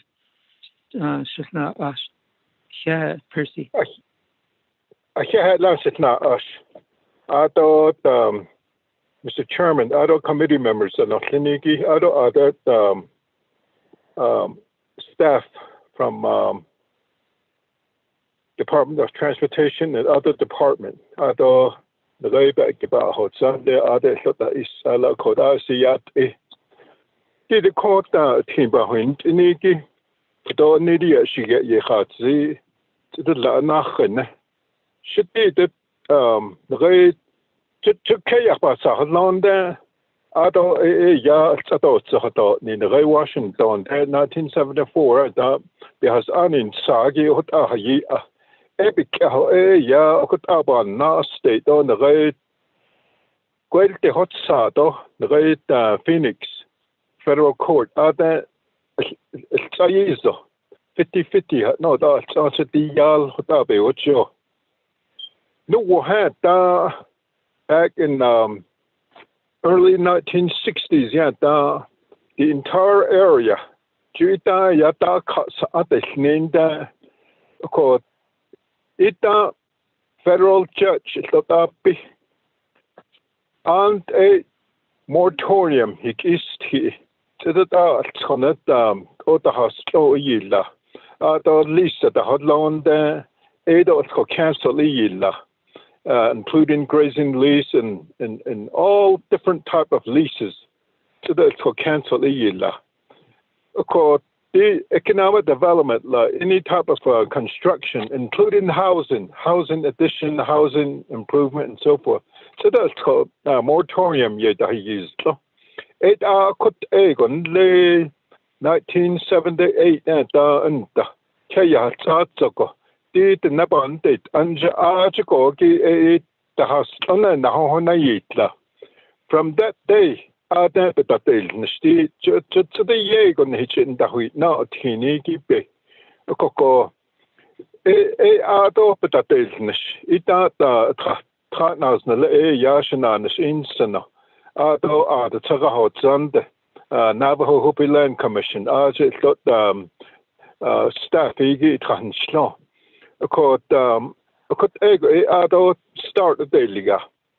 The opinion chapter, though the hardware, although that ita BRA, you see the Basala, both the Navajo area and Phoenix area, although the Hopi tribe, the Coco, the Nidia Kaya has so got Siego, sa get a shaky, shaking as they go kiss on it on the hitch, but Hojango, although the Christian Nana, Hocho Bao and the revocable permit is legal in 3 miles.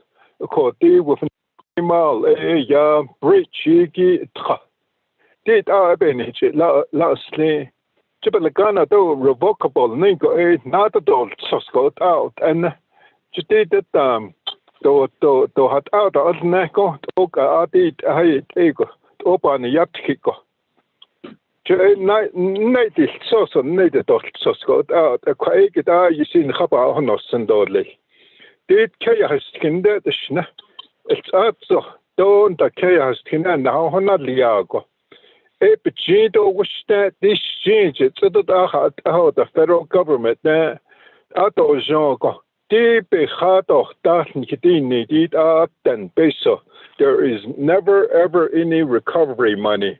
The 1974 that has on it so long public law 93531 will gaki jokuna ya section 13 with Liego. Ya and named the Leha Shin Nata Nata. The you see because or was named at relocation site. Judith hardware the opinion the ya housing, do water, do power, social services, education, health, roads, teen. Jobs, economic development. It yeah. That the Hadland or land Congress there. That add-on his lahana about 3-4 years later. How this Sozla they repealed that section 13 of course Benina. See that Jean the recovery money get out and hit then. On later regular allocation to like for example roads that I get on the education that I have from the state. I get on the health that I get what I hate yeah the regular allocation is there in Taco Konza the whole dish. I talk at na kinachaya that's the guy in that leader Sibitan Dale the BIA Nana. BIA snow. I'm talking about the Navajo area and Phoenix area. Judikaya, his only but zogi, the Nikan Jatindo, the Eben Nachu, the Phoenix area, Ada and Lopate is a name. A coco. Now, Kinachaya Dan than the right federal government, Department of Transportation, Dagi, Ada, D22 million, Niniki, Ada. The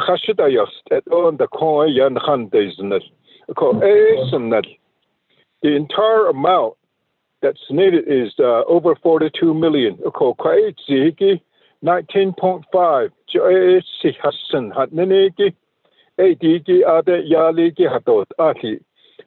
Baby Honel Adodli. She did ego ya Banda in the Kakot Adashananda, so that I showed. Ado own his nasi grasse, so that you see Ben Hikadoja.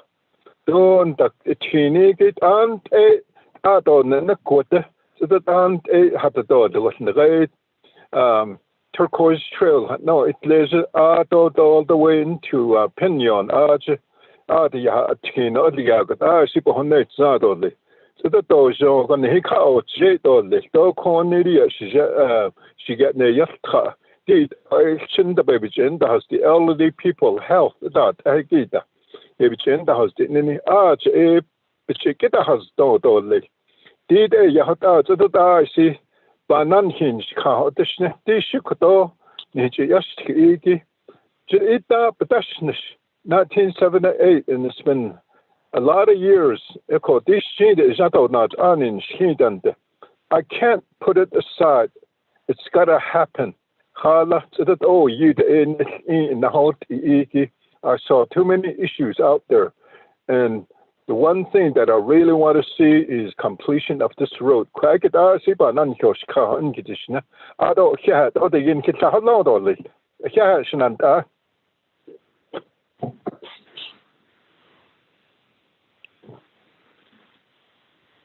Thank you, Percy. Bessie Ellen should our captain that at Arnie. Mr. Robert Black, thank you for coming to the Stoicism Bessie, the two are from the Sabahan, did I not owe you yet? I see, and the hot here, Bessie, the two are. Thank you. Shaded leadership edgy. Look at Nen show my discussion. Is red a court. The shit out it, Tratnas Nalishan on this. I said, oh, yo, Yego, so Celine need our Percy. I Yego, shouldn't Celine, Rede, didn't Hado stay a court, and did I side up. A kunne Tratnas Nille, a Trassaz. I said, Honey, later, but then Yego, no. At Ashi out what is I am like that. Ashi Benina, I'm going on almost 20 years. This next term is going to be 20 years of being chapter president. A quote. Die hat aton nicht shnat ani te ashonte ashin sketa ni tlido hashin so it's also the Shuta hitadit what hidden Shedan Zade not ani no sen hidden nebanta Sachin Hijone, you didn't go through this kind of disaster or trauma like we went through. A koteyaharat ato nahoten cow. You have to redevelop consequences for that ehtahitis. A put egon hoten enta khay. A court adoti on top of that. We have to look for our own money, like my brother said. No recovery money. Then no special money was set aside for us to develop our community. ADA nanat eko. The road that we're talking about is going to really help for the not ani ade. An elderly lady. Actually, today is my birthday. 76 years old. Go for this. A quante. Did I say a doni? I should not hold there. Shot Danish and him, my son. Narrate. Should the never don't need a short. Joe Papa with me. JB Yado, what up? Be it there, she would answer case so late. Ede banan he can. Ado could even nation show the Diego. Hashine not any hanto kite. I say that Yanda. He began not the kite. A codo dobik in no chase that. I had out at all leash. I had out at all leash. Peso the hollow. Peso the hollow do peso naho leash. At shan't niche. Our elderly folks, ready yen tin. So the peso attend the hashit al naho gash or a bit on peso, yes, this other a lay ye they let say home. Joe had answer Casey in it, Esa. The Tusk on she peso nada dot least is 19 million point 5. A corn the hacho, but she don't list the in Keda had in there, put egg on he cut off just as short. I don't know that or not you can't eat extra. I sipping yes, I had it that I see so far she did not he had named it. So 19 million point 5 did be right or less a quebe not eBay the doll cost. A could you say peso bandit a que. I don't need it a short that it Sehasson. Peso Niniki a coehot out in sea case, none he can. She yaj Mr. Hino, Ado Nane, Nedo she yaj Mr. Smith a cohot out I hit a seal lead, Nerede, the caution I lent has the open yente Krigo. A head or less, Ado Mr. Brown, she yaj Nedo. The Kushnost do Mr. Biquet, Elmer Biquet, she yaj an hika nandlago ko hika nadi lwas ado sit narrate kota cove down council delegate ko the caution ko eta na so thanigi shehe budget and finance don't late 24th council summer session ya nana jihad ashon the ko then late but Nikki Green in habitat the dos ko based on date adolish shehe la. That's it. Thank you very much to Bessie Allen, Pinion Chapter President, Aro Kodo Anjina, Division Director, Navajo and Hoopland Commissioner, because Mr. Robert Black Tiller, Hanan Tiller. Mr. Black, you have the floor.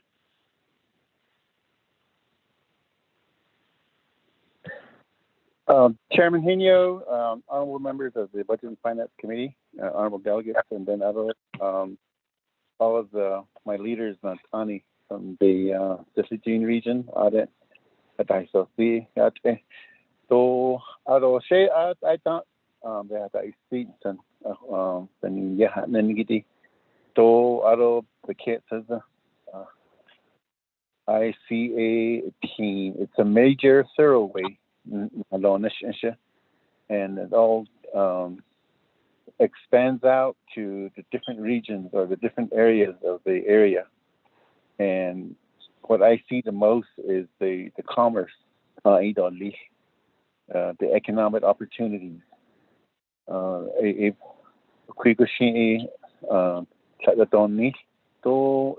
when that happens, good, then you have the tax dollar that gets generated instead of and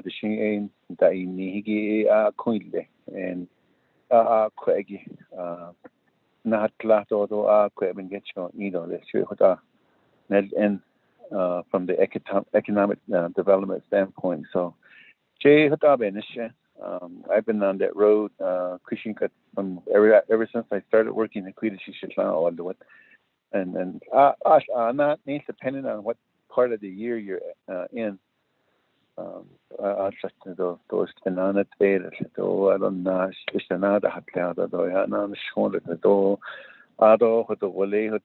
mean, it's not a smooth ride. Even I think Christian different ways. I mean, it's beneficial. Oban just a case in there. I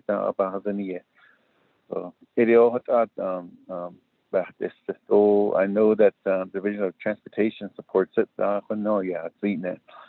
So I want to show and express my support for this project based upon the Mr. Chair, Honorable Delegate Neil here. Aro Chair Honorable Henny, Vice Chair, my colleagues, not being the committee members, and also listeners from the outside. Just not this in case to thank it ne. Audit on New Mexico, Utah, and that's not only Corina, not Iggy, $1,000. I just don't hit on Hahash, but that's not just my Black Mesa chapters. I also like to help other chapters besides District Gene area. And Navajo, but I see not because this road is really impact on economic. Is also not a teeny a tiny is got that either. It's allowed the mess of that a teen go. Out of the night, you go through that to get to the emergency right away. You could not team out to get out of the hard opinion. A call, hush this way that they like 80 miles on the Sebetino, the Kanahalan. I got there, so in 60 miles of that was all Gasnahalan, did a teeny. You call once of a Ghana State or thank you, though. I like to also, through Chair being the committee, give the floor to my agents. Our in DOT, she cannot general Mr. Ted Blackhorse, on the Daryl Bradley. They are on the Garrett Silvers, Mr. None a separate chair. Are you there, Garrett? Honorable Delegate Yellowhair, I am here. Okay, can you speak and then Aroshi on the canteen is not on she. At that to the yours at last, she catty there, Bradley door, tap black horse. Yego, not elastic and the teeny. Was going to be more than $10 million. Little bit now has not all, but not at all. Each cup. Go ahead, Garrett. Thank you. Thank you again, Honorable Delegate Yellowhair, for being the sponsor for this important legislation. And thank you as well, honorable members of the Budget and Finance Committee, our other colleagues, our other Navajo Nation partners who are on this call. Thank you for providing some opening comments, Mr. McGay, Mr. Leo, Ms. Bessie Allen, and Mr. Robert Black. I am Garrett Silversmith, Division Director for Navajo Division of Transportation. We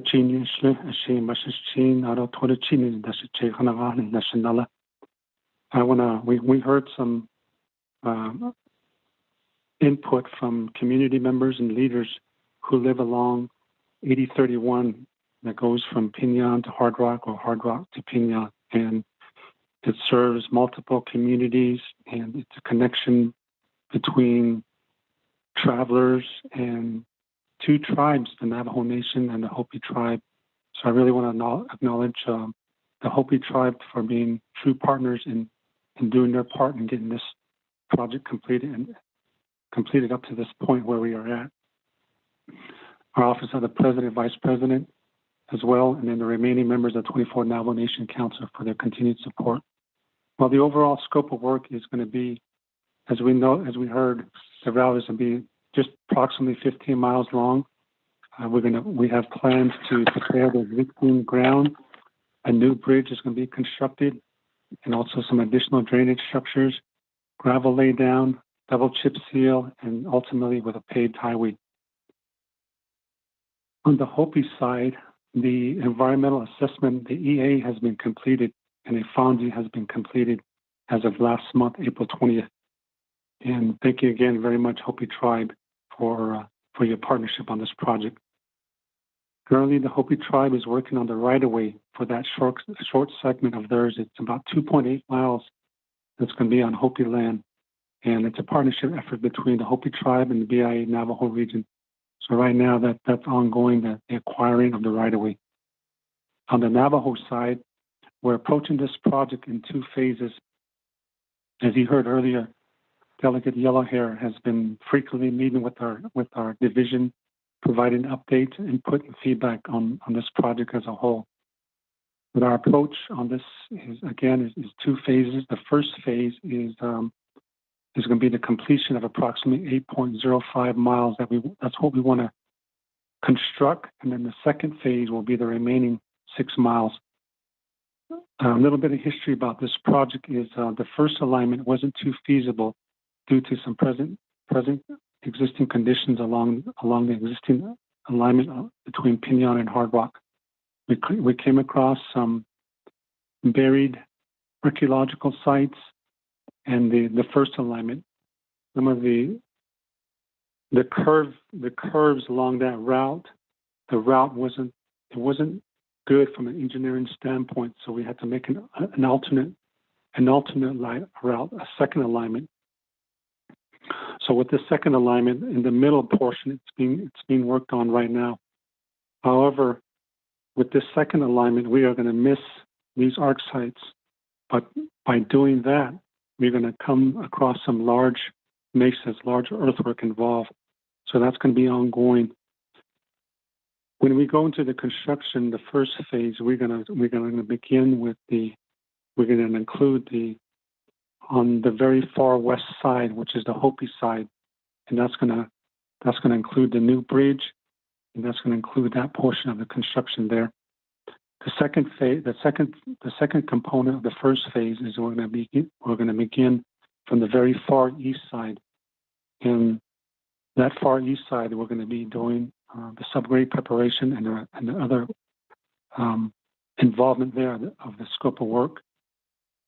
So that's going to be a total of 8.05 miles. The remaining 6 miles is we're going to be continuing to work on that and get it to a state where it's construction ready.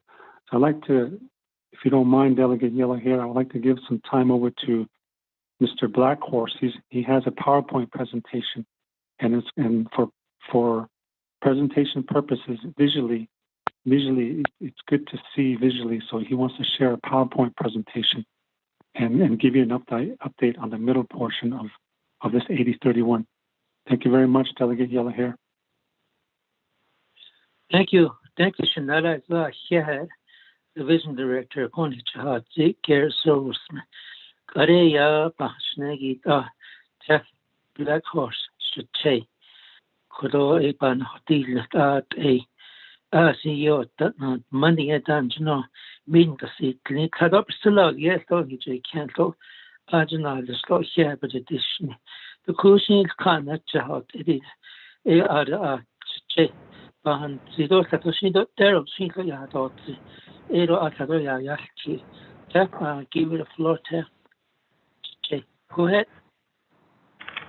Akoshi, Yat Cement Delegate and Chairperson Jamie Henio, Yat members of the Budget and Finance Committee.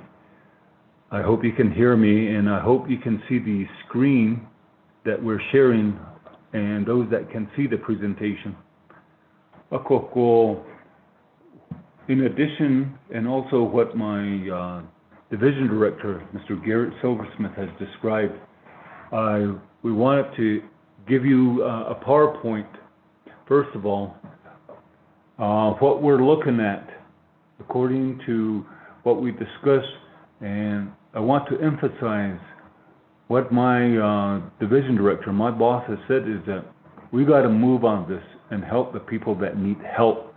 What can we do to do this? And I want to make sure we know what we're talking about and make sure that things fall into place in Hidini. Before I go into this, primarily what we're looking at, here's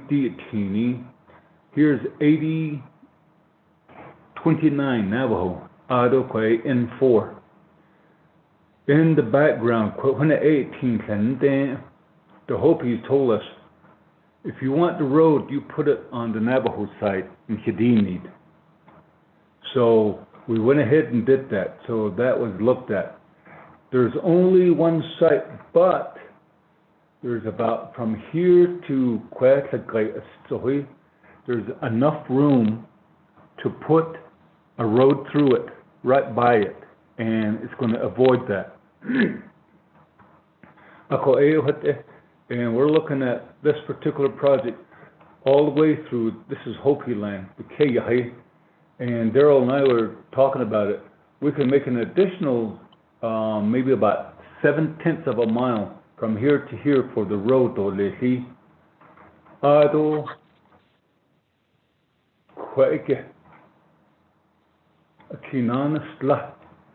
Here is N4. Right next door, it's Pinion, right in this area. 18 all the way up to here. There are no ARC sites. So what I did and what we did from NDOT is we went ahead and called Mr. David Kremer. There is an EA and ARC survey that was done about 15 years ago. So what we said with David Kremer was, we'd like to go ahead and move forward with the project since it already had an ARC site and an EA with a FONSI that was issued. And he said, that can be done because we don't have to worry about any ARC site that's going to be impacted. Even this particular one here. These ARC sites are going to be avoided. they will not be impacted during when the road construction is neho. So this is going to be fenced, and this one's going to be fenced. The same way on the west side, there's only one. So, so to move forward with that, talking with Mr. David Kremer with the Federal Highway, he said, just go ahead and prepare what we call the National Historic Policy Section 106. That letter will be drawn up, and it's going to be given to historic preservation of the Navajo Nation, just Ajay, Mr. Richard Begay Adasita. And according to 36 CFR Part 800, when consultation letter from a federal highway gives it to historic preservation, they have 30 days to make any comments. If there are no comments at all, the project will proceed because they didn't say anything. If they have comments, then they would say, yes, we approve the project to move on. So that's what we're anticipating. Because there are no ARC sites to be continued with. So in other words, it's going to take about maybe a good additional month just to get all the Section 106 in the meantime, we would be preparing a categorical exclusion for that particular phase one that Mr. Silversmith had talked about. So we can move with this project and start working with this project. So those ARC sites will not be impacted. Now, the most difficult part,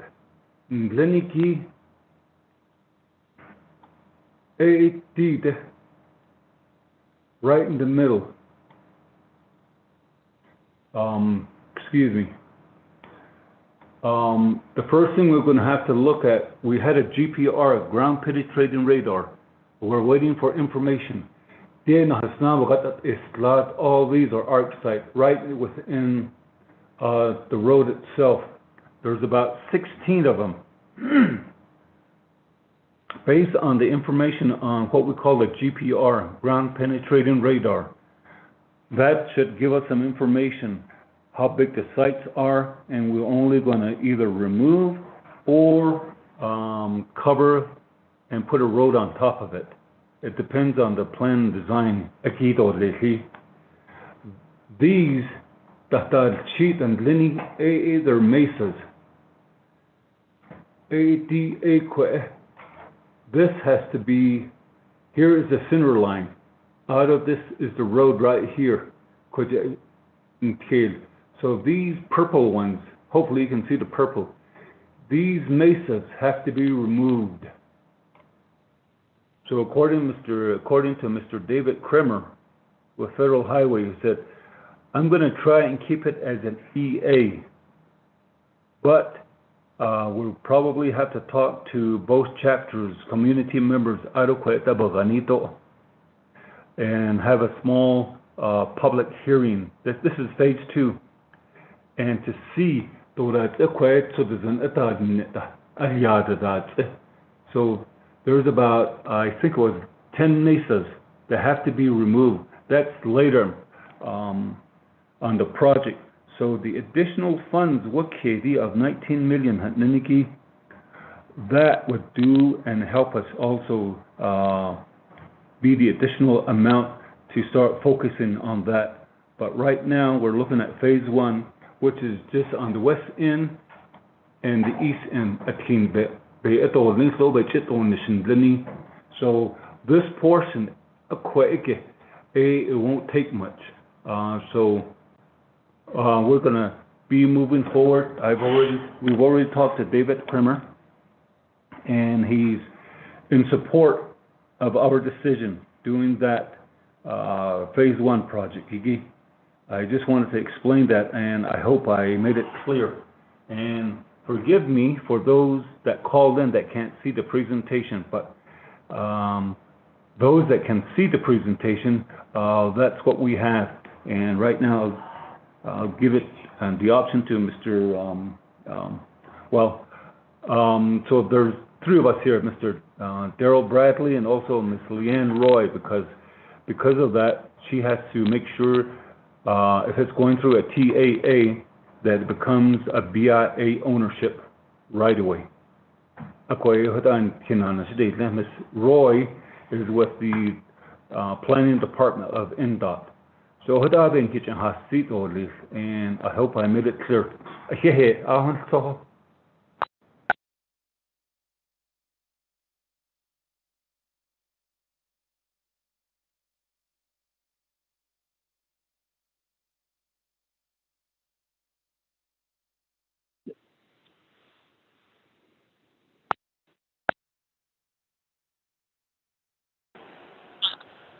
This is Vice Chair Chase. Okay, Vice Chair, I was on mute last yesterday. Okay, thank you, Mr. Tef Blackhorse.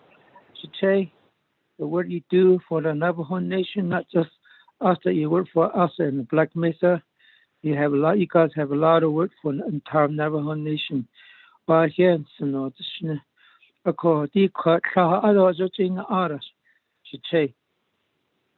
talk. Kitchen at the Trigo, Mesa, a condet settler, but in the eyes, it's a Monday at night, the should say, deep belt, don't, but all, don't, joy, be thought, as a dick, a quite message. A what on this, what on that in it, a quite young house, no archaeological, make sure. There's nothing there. She's a queer aya piece of Bahilani, aya Kushibana Clidole. Oban case, Oban so case in there. Did not $2,500,000, that's a bigger. All the ayo Lenahan, the lot that's about all this. Okay, but don't it say a quinnet, a book chunk, English dollars and shit in there. A cardinal data creature team. Set hard and a mister. A credit book, but die teen wash. A credit she will need that clear. A credit Donna is should say an us. A good a hunso of card and some arole. Aro Kare ya for that and Aro a good egole. Aro she could I will give a floor back to chair or vice chair, still that's a thing. I think it's all henio. A straight all the vice chair. Thank you very much. For Corona, the kitty, is Tony, my colleagues, Budget Finance Committee. Return the floor back to chair and vice chair. Thank you. Kashina, here, National Delegate Jimmy O'Hare.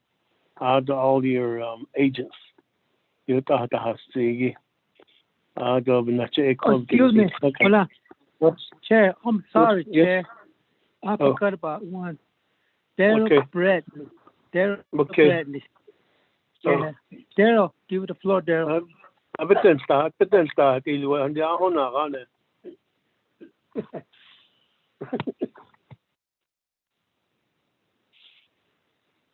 Daryl, you there? Daryl.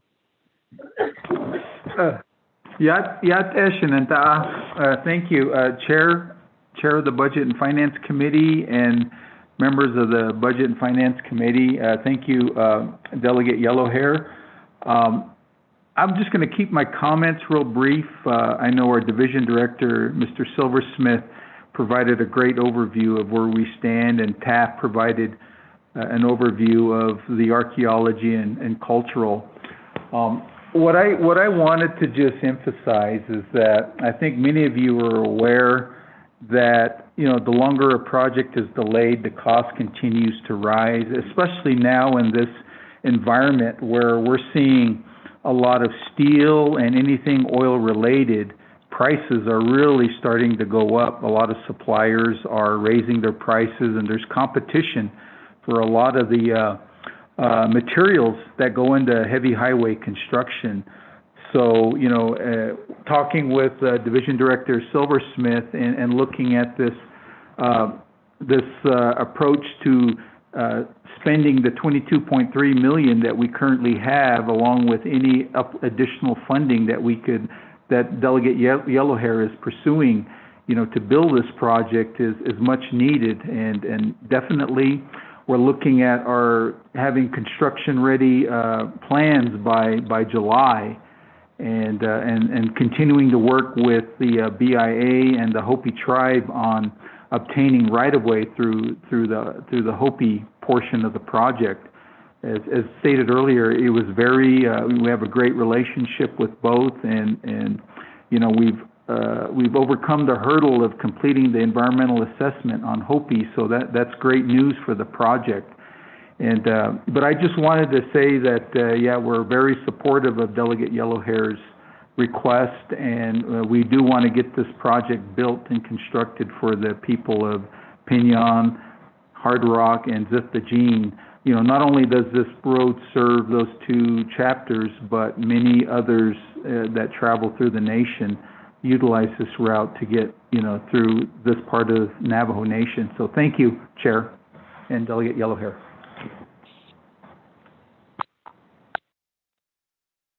Okay, Chair, Honorable Henio, and I just want to last few words for me that working with Hopi, just like Mr. Percy Dill said, we had to be not to Hopi. I don't want to raise any dispute, debating anything. I just had to avoid those. I don't want Hopi to say no to us this road. My dream is I want a road just to be completed for our community. And one area I'd like to bring to your attention, everyone, through my colleagues being the committee, there's a road also needs attention. 8027, that road from Rocky Ridge School, which is at Highway 264, that road's to connection through Tuba City, because our community, Hard Rock, and Tuba City go, it's not a cause that, our able and does in flags that on the big area, it's not a hospital, means we are the urban that the roads also needs paved, but that road we had to road with Hopi on the earlier in 41 Turquoise roads. So that's about this on the roads 50 years ago. But I forced late on the in 41. That also road needs to be completed to 8029. So then he said no has just chamber about this and so on, because there's another legislation forthcoming. I don't want to go because then I think Honorable Henio, thank you very much. Delegate Jimmy here and all your agents, for this work session. Budget and Finance Committee, questions? The floor is open for questions. This is Vice Chair Smith. Vice Chair Smith. Thank you, Chair Henio, and the committee members of the Budget and Finance, the presenters and agents, and those that spoke on this behalf of the road. About this case, either non-nation sada. Wishinachai, Persidilia Hadzi. Wishinachai, Danda, what the? I'll Jay, I support it 100%. A team, Benyege, Yaha, Kada, Gimasan Hitchida, Yachinda, 18 Badolis. About this case, Chair Henio, maybe it's time we should get Roads Committee. Not Roads Committee, the Hollande, that AGI seems better Hassan, routine. Khedila, Bendon, Khedila, peso budget dot khayri la ha la nani zin no ako did it Rose Committee Ilya Shinjun, so that way we can have them advocate. Although my question is to Navajo Department of Transportation. I know Navajo Department of Transportation has a lot of money. We should eat the meal, so, and the projects are just idling. Would it be something that you guys could look into? Maybe take 1 million out of certain projects since they're just idling for that long, and I'm sure they're going to get replenished. Maybe match this 19 million with 10 million, and then request for the ARPA money. Hey, how we can use that for the road? 19 million done. So what I'm thinking is NDOT could maneuver some money out and then request through ARPA. It's like, say, if you take out 10 million and put 10 million back into those projects. So it's added on it. But this is where we need to think outside the box and help one another. This is something that I'd like to see. There's other roads so. What's that? We saw Navajo Nation. Shito the patient is the naked had in Chita has none later teen. I see what the wall. What the honest though a teen that no and it's kind of so we got the citizen funds. Hey, that's just outside people, so she citizen funds. Pain do it, and those citizen funds. Just a team. Papacha Liago. ARPA money. And Hatis. Help citizen. Binato. I think that's a good idea too on that part, Shinanda. So I'm not going to say Dito Bon, it's not a Doni. Kundahashi, Bando Nishto, it's going to take some time to actually get this going. And roads do take a while. And I've been on this freeway for a few hours, and I'm thinking about it. They had to really study this and really make this road happen. And now they got this road all the way. And who is in charge of that road? And I think Garrett made that known. BIA. My question is, are we doing BIA's work? Where's BIA? BIA should be advocating in DC, saying, peso dano. When they la although I sit on Navajo Land Commission, we could also draft a resolution to say we need money. They just a tinota could of menina peso basti. A peso when they la couch. Not the whole funding, but at least maybe matching leverage that I think that would really work, and we could get a voice out there. Biden does it, and he's bringing out trillions and trillions of dollars for these improvements.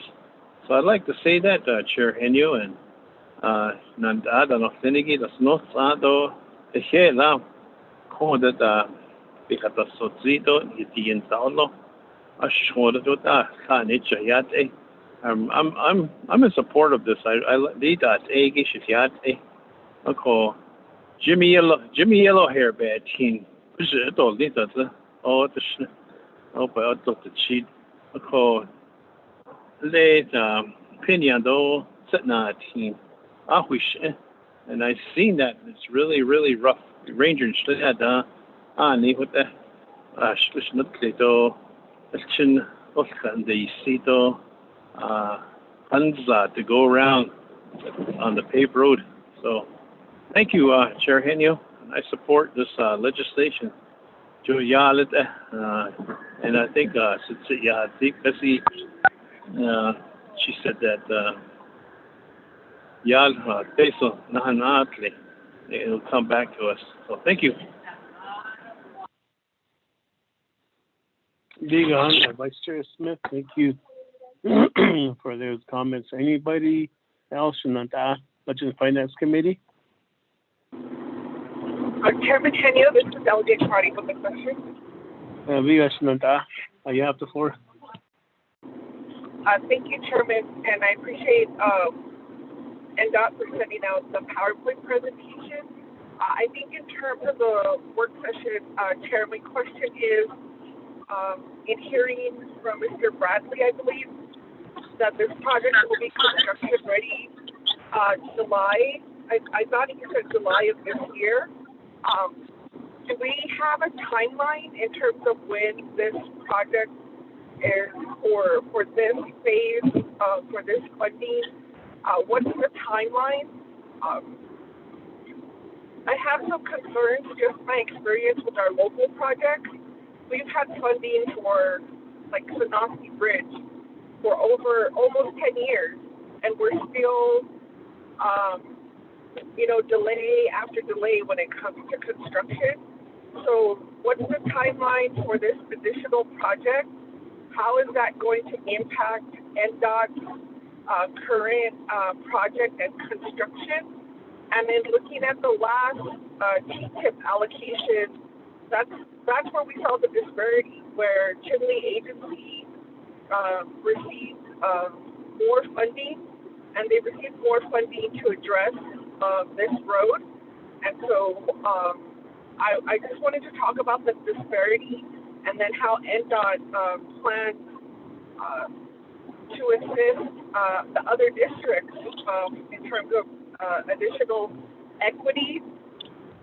And if this is a Navajo Hopi and an issue that's brought up with the Navajo Hopi Land Commission, is there any federal funding or any funding that the Navajo Hopi Land Office will be providing to assist in this project?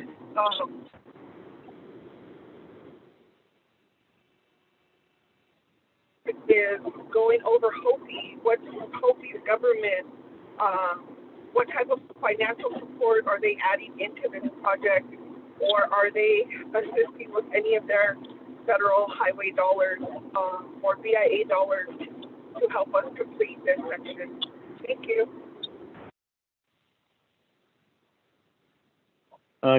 Thank you for that question. I could also defer back to Delegate Jimmy Yellowhair, and through your agents, if you would provide a response. Shemaya's Honorable Crowdy, thank you. Your concerns are important. I'd like to turn the floor to Shanala Garrett Silversmith, Teflet Horsto, Daryl Bradley. In appropriate manners to respond and be more accurate to my Honor Crowdy Garrett. Garrett,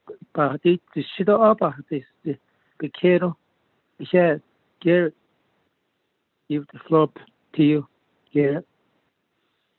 Thank you. Thank you again, Honorable Delegate Yellowhair and Honorable Delegate Chair Henio and members of the Budget and Finance Committee. I'll begin with Honorable Delegate Raymond Smith's questions. So thank you again, Honorable Delegate Smith, for your support on this project. We appreciate it on legislation 313-21. Your support means a lot to the community of Hard Rock and Pinyon.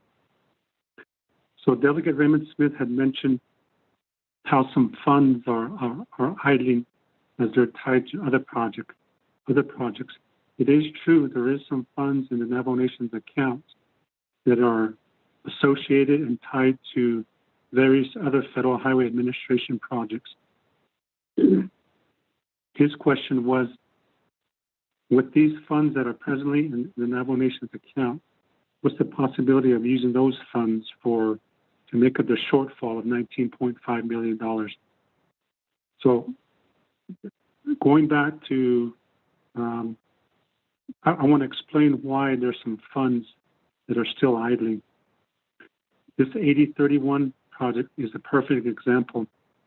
If you take this project 8031 and you tie it to some of our other projects in our 5-year TTIP plan, 10 other projects are very similar with what's happening on 8031.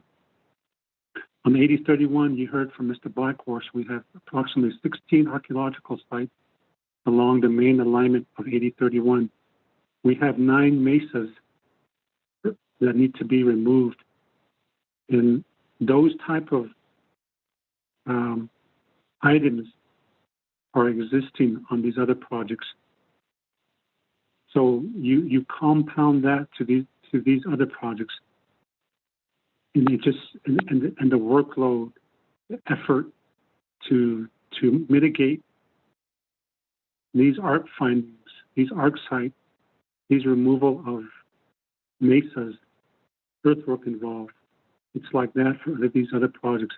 Until we get those completed, those funds until we address those items, we can't use those funds. It'd be great if we could just build and construct where we want, but we can't. We have respect for our previous history, so we got to make adjustments on these ARC sites and so forth. So that's why you have a lot of these projects that are not moving, because we have to take care of, mitigate these ARC sites and so forth. Now, going back to the second part of that question, it is possible that we can get funds from these other projects that are currently waiting to be cleared for construction. It's going to take a lot of coordination. It can happen. It's just going to take some coordination. It's going to be time consuming. Plus, on the other side of this is whatever project that we take funds from, of course, we plan to wholeheartedly replenish those funds and put the funds back as our funds will allow from year to year. It's going to take on the receiving side. If we take some money from a project from Northern Agency or Eastern or Western or Fort Defiance agencies, the project that we take it from, it's got to be open and willing from that respective delegates region and the community as well. So they got to be open to that idea, but it can happen. It's going to take a lot of coordination. Another question that Delegate Yellowhair, our Delegate, Honorable Delegate Raymond Smith had mentioned was, what's BIA's involvement? Why are they not involved here?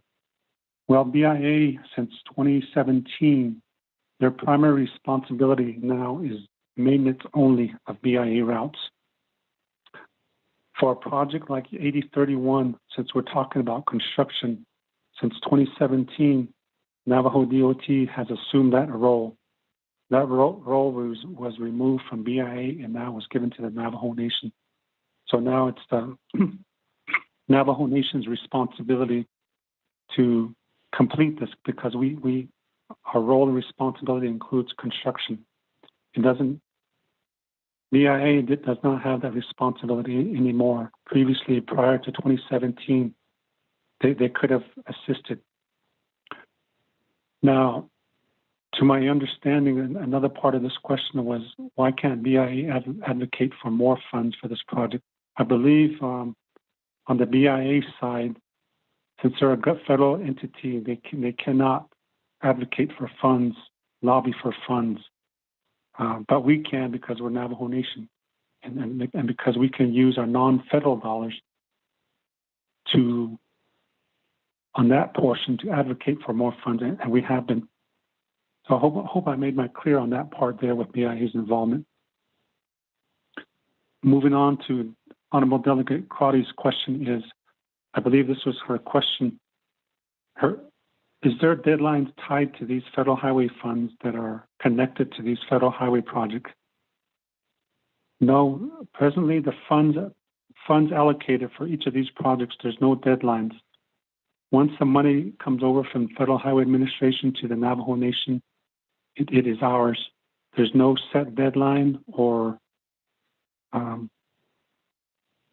certain deadline that we have to spend these funds back or they revert back to the Federal Highway Administration. No. These funds are here and they generate interest for the Navajo Nation. However, we have internal deadlines and we have federal highway deadlines that we plan to get these projects completed in. It's our own measure of how we get these projects done, but these funds won't be reverted back to our U.S. government. And Honorable Delegate mentioned that equity we need to be transparent on that. That needs to happen. And that needs to happen as far as these funds. And we agree with her on her stance on that. Our money that we receive from Federal Highway Administration, that needs to be equitably distributed across each 5 agency. She also mentioned her third question was, what's Hopi's financial commitment to this 8031 project? Well, as far as the construction alone, there is very little financial commitment from them. There's 2.8 miles that'll be crossing Hopi Navajo, Hopi Reservation. There is no financial dollars from them for this 2.8 miles. However, they have spent thousands of dollars already for this project, getting that project to 2.8 miles up to this stage, up to this point. What I mean by that is they spent dollars acquiring the environmental assessment, the compliance, and so forth, and then they're going to have to spend additional dollars for acquiring the right-of-way.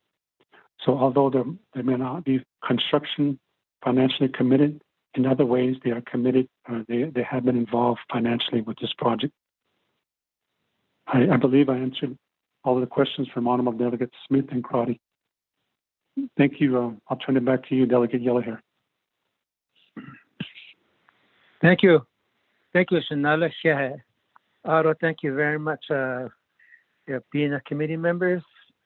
Your questions are important, that we'll need those. Make sure that we understand before we get to an advocacy committee. With Shea Kuro, as being a councilman, Shitsuya Hati, Asla with the committee, road committee. I said road committee, there's just too many meetings going on. Later about still for state is good enough. Work with chapter resolution. Those are legitimate. Those are really helps communities. I could thought of they all use the committee no. So that'll help. Don't have to complete your project maybe another year or so. Because our group committee, our KB, I really depend on my chapters. Your Katie, those are when they request for what needs to be done. I honor those chapters. But your Katie resolutions.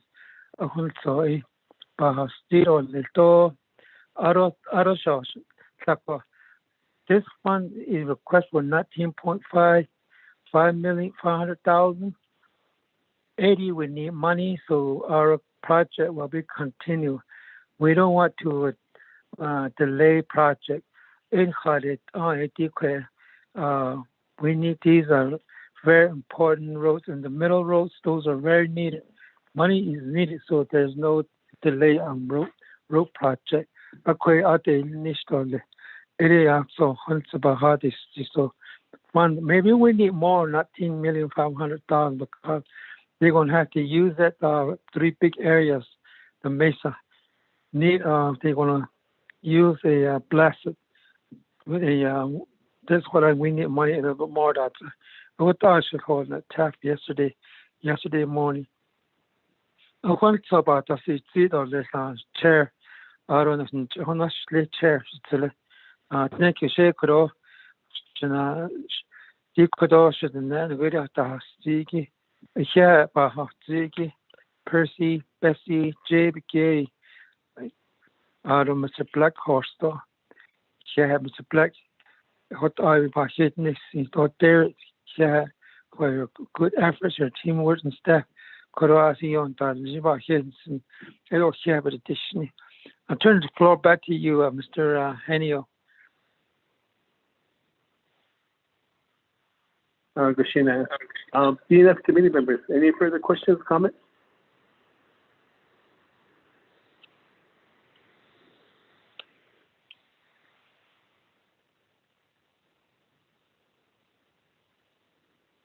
Chairman Henio, this is Delegate Crotty. Commissioner Dahl, you have the floor. Thank you, Chairman. So I'm not that familiar with how services are provided when it comes to these lands that are considered Hopi, the Hopi partition lands. Is this a normal process that Navajo Nation develops infrastructure for Hopi? Is this something that's common in the area? And if there's no agreement for direct financial support, is there any other, like the Navajo Hopi Land Commission, is there some type of agreement in another area where they're going to provide support or benefit to the Navajo people? And also in terms of the road that's in particular on the Hopi partition land, who's going to be responsible for the operation and the maintenance? And then what is the agreement in the future, like in terms of jurisdiction? And I'm just trying to wrap my head around it. And if there's another section where Navajo Nation has paid for Hopi infrastructure, I'd just like to get a little bit more information since we're in a work session. And because and I'm just trying to compare this. There's areas here in Northern Agency that are not directly under Navajo Nation, or maybe like another federal entity like BIA has a responsibility to maintain. And so I'm just wondering if that's the same situation, and if this action then is opening up where the Navajo Nation will start, or as delegates, we can start requesting for Navajo Nation funds when it's another government responsibility. I'm really trying to wrap my head around this, and I appreciate the work session because this gives me the opportunity to ask questions and understand the unique challenges for this section of the road. Thank you, Chair.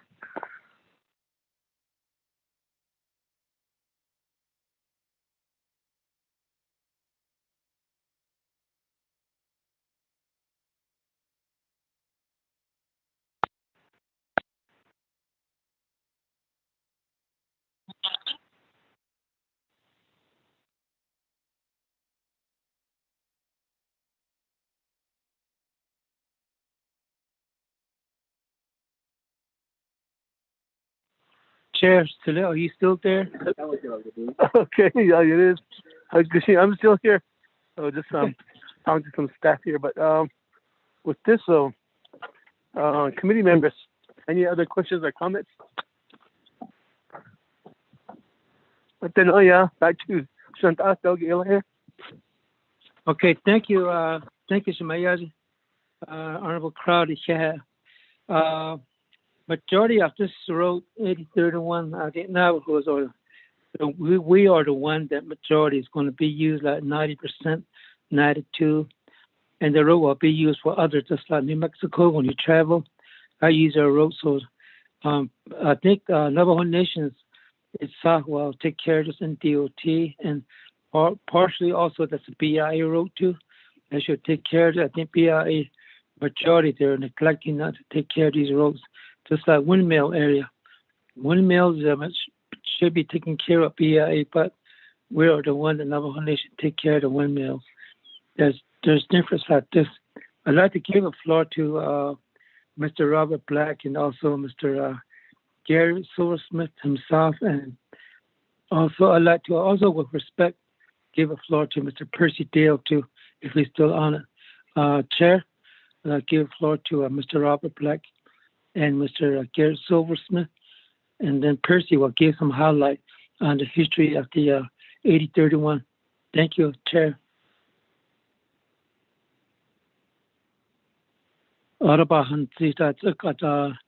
Mr. Black, Navajo Land Commission.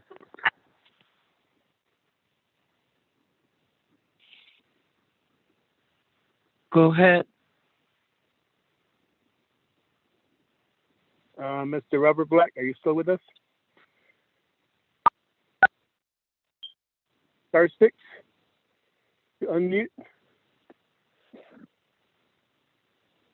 Okay.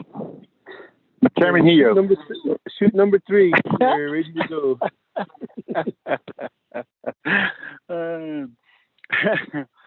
That's Jimmy Yellow here. Mr. Chair, thank you. Honorable delegates of the Budget and Finance Committee. All the district regional chapter officials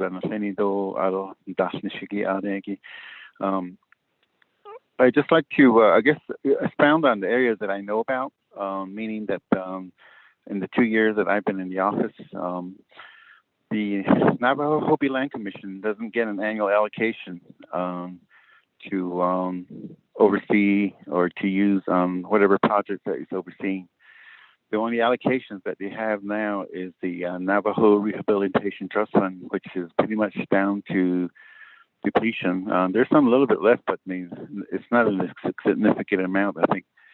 And I think if we add it all up together on the total amount that's not being spent right now is around about maybe 150 to 200,000, depending on the, whatever balances that we receive from the Office of the Controller. But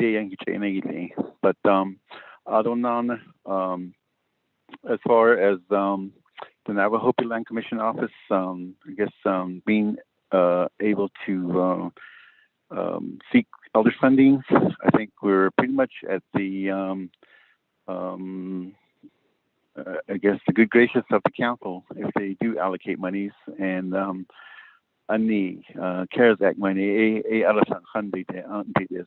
address some of the issues for the MPL, Bennett Freeze, and Nahatatu region.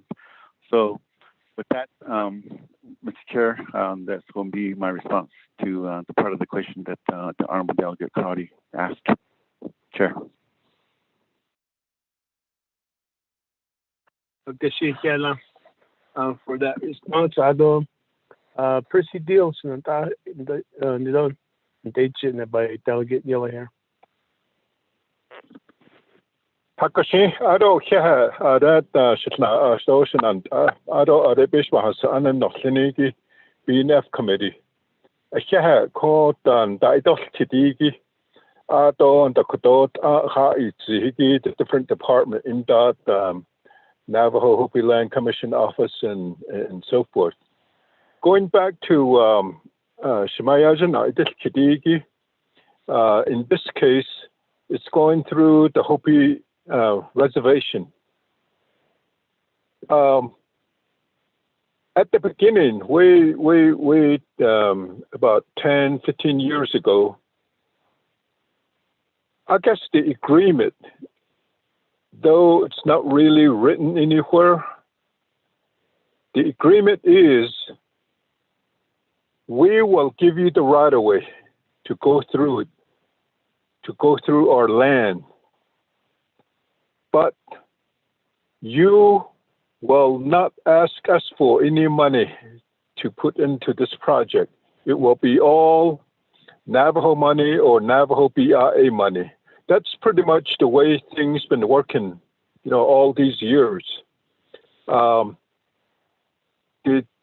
other thing is that all of these roads, especially in the Hard Rock, there's 5 public roads that used to be under the BIA. Every one of these 5 roads goes through the Hopi Reservation at some point or another. And it is really, really difficult to get their permission to repair any of these roads that are lined within the reservation, even if it's a washout, an emergency, it's really difficult to get their cooperation. It's just history from long time ago when this whole issue was resting in the federal court and before Congress, that there were a lot of bitter exchanges that were made way back then. And those exchanges are many times so hard to forget. And that cannot be erased immediately. It's just going to have to continue to work itself, like Mr. Blackhorse and Mr. Silversmith indicated a while ago. It's very good that they are getting some good cooperation from the Hopi tribe. There were times in the past that, the Navajo administration tried to work with the Hopis, but the Hopi would just shut the door. I've seen that over and over and over again. And so there's really no written down agreement. The only agreement that almost came about was road maintenance going through the Hopi partition land. It's been on the table for a number of years, but to my knowledge, it has not moved forward. There are some projects that goes from the Navajo reservation to the Hopi communities. For example, after the land was divided, there were some Hopis that moved out of the Navajo partition area to the Hopi partition area, where there was no infrastructure. And the only way that they could get infrastructure was to cross the Navajo. So by some agreement, like, for example, NTUA did extend right away to the Hopi tribe so that a power line can go through. So those type of exchanges did occur, but there was no really agreement to where you do this and we'll do this, that type of a thing. So it's a very difficult question that you are asking, but I'm really glad that you're raising that, because it still does exist out there, and we're trying to minimize those past exchanges that has occurred. When the Hopi tribe gave permission to this, we actually invited the road committee and the Hopi administration over to Hard Rock, and we had a really good nice meal that was prepared. So we have a joint meeting together, sharing a real nice meal and so forth. So we're doing our best to minimize the hardship that does exist. Thank you for the question.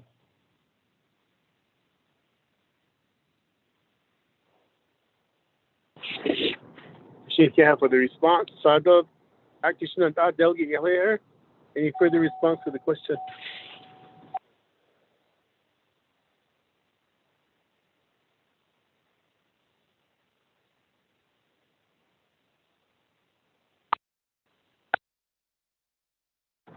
Delegate Jimmy Yellowhair.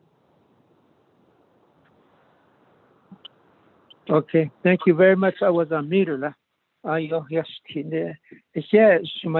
Honorable Crowley, thank you very much for bringing this up. These are very complicated issues, but we had to work with Hopi, being nice to it.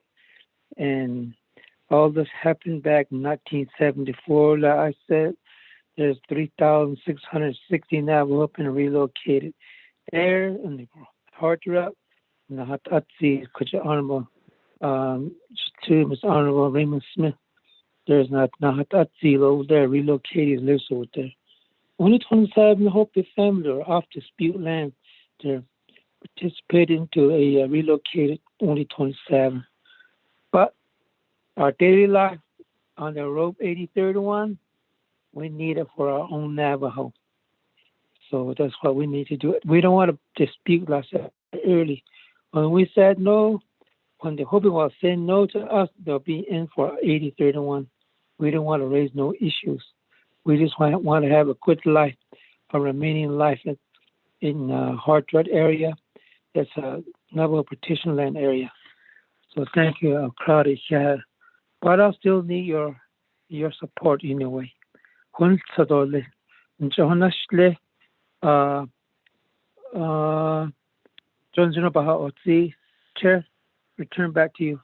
Thank you. Without Budget Finance Committee, any further questions or comments?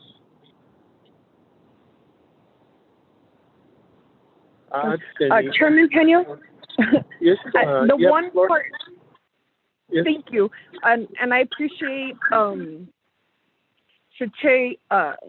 Dill for providing that historic background and understanding the delegate or these types of negotiations that are happening.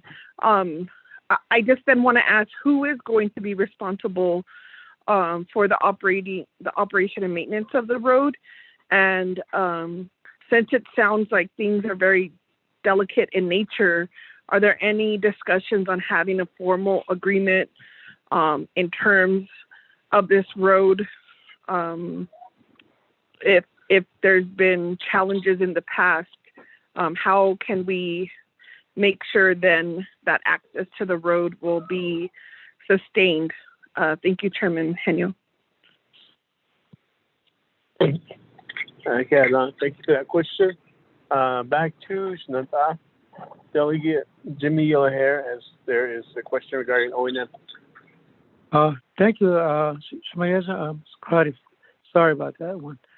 Navajo Nations on Hopi tribe, those are all BIA responsibility. But I want to give the floor to Mr. Garrett Silversmith, Chair. Garrett, are you available? Honorable Delegate Yellowhair, yes, I'm here. Go ahead, Biga. Thank you once again, Honorable Delegate Yellowhair, Honorable Delegate Chair Inyo, and Honorable Delegate Crotty for that question. This project, once right-of-way is given, once we receive it from the Hopi tribe, based on our earlier discussions with them, the right-of-way will be in Hopi's name, meaning that they will be the owners of this route, the 2.8 miles that we are talking about, crossing Hopi Reservation. And Hopi does have a maintenance department, much like it resembles like Navajo DOT. It is Hopi DOT, and they are located, I believe, in Keams Canyon. Now, they are very, very small, and they don't receive the large amount of funding that other tribes do in the Navajo Nation. They have limited maintenance dollars, and the project of this size in whole is going to be large. And so I'll give you an example. Their dollars that they receive, their tribal priority allocation for maintenance is going to be very minimal, like I mentioned. And in earlier discussions with them, with their leadership, of course, they have other routes besides this 8031 that they're going to be responsible for. So I imagine some of their dollars will be going there.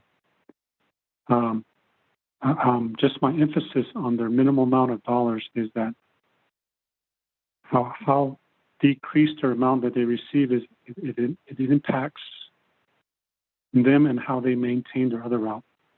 So as my example, their airport in First Mesa they have minimal dollars to maintain that. They get minimal dollars from the FAA to maintain that. So in an agreement with the Navajo Nation, we help periodically from time to time Hopi maintain that airport runway on Navajo, near First Mesa. We help with small tasks like mowing of vegetation, crack sealing, repair of their fencing. because to my understanding, they do not have an airport maintenance section. It's usually the village of probably First Mesa, just normal common folk like us that goes out there and does that task. So just in a true partnership, tribe to tribe, that's what we do for them.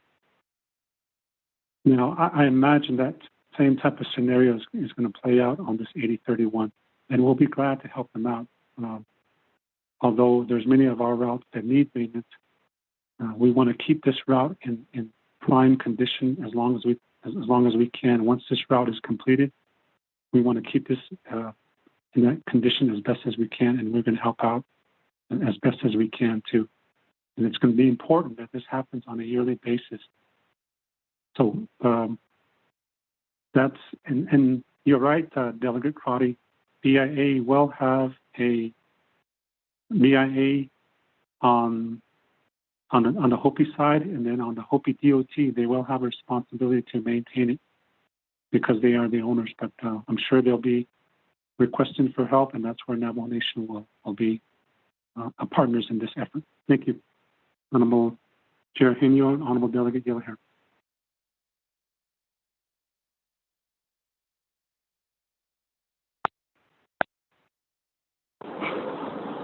Chair Henio, Vice Chair Smith.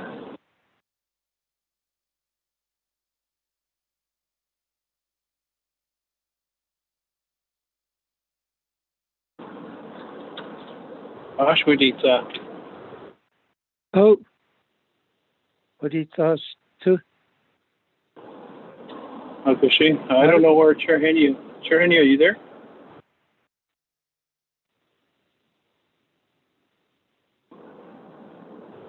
Che, I got a question. Dated Bayatki, Shemaya Jadzi, although Percy Deal, I see Jose, Hopis, Ocho Patanado. Ako, Abatado, Tina Liago.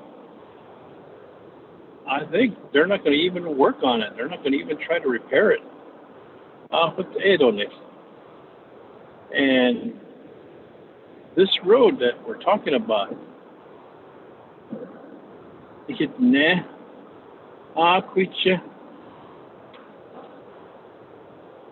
use that road.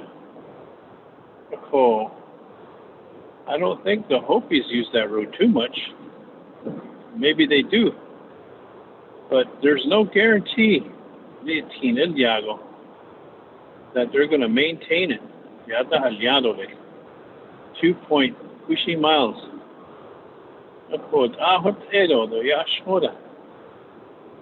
And we can't force them. It's on Hopi land. And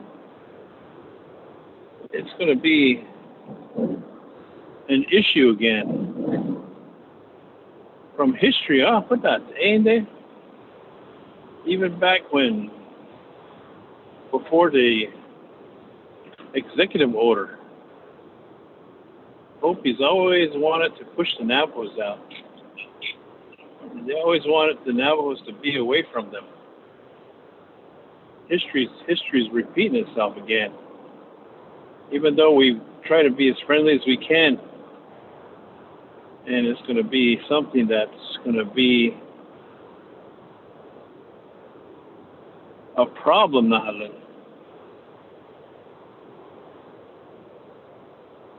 I'm just hoping that it doesn't happen that way. I'm just wanting to help the people out there get that road done and make sure that that road is maintained.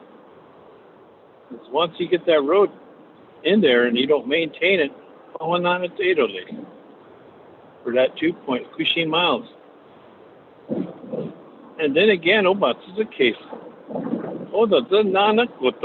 If they say no, it'll be paved up to a certain location, and then it'll be dirt road for another 2, and then it'll be paved again. And that's probably the maybe the worst area that really needs to be paved in that part of the road. Shinanda. I don't know if the team here, if you met recently with the Hopis and see what they said. Are they okay with that? Are they going to be supporting the Navajo Nation to put a road in there?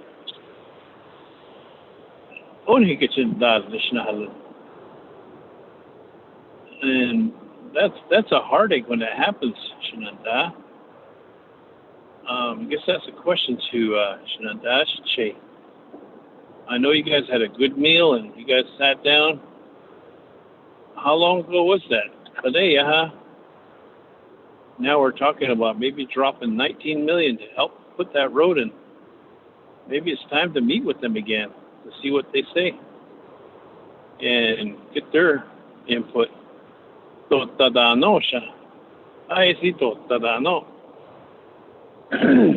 it's like taking a horse to the water and you can't make that horse drink.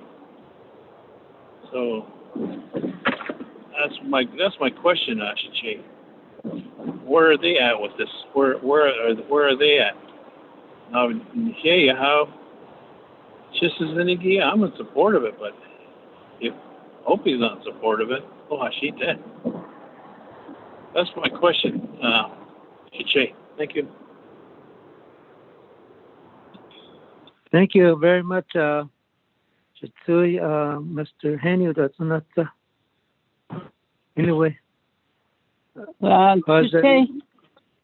Chiche, Mr. Yes. Yellowhair. Oh, can I say something? This is Becky. Go ahead, make it to the point. Okay. Nana legislation that Nana Ebony. Go ahead. Thank you, Chair. Vice Chair. Mr. Honorable Smith. Shiyaj Ado, Council, Honorable Council Delegates.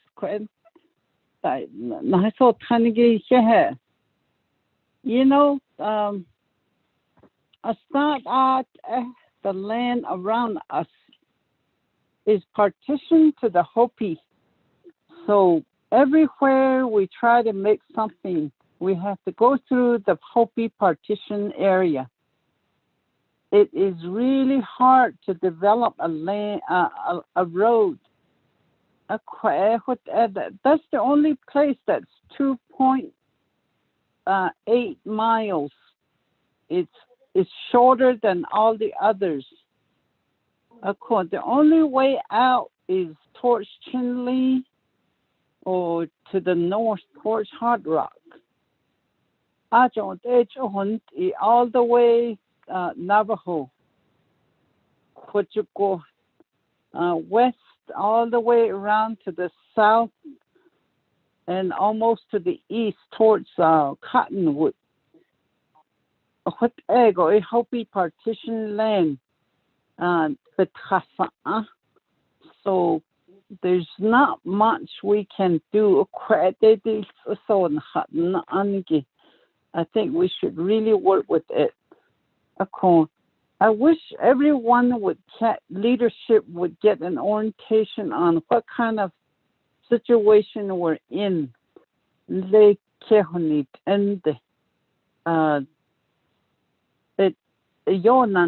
To explain, and it takes a long time to explain.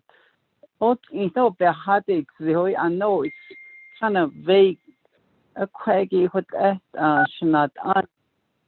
Can we try to work with this one? We really need a road. If we try another one, it's still going to be the same. Turquoise Trail is entirely in the Hopi partition land. It didn't go all the way where it's supposed to. I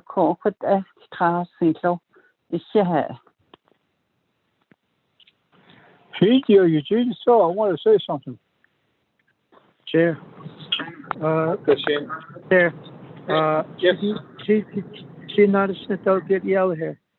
Abigil Nisayate, Haros Sata, not is not in on Hanan Cotton.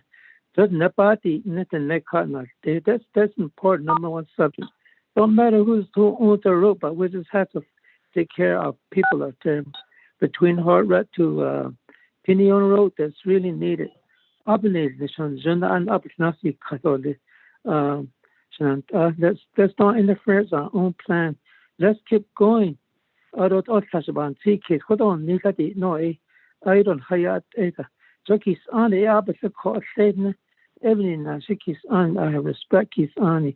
The next Nakojiki, the net of the teens and the snow. How would holds about this? So let's keep working now. Let's don't make another plan, any other things. The kiddo, Yashin, the Aleba, Kido, the Pavgi. Kis on Jimbuchati, Thalet Era, Nisadoni kindly, not under by his Tidoli. Kabub Garbati, needed only Kizanato. Let's keep working. Let's approve this 19,500,000. Let's keep our plan. Keep going, keep working. It up Napano Shka. Although, when I stayed all the Vice Chair Pro Temp, thank you. The Gene still wants to speak to. Okay, hold on. With that, Budget and Finance Committee. Eugene Stokes, you have the floor. Okay, $9. Thank you.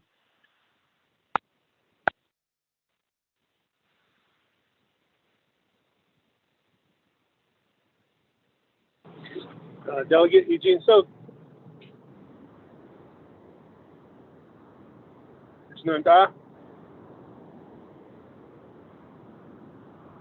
Actually, so you hear me? Yes, we can hear you, Mr. So. Okay. I keep getting muted. Star 6, Eugene Stokes. He's not muted. Okay, let's move back to the committee. Maybe he'll come back online. Bina, Budget and Finance Committee. Any further?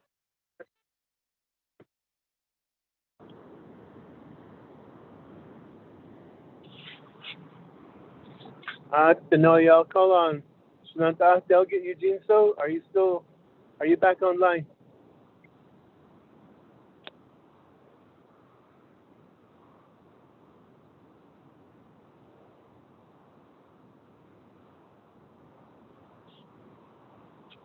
Eugene So, Delegate Eugene So.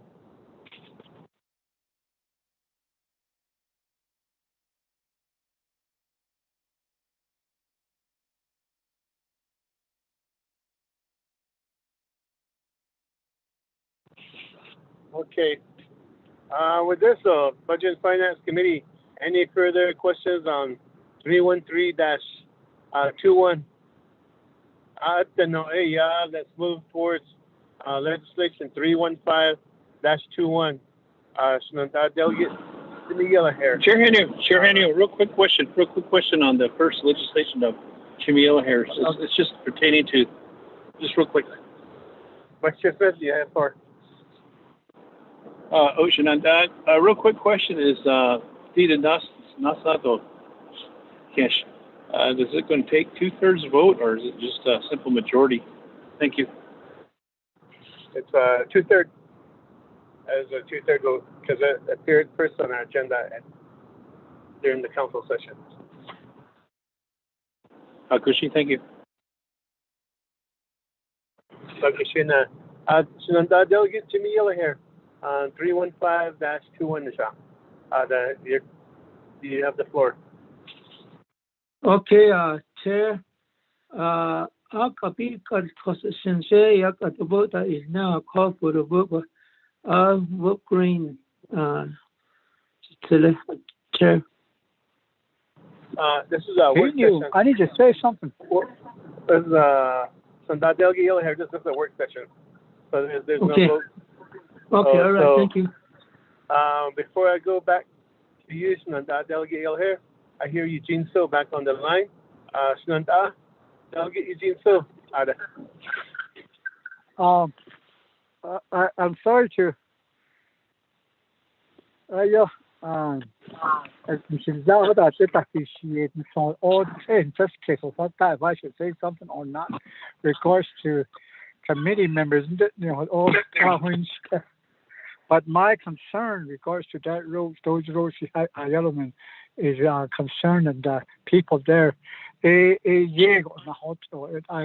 case, the way I see it, there's school there.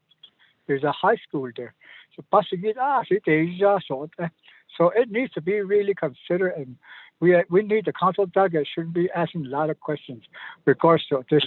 I thought for Chonda is just not hasn't Mr. Silversmith. Okay, yeah, go agent dash. It's called having it up based on all chance eat all this. Okay, but this is in the process. I thought all we need is to approve it at the session and then go for it.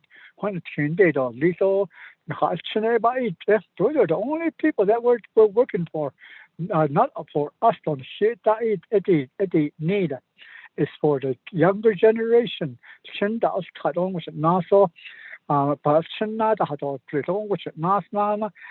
what we're here for, and council delegates. Even now, I want to back up my brother, Mr. Yellowhair. It's a concern. Council delegate, it is there. That the problem is there. See. And the hotel has out because that road's got all different kind of soil rot on it. Saying that Plito station and Plito, I don't send not and the not have played the whole areas. So these are something that the end that we're working on. So I thought it's kind of so why do we have to start asking all this also on since I hear you. I'm sorry to interrupt, but I wanted to say my say. Thank you. Good see again last month. Abiga. So when that's it, kudos. But hey, 0315-21. Naka banahad na Nanta Delegate Yellowhair your presentation on this legislation. Thank you very much. Appreciate it. This legislation, they call a lower crossroad. That road is connected to 8066. Fail. It's 8066. Because 8065 is all that needs is a crossroad that needs to be repaired. But bus they still use bus. This is really steep wash. So bus the Yego Nahon. About maybe 100 plus feet. Though it's very in the short curve. One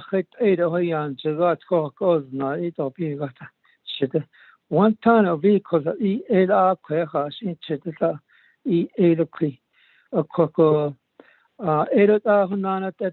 that pertains to routes to the school, to the etc. We're looking for 1.4 million plus to be allocated. We already got some money there for also that will be put money together.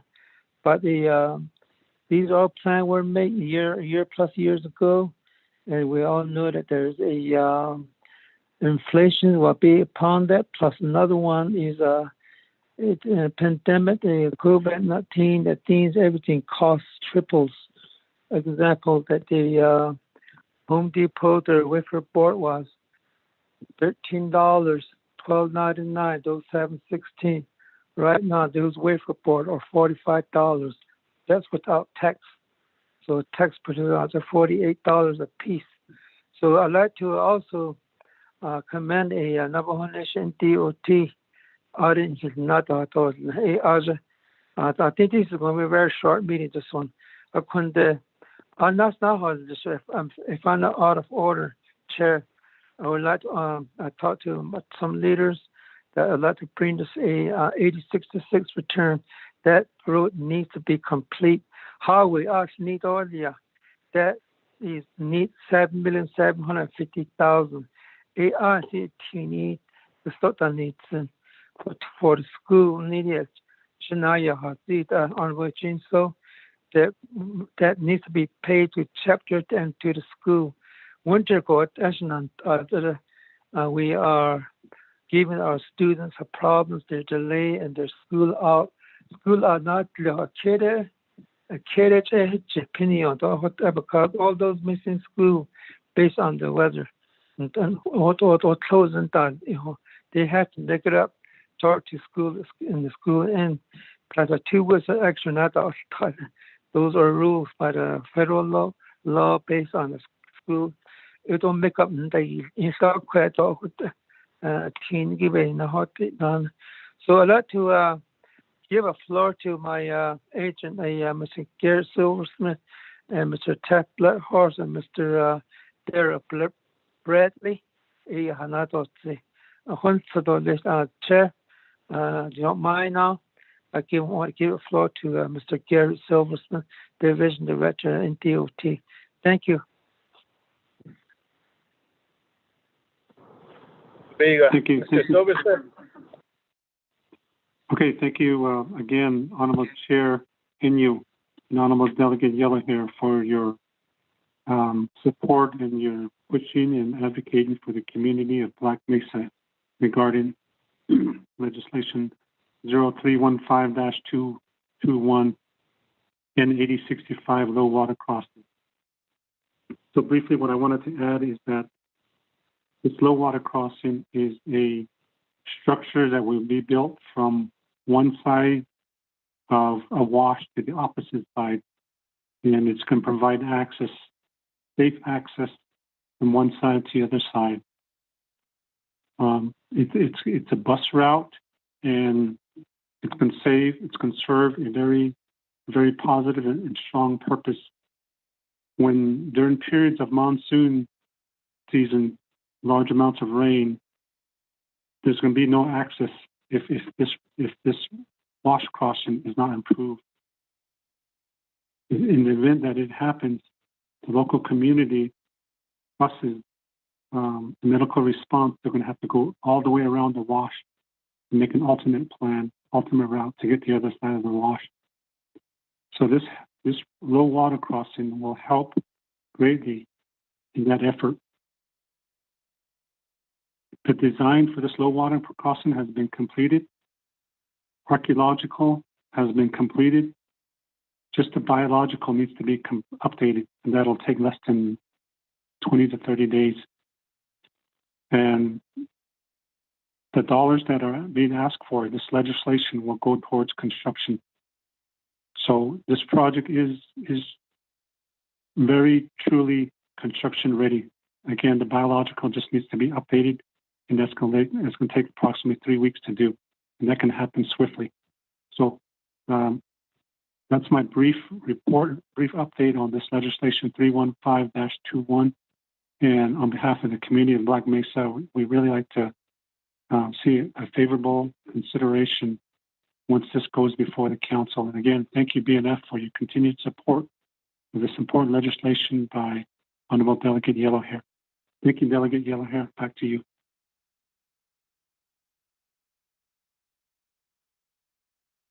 Thank you, Chair. I'd like to give also a floor to Mr. Ted Blethorst and down to Mr. Garrett Silversmith. Oh, there's other lady we had too, Priscilla. She's in DOT. She's quitting in that. So I was bad at her labor in DOT. So I'd like to give a floor to Mr. Ted Blethorst and also down to Daryl. And Priscilla's around. She will give some highlight too on funds too. Thank you, Chair Priscilla. Give the floor to Ted Blethorst. Thank you. Ted, the floor is yours.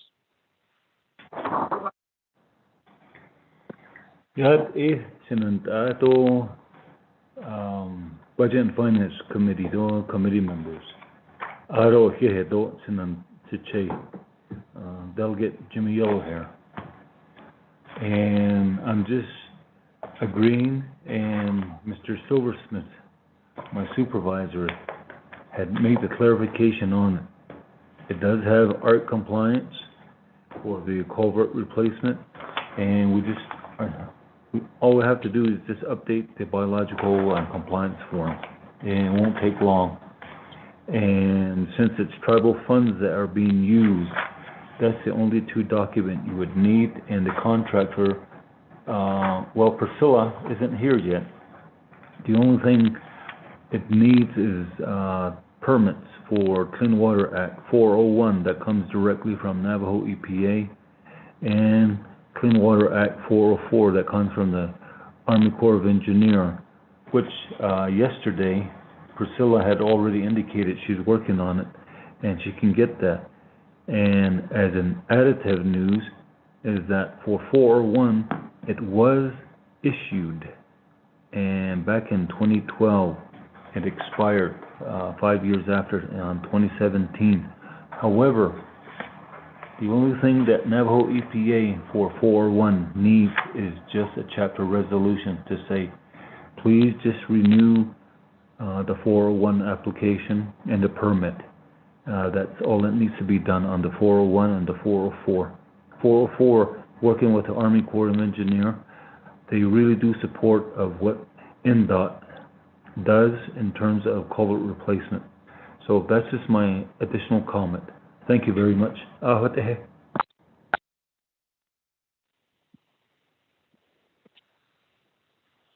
Thank you, Garrett Shares, and also a tech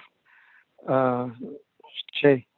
Koro Daryl Bradley, Yadot Zisto.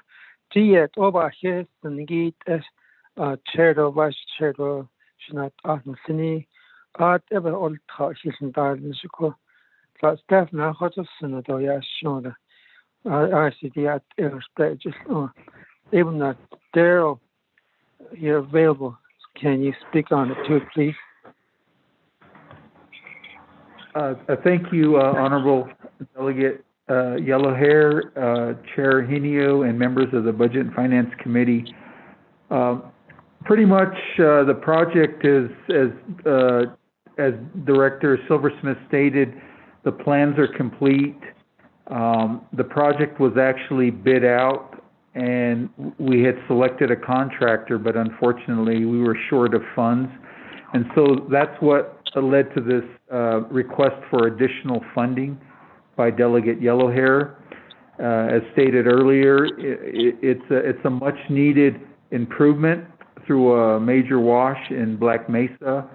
You know, it's, once water runs through this wash, it's weeks before it dries out and it's impassable. So a low water crossing would greatly improve the area for residents. You know, the road, the area would be closed when the high flows are going through, but once they recede and you clean off all the debris, the road would be ready to open. So low water crossings are really much needed in these rural areas where, you know, it allows mobility for people to get to not only the chapter house there at Black Mesa, but also to the school and the housing area. So again, Delegate Yellowhair, appreciate the opportunity to make those comments. Thank you. Thank you, Chair. Crowd, General Bahata, and DOT, Mr. Silversmith, Mr. Bradley, Mr. Blackhorse. I'd like to bring the floor back to Mr. Honorable Henio, and there's need for $1,424,705 for this particular road needs to be taken care. While the weather's dry, will be take advantage on that one too. Any questions from my colleagues? Thank you. Turn back to you. These are Delegate Jamil here. Committee members, Budget and Finance Committee, any questions, comments?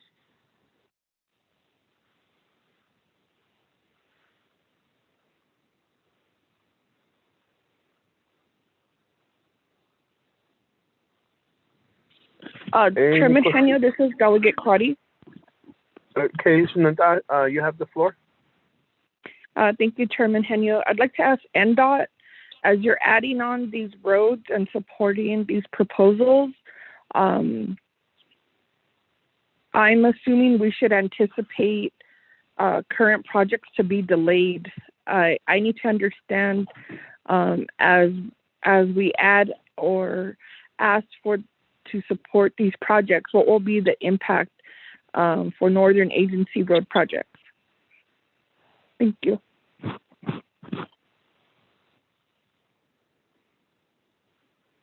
Okay, any further questions, committee members? Shania, this is Delegate Stewart. I have a question. Biga Shinanta, Delegate Stewart, you have the floor. Question. Yeah, Shania, though, Shamaja, I don't BNF committee members and authentication, Shania, Nana. In the Mr. Brigade, my question to NDOT, Mr. Silversmith and the team, in listening to this conversation today, and although it came before RDC, although not send back the Yilala from council to do a work session, but he's doing with these funding, Silversmith. Are these going to be reverted back as well into CSN, like with other road projects from the FET, or are they just going to be borrowed or used from the CSN funding? And just learning and watching as road projects happen within my area. That's why I'm asking that question. Maybe it has been said before, but I'm asking again at this time, and then just to see what the response would be. To refresh my memory in that area. Kura, Shania, thank you.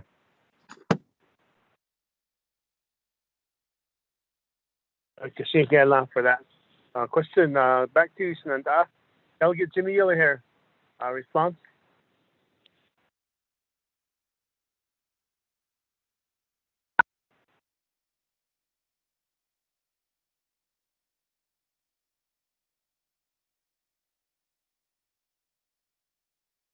Delegate Jimmy Yellowhair. Are you still on the line with us? Okay, right now, I was muted. Sorry, SGST. Here, Honorable Crowley, Northern New Mexico. This is going to be the first time ever Hard Rock going to have a pave if approved. The first time. We've been struggling in this Hard Rock area with near roads. The first time we're going to have a highway. We're going to see something in the highway. I know I'm not disputing with you or debating. I'm not. New Mexico, all chapters are paved. We want to live like you guys up there in New Mexico. Even Arizona, majorities, besides this Black Mesa chapter in school, no pave at all. We want to live like you guys up there with my college count in the highways. It will be the first time we're going to have a highway like you guys. It just happened. We're going to have a very big celebrations. We will invite you to come. Highway in Iliadole, in the Natole.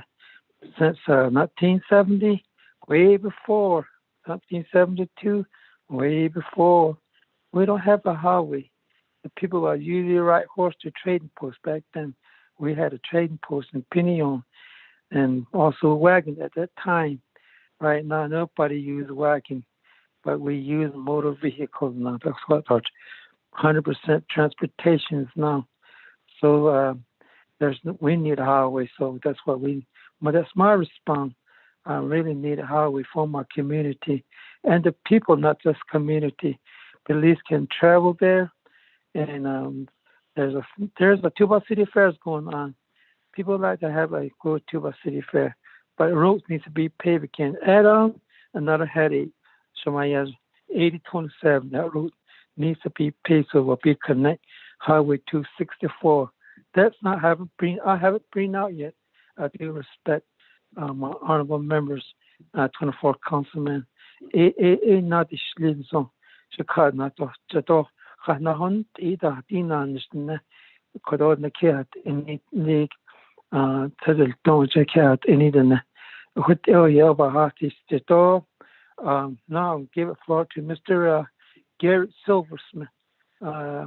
Take over, Chanel. Thank you, Chair. Yeah. Thank you, Honorable Delegate Yella here.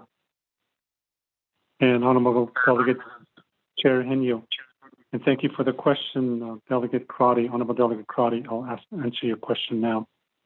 Her question was, as we add these additional projects, these improvement projects across the Navajo Nation, in particular this one on 8065, will there be a delay versus other projects that are slated for construction? My question to that would be a no, because as you heard from Mr. Bradley earlier, from a staff member for Navajo DOT, this project was previously, we attempted to contract it out, bid it out for construction. And the bids that we received, unfortunately, they came in very high, so we didn't have enough funds. And therefore, this legislation is being presented. Additionally, the reason why I say no about, well, it shouldn't impact our schedule is because we plan to process this contract through an outside contractor who specializes in low water crossing. So currently our staff are already committed to other construction projects. So therefore, we're going to rely on outside contractor to build this road. So no, it will not impact our schedule, our construction schedule, because we're going to be bidding this out and identifying another contractor to build this project for us. Thank you for that question. Moving on to Honorable Delegate Wilson Stewart's question. I believe I understood his question correctly. He had mentioned the funds already committed for this project. I believe his question was, well, we had in a previous road fund management plan, fuel excise tax dollars, we had previous dollars committed for this project. So when this project was bidded out and bids came in, we did not have enough money to provide coverage on the construction costs of this project. So therefore, this legislation was created. So if this legislation isn't successful, what is our next step? Well, unfortunately, if that happens, then the dollars that's already committed to this project will stay there. It will not be reverted back to any other project. It's our intention to go forward and build this slow water crossing. And we're just going to have to seek other alternate funds or funding opportunities to seek that additional $1.4 million. So that's my response to Honorable Delegate Crotty and Honorable Delegate Wilson Stewart. Thank you, Honorable Delegate Yellow Hair.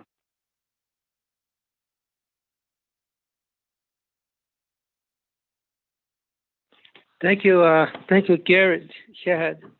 I don't like to return the floor back to Honorable Chair Henio.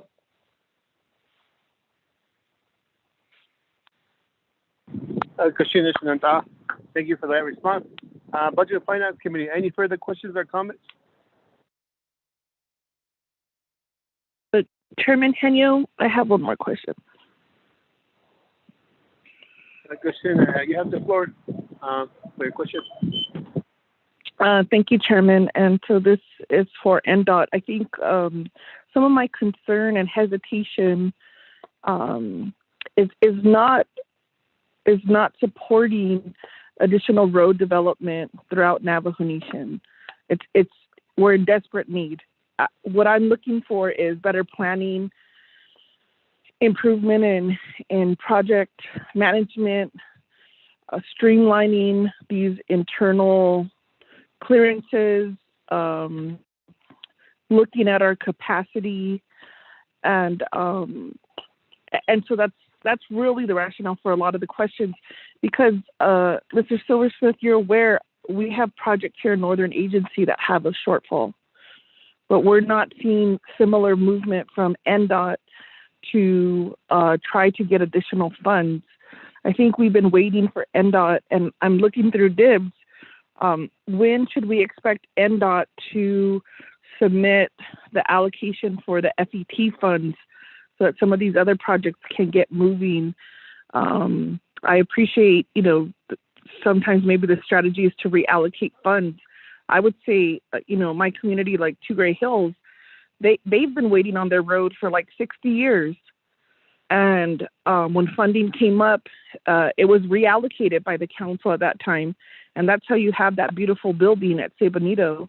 And so the community remembers this. So it's not that the community needs it.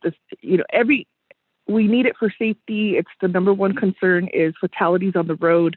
So that's not the issue. I think the real issue is how is NDOT going to improve and make sure that projects that are already funded are going to move forward? What's your plan for the projects because of all of the challenges that are faced, and now you have shortfalls, and then is this the best approach to do it piecemeal by piecemeal? Because it's hard for me as a delegate representing a district where we have a handful of road projects that are not moving forward because of shortfalls, and now I'm being asked to support this project, but there's no movement from NDOT to try to fix or remedy the shortfalls for your other existing projects. That's really my concern, and I would ask this committee is how do we figure out on how to get that funding? What is the amount of project shortfall that you currently have for your different projects that are being proposed? And how do you plan on moving those projects forward? I don't think when we talk about strategy, doing one road at a time. And I appreciate the chapter officials for being on the call and other delegates from the agency supporting, but I think that's the bigger question. So if I could get that answered, Chair, I'd appreciate it. Thank you. Thank you for that question. For NDOT, Mr. Silversmith. Thank you, Honorable Chair Henio, and thank you again, Honorable Delegate Crotty, for that question and concern there. So I'll respond. I'll do my best. Forgive me if I get confused in my response, but my response is Delegate Crotty has a good question there as far as the concerns on projects that are existing, as far as some projects not being fully funded and there's shortfalls on various projects. We're going to have this situation, and ultimately, I believe this is going to happen. It's going to continue to happen where you have shortfalls on projects. The reason why I say that is because as we receive our federal highway funds or FET funds, and we equally distribute these funds across, as best as we can, across 5 agencies and 24 regions, and we distribute these funds equally, which is the approach that we agree on, and that should happen. However, if you have X amount of projects that result in their construction costs, or say you have, again, this is where it's going to get confusing for the listening audience to understand, is say you have 4 projects that result in $5 million each, and of course you have $20 million there, and these projects are going to be funded from a source that has we may have only 15 million. So we got to do our best to spread this 15 million out over 4 projects that result in $20 million. And those $20 million worth of projects, those 4 that are $5 million each, That's their engineer's estimate. However, if we only have a funding source of $15 million, say from FET, there is going to be a shortfall. You have a shortfall of $5 million, which is going to be about a shortfall of $2 million for each project. So that I know it's kind of it's confusing there, but we're going to continue to have shortfalls simply because our funding source is not large enough. Our yearly allocation for FET, a road fund management plan, is about $6.5 million. There's another example. The $6.5 million, it's got to be in some way appropriated and distributed over 24 regions. So when you have $6.5 million and trying to spread it over 24 regions, there's going to be a large amount of shortfalls for projects. And $6.5 million, you can distribute it over 24 regions, but it's going to be in the neighborhood of, say, $200,000 to $300,000 per region. And a particular project in one region, that project might be $1 million or $2 million, and you're going to have that significant shortfall. So that's as best as I can explain it, Honorable Delegate Crotty. There is going to be a continuation of shortfalls on projects. And going back to your other question, as far as what are we going to try to do, the division to do, that's going to provide funding solutions for other projects, not only in your region, district, but other regions. Is presently we have in our Navajo Nation's review process, 164 review process, we have 33 projects resulting in $18 million that is in the Navajo Nation's 164 review process. And we did our best, actually we did our best to distribute these $18 million across five regions. And each region is going to be receiving $3.4 million. So our intent there is to distribute these funds equally. And that's where we have one project, I believe it's N19 in your region, the right-of-way fencing that we plan to commit some funds there. But thank you again, Honorable Delegate Crotty, for that question. I turn it back to you, Honorable Chair Henyo. Thank you.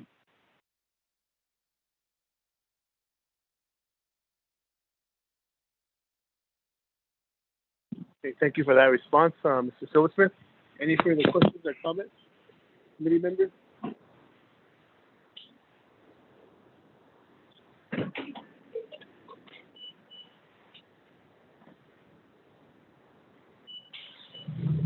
Chairman Henyo, this is Delegate Crotty. You have the floor for your question. Go ahead. Thank you, Chairman. This question is actually to the committee. I know that we're planning a work session with RDC. I think this is one of the systemic issues here on Navajo,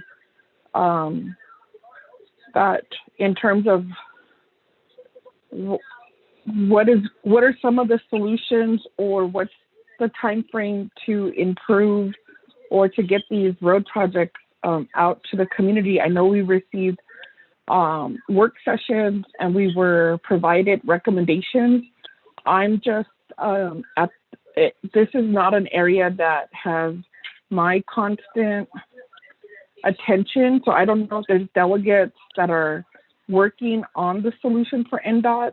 If I may ask if Delegate Stewart could probably give us an update. I know that RDC has a lot of dialogue with NDOT, but what are the solutions? I think asking road by road, that to me is a challenge. If I'm elected by my district and I represent Northern Agency on Budget and Finance, I have to take that into consideration in terms of how the community and how the agency has also been asking NDOT for these projects that have an unmet need. So I think that's where I'm at in terms of this negotiation. I think, and I know that I had requests from NDOT, what were other unmet needs from the different districts across Navajo Nation. We all know that there's challenges getting legislation drafted. We could see, there's so many different obstacles. So is this an opportunity for the committees working together, working with the council to provide some comprehensive relief to all of these road projects? I think that's where I need to understand where we're at and how we're going to move forward. I know we're talking that this is CEJASEN funding, but is this an opportunity to segue into a possible roads funding list for ARPA? If we could have that discussion, Chair. I know that it's not specifically towards this legislation, but it is the funding aspect of it as we move forward. And as we look at how CEJASEN dollars have been spent, there has been a large investment in the communities. There has been a lot of CEJASEN dollars used to build up the water infrastructure.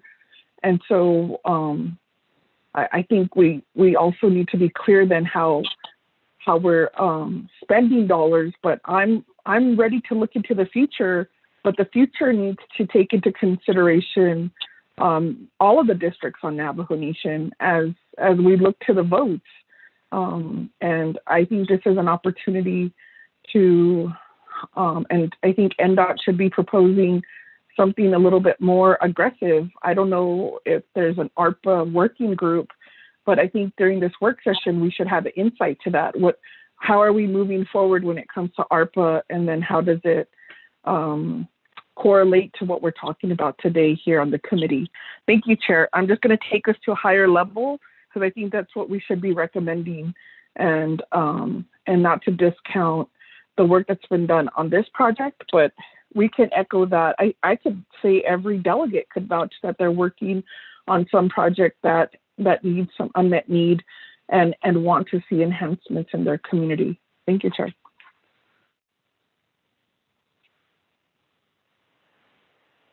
Chair, thank you. Comments back to Senator Yellowhair. Yeah, Chair, thank you very much for being Chair. Very important constructions that need to be taken care. I'd like to, if Dorothy Red area is available, but Dorothy Red area, Panzas needs to Dorothy. Asla Adibadet 1880-65, Chair. Dorothy, are you available? Dorothy Red Heriazi?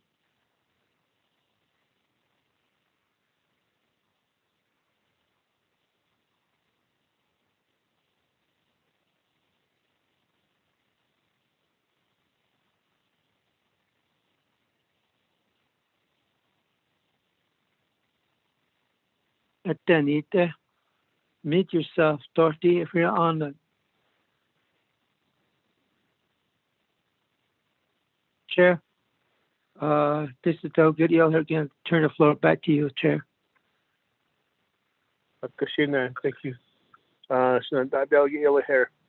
Ada Kodo, Senator Delegate Amber Knusla Kari Hatzigis, and the Tanjave Hansi. Actually, all about I thought Mr. Garrett Silversmith. Actually, Bachman, and I thank you. Jamaya is a crowd of your concerns, and we look forward and see how the money will be manipulated. I know funds are hard to find. It goes, and first in, first out. And I'd like to see my project will go the first time ever. These were needed many years ago since Dorothy Ray, she's probably about maybe some 70 plus years old. Since she was in high school. So I respect her request. I'd like to turn the floor to Mr. Silversmith. Chair.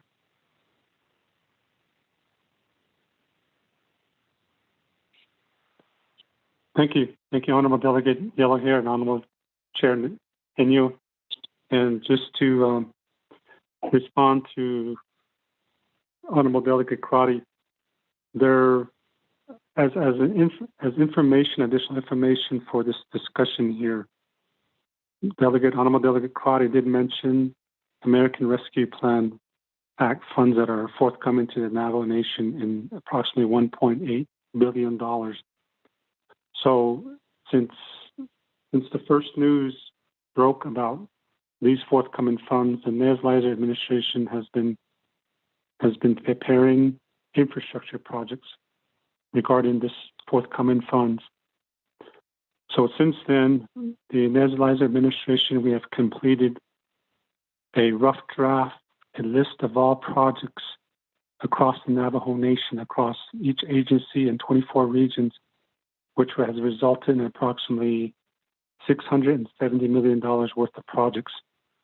And this should address some of those shortfalls on these projects that are existing that Honorable Delegate Crotty has mentioned. Now, it won't be my decision. It's going to be discretion of the council and president and vice president on the total amount of funding that's going to be committed toward roads infrastructure projects. These forthcoming ARPA funds might not be the $670 million in needs for the projects listing that we have prepared. They might not be all funded by ARPA. So I wanted to share that information for you, and I just wanted to address some of the solutions for the shortfall. It'd be great if all of these $670 million could be funded, and it will address these shortfall projects. But we have split up the categories in 5 categories and how we want to spend these forthcoming infrastructure funds from ARPA. And that's earth road improvements, earth road/dirt road improvements, bridges, pavement preservation, all existing paved highways. We want to do some form of maintenance.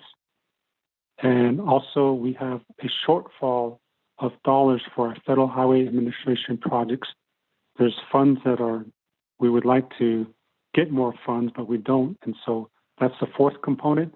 And then the 5th one is going to be funds toward new routes across in each region. So those are the 5 areas that we want to address with these forthcoming ARPA funds. So just as a follow-up comment to Honorable Delegate Crotty's feedback on this particular legislation. Thank you, Honorable Yellowhair and Honorable Chair Henyo. Thank you for that response, Mr. Silversmith. With this committee member. Chair, this is Delegate Yellowhair. I'm looking forward to use this American Rescue Plan Act as funds to make available from this grant. It will be good, just like Garrett Silversmith said, and also Shemaya Crowdy. I'm looking forward to ARPA money too. This is a big fund. And we tried on the CARE Act money. That wasn't successful because it says unlawful cost expense. It can't be used for CARE Act. But ARPA money, we like to see it to use if it's okay under treasure funds. With this, I'm looking forward to Shemaya's Ani.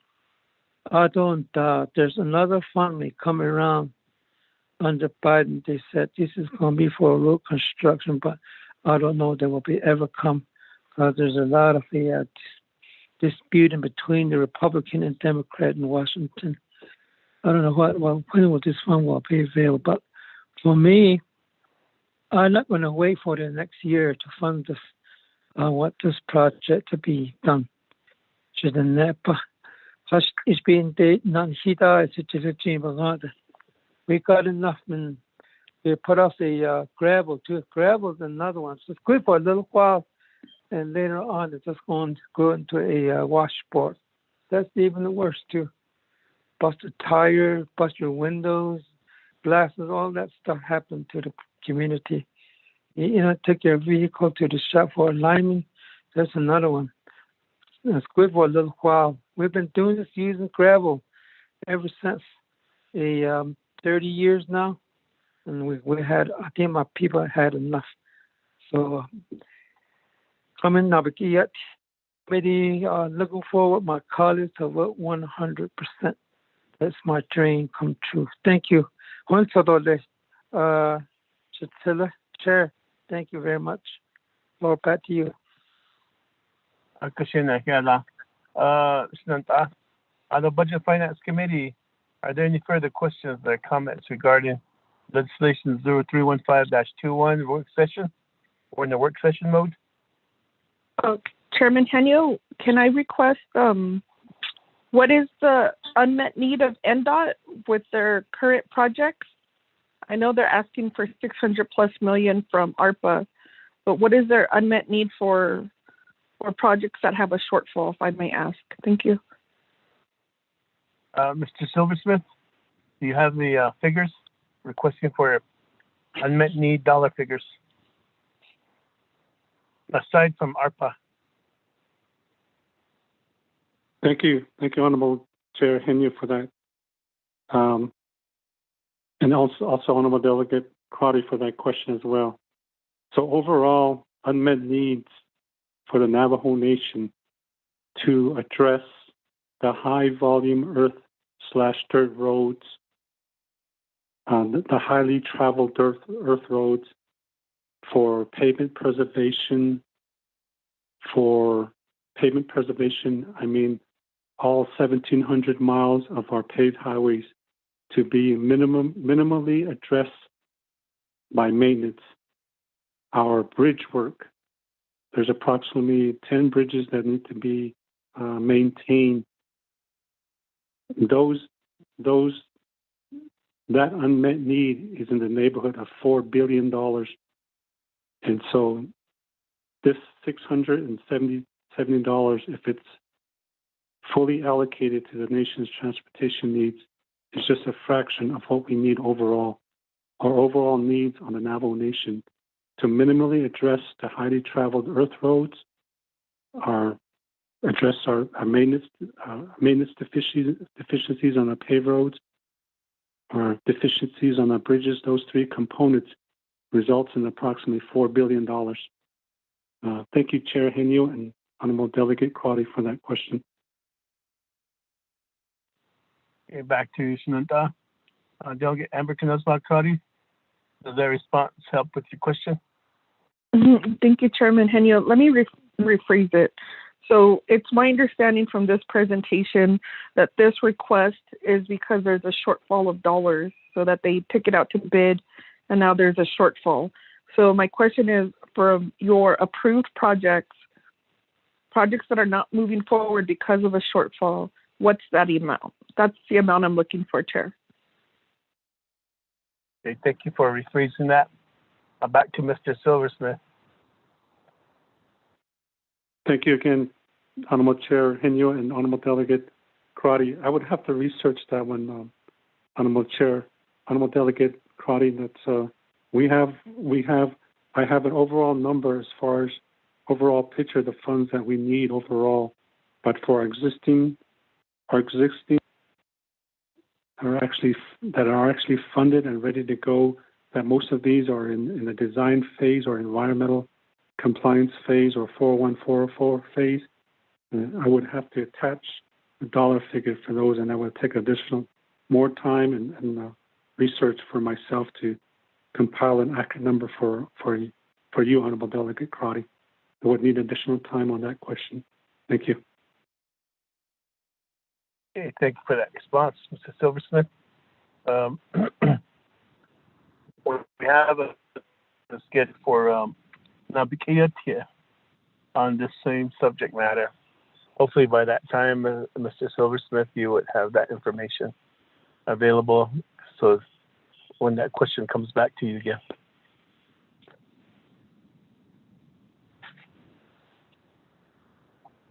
Back to Budget and Finance Committee. Any further questions or comments regarding the work session topic?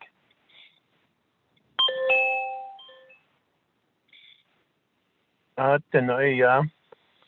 believe we're at the tail end. There are no further questions. Yes, Chairman Henyo. Yes, if I could be clear, and I appreciate you suggesting if it could be, that information could be provided at NABI. If I could make that request, a direct request from NDOT, if you could send that information to the Budget and Finance Committee, including our staff, and I could work with our legislative council. They'll need some time because I will be requesting an amendment, Chair. I think my hope is that we can support and get as many road projects completed here on Navajo Nation. Thank you. Thank you for that. It's a request from Delegate Amber Knuzwa-Karate to Navajo Nation Department of Transportation through the Budget and Finance Committee to have that information available. Mr. Silversmith, if you, once you get the numbers and everything, send it to Ms. Peggy Nakai, our advisor, and then she'll disseminate that to the committee members. Will that work for you, Mr. Silversmith? Yes, Honorable Chair Hinyo, we'll work on that, myself and my staff, and we'll do that as instructed, just as instructed now. Thank you. Thank you. And this way that way with the council will be able to help in the Navajo Department of Transportation. With this, committee members, any other questions, comments? Further questions, comments? Chair, this is Delegate Yellow here. Hello. Oh, yeah, so thank you very much, NDOT, the Budget Finance Committee. We look forward to get this funds for Black Mesa area, and this should be priority. And I don't want to see this fund be delayed. 19,500,000 plus $1 million for that should be available. So, like I said, the small lower crossroads should be done in no time accordingly to NDOT. Not that these so there's a project will be complete. Completing the project is important to get the percentage lower and keep going, then we can catch up with it. So I support all the chapters to get some roads that needs to be done. But we are far behind anyway, Black Mesa area. We're like in the third world up there, all over in Black Mesa. We're living with dirt roads. That allow you to understand my, for my community, my constituents, we're living a very struggles all the time. And that's why I want to bring this to your attention, each one of you. Once about Stido, in Salvation, on behalf of my community in Black Mesa area. So we're living in NPL area too. There's a complicated issue we live there. But what else? Oh, that's not on. Don't here. It's now on care on it.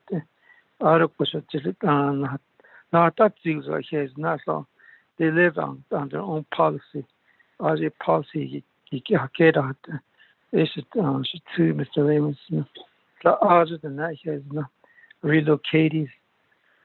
I don't have this. I don't share. Also, the DOT. Thank you, and my colleagues. More back to you. Yeah, Budget and Finance, I think we are at the tail end. It's 5:48 p.m. And you get ready to cook our spam, eggs, and potatoes, and green chili. So this work session is coming to a close. We believe we got a lot of questions, a lot of comments that we made, and we have a good dialogue. Had a good dialogue with Navajo Department of Transportation. With this, close of the work session, committee members.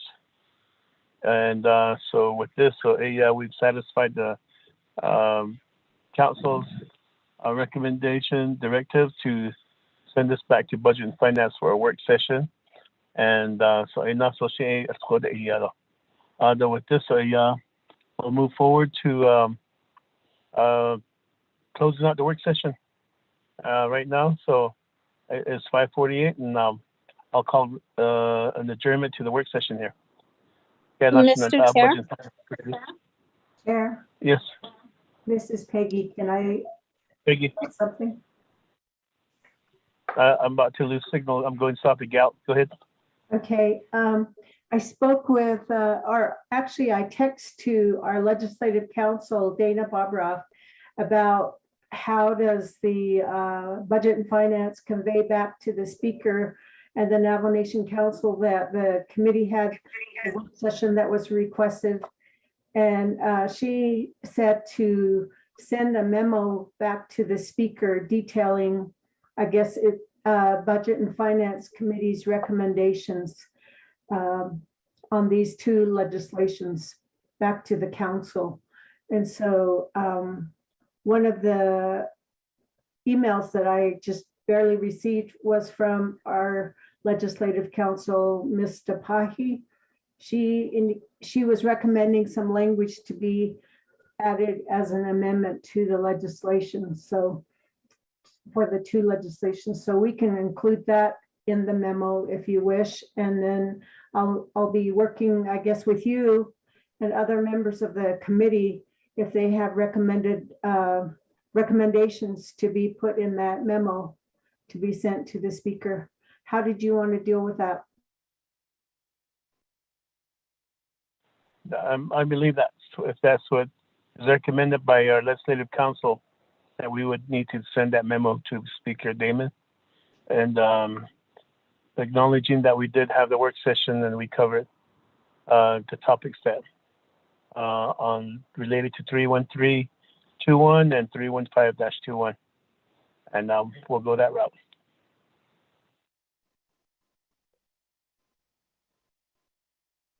Okay. Mr. Chair? This is Lurleen with Office of Legislative Counsel. No, yes, go ahead. Yeah, I was just going to say what Ms. Nakai said. I did send some suggested language out to you and to Ms. Nakai and to Delegate Yellowhair. The language addresses the concerns with receiving ARP funds, and the language just says that the funds could be used to reimburse the CHSN account if funds are received. And then, yes, Ms. Bobroff did instruct that it's a simple matter of the chair sending to the speaker a memo saying the committee did as instructed by the council. The committee did review and reconsider the two legislations and has the following recommendations, and then you put in your recommendations, which may or may not include the amendment. Or if you don't have any recommendations, it's up to the committee. Thank you. That's all I wanted to add.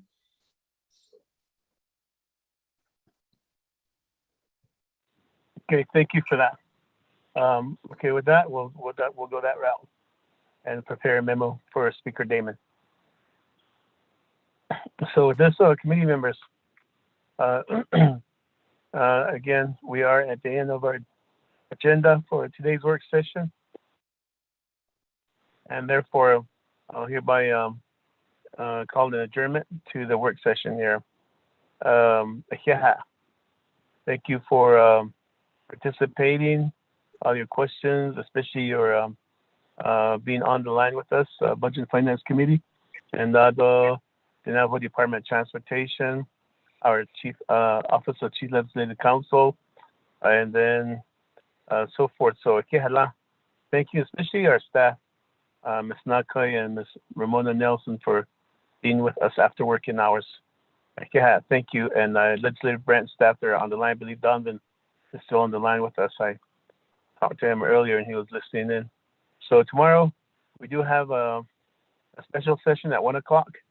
I believe it's in person, is from what I've been hearing, when you get more clarification on that part. So with this Budget and Finance Committee, everybody else have a good evening. Be safe out there and have a good dinner. Go ahead.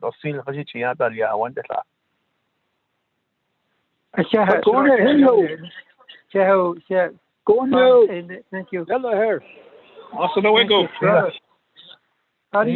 Chairman, in your memo, can you add, I'd like to request how much Navajo Hopi land commission office, how much they've invested, how much are they invested in gaining? I'm just now looking at fundings that are available. So if I could just get that answered, that'd be perfect. Thank you, Chair. Thank you. We'll work on that. We'll work with Mr. Black, Robert Black, and Chairman Odoso. Yes, thank you. Thank you, Chair. Samaya Delegate Yellow. Thank you. Kasi na. Bisi, Jones Longwood. Delegate Yellow here. No, Eugene So, Jones Longwood. Hey, na ako sa ano, panalo ka doon. Hey, thank you, everyone. I'll work on a draft of that memo and then check with you to see what you think. And then I'll send it out to the committee members to see if they want to add anything else. And of course, to Laureline too. So that's how Thank you. I'll make sure that you all have a chance to comment on it. Thank you for everyone being here too. Appreciate it. Good night.